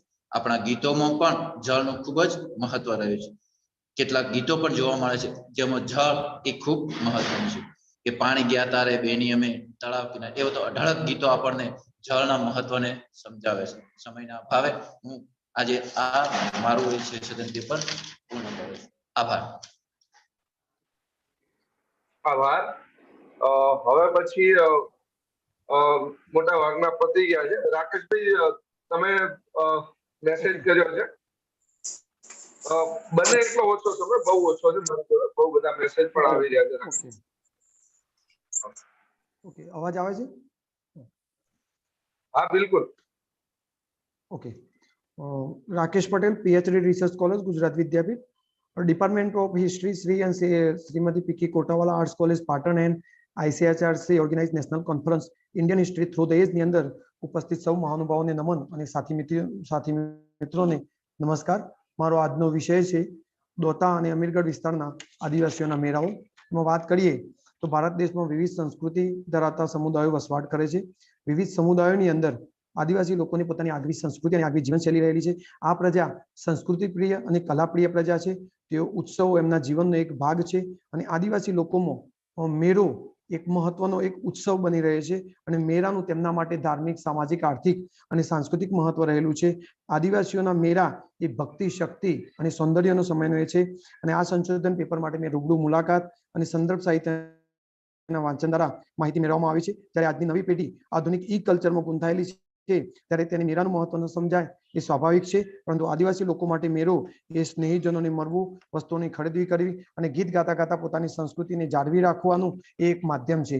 ભારતના અલગ અલગ રાજ્યોમાં આદિવાસી લોકો વસવાટ કરે છે. અલગ અલગ જિલ્લાઓ અને ગુજરાતની વાત કરવામાં આવીએ તો ગુજરાતમાં પણ અલગ અલગ જિલ્લાઓમાં આદિવાસી લોકો વસવાટ કરે છે. 2011ની વસ્તી ગણતરી પ્રમાણે વાત કરવામાં આવે તો ગુજરાતની અંદર 14.75% આદિવાસી વસ્તી, જ્યારે બનાસકાંઠા જિલ્લાની અંદર 9.10% આદિવાસી વસ્તી છે. આદિવાસી શબ્દનો અર્થ જોઈએ તો સાર્થ જોડની કુશ મુજબ મૂળ આદિકાળથી વસ્તુ, અસલ વતની એવો અર્થ થાય છે. આ સંશોધન પેપરમાં હોબેલની વ્યાખ્યાને પણ મેં સમાવેશ કર્યો છે. આદિવાસીઓ વર્ષોથી વસનારી પ્રજા છે. એમની અલગ સંસ્કૃતિ ધરાવે છે. પ્રકૃતિના ખોળે વસનારી અને પશુ પક્ષીઓ સાથે તાદાત્મ્ય કેળવીને રહેનારી પ્રજા છે. અને આમાં દાતા અને અમીરગઢ તાલુકાનો પરિચય પણ આપવામાં આવેલો છે. અમીરગઢ તાલુકામાં 170 ગામો છે, તેમાંથી 53 ગામોમાં આદિવાસી લોકો વસે છે. જ્યારે દોતા તાલુકામાં 184 કુલ ગામો છે, એમાંથી 123 ગામોમાં આદિવાસી લોકો વસે છે. દાતા અને અમીરગઢમાં વસતા આદિવાસી લોકો તેમની નજીક આવેલ રાજસ્થાન રાજ્ય સાથે પણ સંબંધો ધરાવે છે. અહીંયાની વાત કરીએ તો ભીલ લોકોની ઉપજાતિમાં સોખલા ગરાસિયા અને ડુંગળી ગરાસિયા લોકોનો વસવાટ છે. આગળ વાત કરીએ મેળા વિશે તો મેળો સાર્થ જોડની કોજ મુજબ મેળો એટલે કે મેળા, ભેટો, ઘણા માણસોને એકઠા થયો એવો અર્થ થાય છે. પહેલાના મેળાઓ જ્યારે હાટ મેળાઓના સ્વરૂપમાં હતા, વસ્તુઓના વિનિમય, અત્યારે એમાં પરિવર્તન આવ્યું છે. દાતા અને અમીરગઢ વિસ્તારના મેળાઓની વાત કરીએ તો મોકડી ગામે સાબરમતીના નદીના કિનારે મેળો ભરાય છે. એ મહાવત તેરસ ને શિવરાત્રીના દિવસે મેળો ભરાય છે. ખેરમાળનો મેળો છે, એ પણ દોતા તાલુકામાં છે. ચૈત્ર માસના બીજા સોમવારે ભરાય છે. એને કોહલીનો મેળો કહે છે. હડાદનો મેળો છે, એ મેળાનું પણ આગવું મહત્વ છે. તેઓ પૂજા વિધિ કરે અને તેઓ આદિવાસી લોકો આસ્થા પ્રગટ કરે છે. કોટેશ્વરનો મેળો જે શ્રાદ્ધ મેળો છે, તેઓ લોકો શ્રાદ્ધ માટે આવે છે અને આ મેળો પણ ફાગણવત તેરસના દિવસે ભરાય છે. માણેકનાથનો મેળો કે જો આદિવાસી લોકો શનિ રવિના દિવસે સંઘ સ્વરૂપે તેઓ જાય છે અને પોતાની જે માનતા હોય તે તેઓ જઈને પૂર્ણ કરે છે. આ ઉપરાંત પાંછાનો મેળો છે, એ બાધા માનતાના મેળા તરીકે ઓળખાય છે. એ વૈશાખ સુદ 15ના દિવસે ઉજવાય છે. ગંછેરાનો મેળો છે, એ પણ દોતા તાલુકામાં આવેલું સ્થળ છે. તો મહાદેવજીનો મેળો ભરાય છે. પેથાપુરનો મેળો છે, તે દોતા તાલુકામાં આવેલું છે. તે આદિવાસી લોકો શ્રાવણ વદ સાતમના દિવસે મેળો ભરાય છે. આ મેળાને ચિત્ર માતાનો મેળો કહે છે. આદિવાસી લોકો આની બાધા રાખે છે. આ ઉપરાંત અંબાજીનો મેળો છે. આદિવાસી લોકો આને દિવાસાના મેળા તરીકે પણ ઓળખે છે. તેઓ પોતાની આસ્થા તેઓ પ્રગટ કરે છે. અમીરગઢની વાત કરીએ તો અમીરગઢમાં જૂની સરત્રીમાં વિશ્વેશ્વર મહાદેવનું મંદિર છે, ત્યાં મેળો ભરાય છે. તો વિજેતા બંધારને ઇનામ પણ આવે છે, તો સ્પર્ધા પણ રાખવામાં આવે છે. અમીરગઢની અંદર ડુંગરપુરી મહારાજનો મેળો ભરાય છે, તો પણ આદિવાસી લોકો મોટો સમુદાય તેઓ ઉમટે છે. ખુણિયાની અંદર જે મેળો ભરાય છે, આ મેળાને ખુણિયા અંબાજીનો મેળો પણ કહે છે. તો 1200 વર્ષ જૂનું મંદિર આવેલું છે. તો ચૈત્ર સુદ 14ના રાત્રે મેળો ભરાય છે. આદિવાસી લોકો ત્યાં આવે છે, ગરબા ગાય છે અને બીજા દિવસે તેઓ પધરામણીનું પણ કામ થાય છે. કાનપુરાની વાત કરીએ તો ત્યાં ગોળનો મેળો ભરાય છે. ચિકણવાસ, કેદારનાથ, આ બધી જગ્યાએ અલગ અલગ જગ્યાએ મેળાઓ ભરાય છે. મેળાના મહત્વની વાત કરીએ ઓકે તો આદિવાસી મેળાઓમાં આસપાસના વિસ્તારમાંથી લોકો આવતા હોવાથી સામાજિક સમરસતાનું વાતાવરણ થાય છે. આ મેળાઓ સામાજિક, આર્થિક, ધાર્મિક અને સાંસ્કૃતિક હેતુ રહેલો છે. આર્થિક એટલે કે વેપારીઓને એક પ્લેટફોર્મ મળે છે. સામાજિક સમરસતાનું વાતાવરણ મળે છે. આની અંદર યુવક અને યુવતી નજીક આવે છે. અને છેલ્લે વાત કરીએ તો શ્રદ્ધા, દેવ દર્શન, બાધા, આખડી, પ્રવાસ, પર્યટન, સ્નેહો સાથે મિલાપ કરાવનાર મેળાઓ છે. વર્તમાન સમયમાં શિક્ષિત સમાજ જ્યારે આવા મેળાઓથી દૂર થઈ રહ્યો છે, ત્યારે આદિવાસી સંસ્કૃતિને બચાવવા માટે આદિવાસી શુભચિંતકોને આપણે આગળ આવવું પડશે અને હકારાત્મક પગલાં ભરવા પડશે. અમુક જે કલાકૃતિઓ તો રજૂ થાય છે, જેને યોગ્ય સમયે જો પ્લેટફોર્મ પ્રોત્સાહન આપવામાં આવે તો કંઈક આપણે આગળ એ સંસ્કૃતિને લઈ જઈ શકીએ છીએ. આપણે બધે સૌએ સાથે મળી અને આ સંસ્કૃતિને બચાવવા માટે પ્રયત્ન કરવો પડશે. આની અંદર મેં અલગ અલગ પુસ્તકો અંદર સંશોધન પેપરમાં રજૂ કર્યા છે. રૂબરૂ મુલાકાતો પણ કરી છે. સેન્સસ ઓફ ઇન્ડિયાનો પણ અભ્યાસ કર્યો છે અને Gujarat state gazetted Banaskantha district Ahmedabad 1981નો પણ મેં સંદર્ભ સૂચિમાં સમાવેશ કરેલો છે. ખૂબ ખૂબ આભાર આજના સરસ મજાના સેમિનારની અંદર બોલવાની તક આપી અને વિશેષ આભાર પ્રતાપભાઈનો કે આટલું સરસ મજાનું આયોજન કર્યું. Thank you. આભાર. ખરેખર બહુ જ ટાઈમની बहुत ही टाइम की लिमिटेशन रही है और बहुत लोगों को बहुत सारे काम होते हैं, इसलिए वजह से टाइम का पाबंदी हमें भी रखनी पड़ेगी. अब best paper present award announce होने जा रहे हैं. इसमें हमें 2 अवार्ड देने हैं. एक अवार्ड देने था स्टूडेंट को जो रिसर्च स्कॉलर हो, और एक है प्रोफेसर को.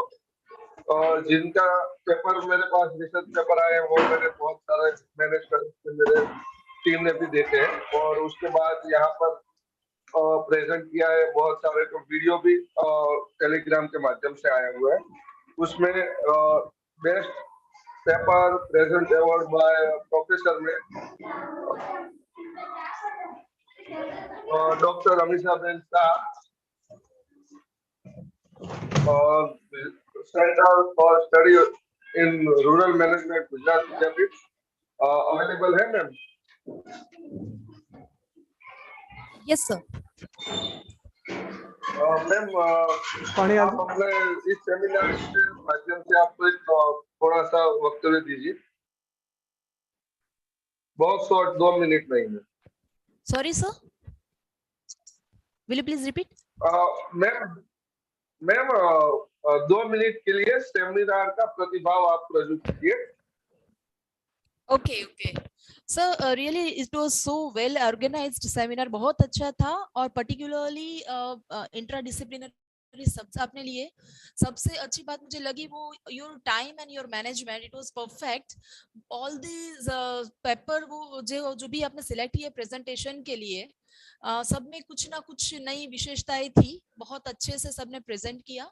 एंड आपका जो टाइम शेड्यूल था और एक 1 to 1 आप जो ऑर्गेनाइज कर रहे हो, that is really appreciable sir. And thank you so much. बहुत अच्छे से आपका पूरा जो टीम वर्क दिख रहा है आपके काम का. So it's really very good experience to work with you sir. Thank you so much. Thank you ma'am. Ma'am ने पेपर प्रेजेंट किया था तंग लिया बुनाई, सुरेंद्र नगर जिले की एक सुषुप्त हस्तशिल्प कला है. बहुत ही अच्छा उन्होंने लिखा भी है और बहुत अच्छी तरीके से हमें समझाया भी था. इसी पेपर और प्रेजेंटेशन में इनको बेस्ट पेपर प्रेजेंट अवार्ड दिया जाता है. दूसरा अवार्ड है best paper present award for research scholar. वैसे तो हमारे ICHR की मेंबर है, इसलिए मैंने ये अवार्ड नहीं दिया. क्लियरिफाई मैं कर रहा हूँ. उन्होंने बहुत ही अच्छा वक्तव्य दिया है और बहुत ही अच्छा लिखा भी है. एज अ बुक पब्लिश होगी तब आप रीड भी कर सकते हैं. Rani of Jhansi regiment, revising Subhash Chandra Bose, woman and India freedom struggle, miss Nidhi Gaur, UGC net pass, research scholar, और वो अभी DU में लेक्चर भी देती है. So please come Nidhi and speak to Hindi. बहुत सारे यहाँ गुजराती लोग हैं तो इंग्लिश में बहुत लोगों को कम पता चल जाता है, लेकिन हिंदी में बोलोगे तो सब अच्छा रहेगा. Thank you so much. And मैं ये अपॉर्चुनिटी लेना चाहती हूँ कि मैं धन्यवाद दे सकूँ. I can thank mister Pratap Singh Rajput sir, जिन्होंने इतनी अच्छी तरीके से ये कॉन्फ्रेंस कंडक्ट करवाई, Indian history through the ages. और ये जो कॉन्फ्रेंस थी ये इतनी ज़्यादा वेल ऑर्गेनाइज्ड थी, and it was so well organised. इतने अच्छे से आपने 1 to 1 सबसे इंटरेक्ट किया, एंड एवरीवन प्रेजेंट हियर सबने इतना अपना टाइम दिया. एंड सबको पता है कि टाइम और एफर्ट्स लगते हैं इतने अच्छे से पहले से प्लान करके कॉन्फ्रेंस कंडक्ट कराने में. एंड ये चीज़ बहुत अच्छे से अकम्प्लिश करी है प्रताप सर ने.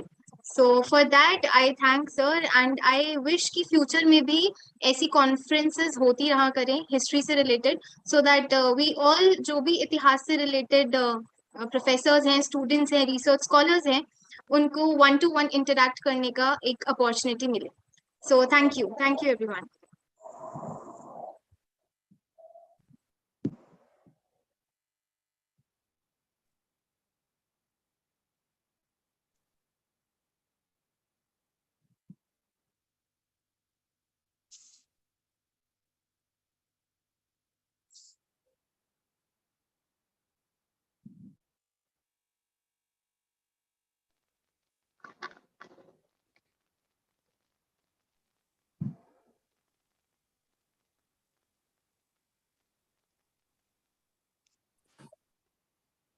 हेलो, नमस्कार सर।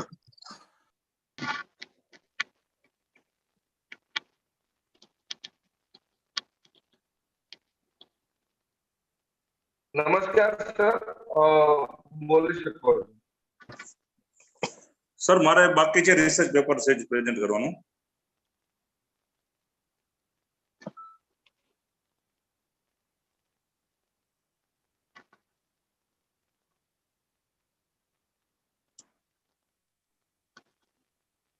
हेलो,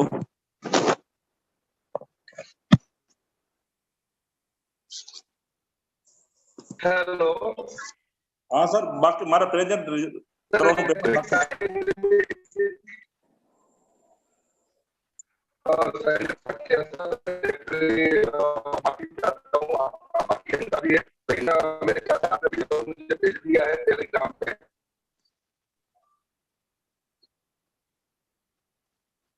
हेलो, હા ટેલિગ્રામ માં મોકલી દીધું છે મેં.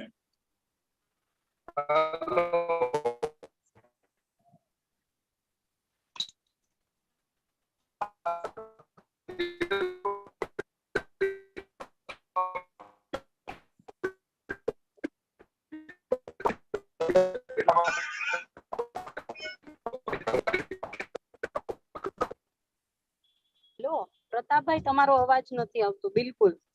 નેટવર્ક પ્રોબ્લેમ લાગે છે પ્રતાપભાઈ.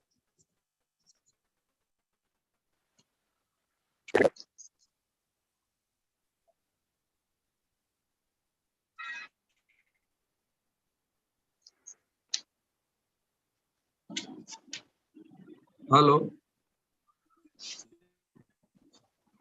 Hello,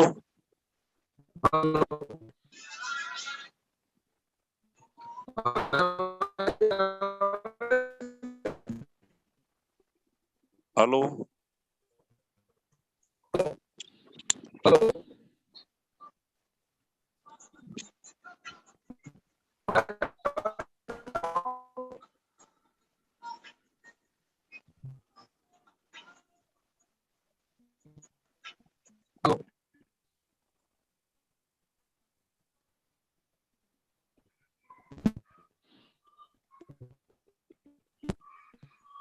hello. મારો અવાજ આવે છે હવે? हाँ सर आवे. હા, સંજય સાંકિયા સર, એકચ્યુઅલી પ્રોબ્લેમ એવી હતી કે તમે તમારો વિડિયો મને ટેલિગ્રામમાં મોકલેલો છે. હા હા. એટલે જે લોકોએ વિડિયો મને ટેલિગ્રામમાં મોકલ્યો છે એમને ફરીથી પ્રેઝન્ટ કરવાની જરૂર નથી. બરાબર. તો અત્યારે પ્રેઝન્ટ કરવાની જરૂર નથી ને? હા, જરૂર નથી. Okay, thank you. Okay, any other?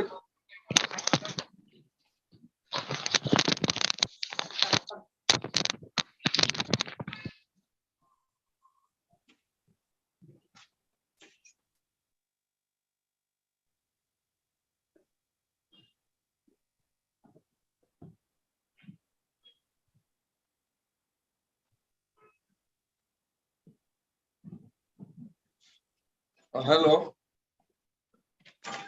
મારો અવાજ સંભળાઈ રહ્યો હશે? મારો એકચ્યુઅલી કદાચ બધાને અવાજ આવતો હશે. આવે છે ને અવાજ? જલ્દી કરો તો પેલી મુકાજ ના તે પેલા તો કહી દીધું Hello. મેડમ સોરી કે ટાઈમ થઈ ગયો બંધ કરતો કે બીજા કેટલાય બાકી હા સર અવાજ કમ્પ્લીટ આવે છે. ઓકે, એકચ્યુઅલી પ્રોબ્લેમ એ થઈ છે કે સવારેથી ફોન ચાલુ હતો, સ્વિચ ઓફ થઈ ગયો છે મારો મોબાઈલ. હવે લેપટોપથી સ્ટાર્ટ કર્યું છે. ઓકે, તો લગભગ આપણું સેમિનારમાં કોઈનું લેક્ચર બાકી નથી. હવે પાછળ 4 વાગે પછીથી જ એમને ચાલુ કેમ પ્રેઝન્ટ બધા 5 minute time. Hello, everybody participant યા પ્રોફેસર કોઈને કોઈ વક્તવ્ય આપવું હોય તો આપી શકે છે. જસ્ટ 5 મિનિટ કોઈને કઈ સેમિનાર માટે અભિપ્રાય આપવા હોય તો આપી શકે છે.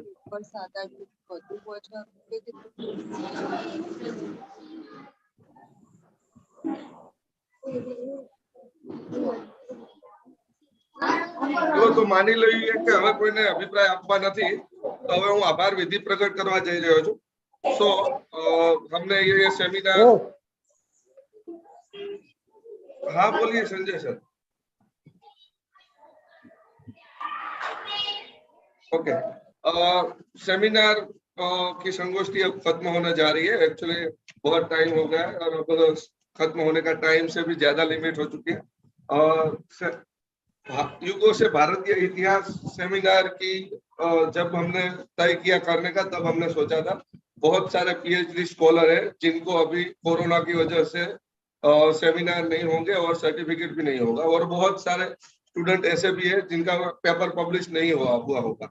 एक्चुअली ये सेमिनार करने का मुख्य ध्येय यही था हमारा कि जिन लोगों के पेपर पब्लिश नहीं हुए हैं या जिनके सेमिनार में प्रॉब्लम हो रही है उनको सेमिनार का भी सर्टिफिकेट मिल जाए और आईएसएसएन सर्टिफिकेट आईएसएसएन में भी पेपर पब्लिश हो जाए।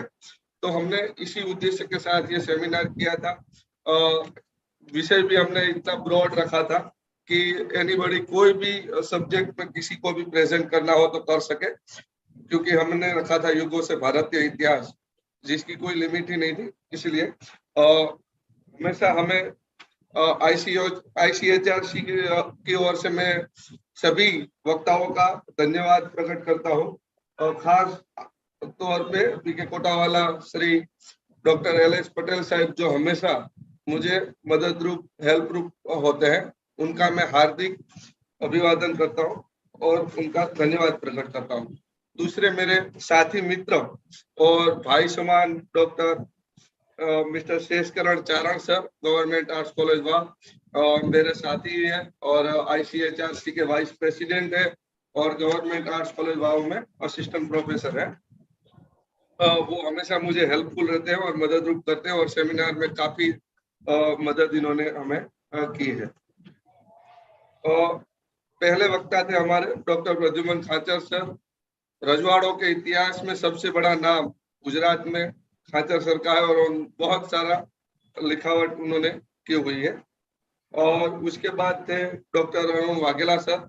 ट्राइबल एरिया पे जो सबसे ज्यादा काम पूरे गुजरात में किया है, ऐसे नामचीन प्रोफेसरों में से डॉक्टर अरुण वाघेला जी का नाम लिया जाता है। दिव्य भास्कर में उनका लेख भी लिखा, इतिहास पे लेख भी आते हैं। उसके बाद केरला से कुपम से थे प्रोफेसर अरविंद कुमार। बहुत ज्ञानी और बहुत विद्वान अरविंद कुमार जी है। मेरी तो पिछले 3 सालों से इनसे बात होती है।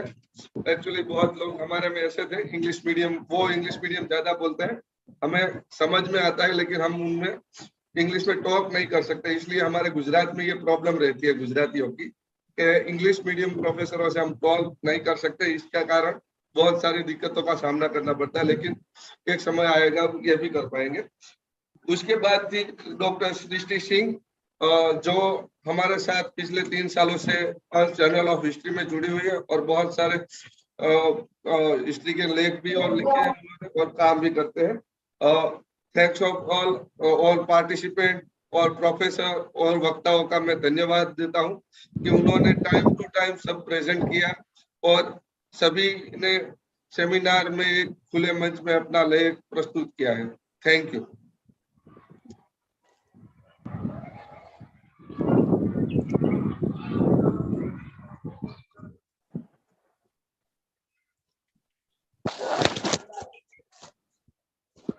और अब सबको एक सूचना लास्ट में दे दूं, सभी के सर्टिफिकेट बाय पोस्ट मैं आज एक आपको लिंक भेजूंगा, आपका नाम और आपका एड्रेस बाय पोस्ट भेजने वाला हूं, तो आप सभी सुन लीजिए। उस लिंक में आपका परफेक्ट जो सर्टिफिकेट में नाम चाहिए वो इंस्टीट्यूट, ऑर्गेनाइजेशन, यूनिवर्सिटी या जो भी आता है, मैं एक फुल फॉर्म डिटेल्स डालूंगा।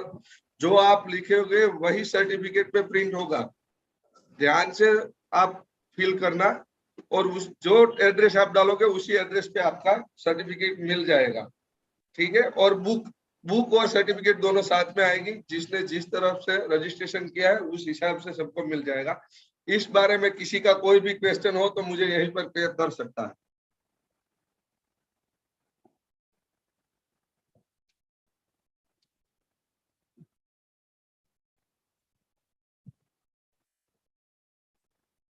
ओके, तो अब किसी का कोई क्वेश्चन नहीं। मेरा मोबाइल नंबर सभी के पास है, मैसेज में जो आ रहा था वो दोनों नंबर मेरे ही।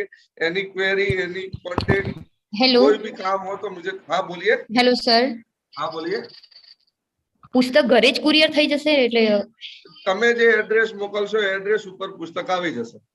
હા, thank you sir, thank you. Okay, હું એ જ એનાઉન્સ કરું છું. બુક અને પુસ્તક, બુક્સ એન્ડ સર્ટિફિકેટ્સ તમારા જે તમે એડ્રેસ મોકલશો એ જ એડ્રેસ પર હું મોકલાવરાઈ દઈશ. અહીંથી મોકલાઈ જશે એટલે લગભગ હું આખા બધાનું એક એક્સેલ શીટ ફાઇલ બનાવી અને બધાના નંબર મારી જોડે અવેલેબલ જ છે. હું બધાને બાય મેલ મેસેજ પણ કરી દઈશ કે તમારા સર્ટિફિકેટ મોકલી દીધા છે. જો એ ટાઈમ પછી ન મળે તો મને ધ્યાન પણ દોરજો મારા મેસેજ પછી. મારો મેસેજ આવે એ પહેલા મને પહેલેથી કોઈ જાણ ન કરવા વિનંતી. હવે કોઈને કોઈ ક્વેશ્ચન છે?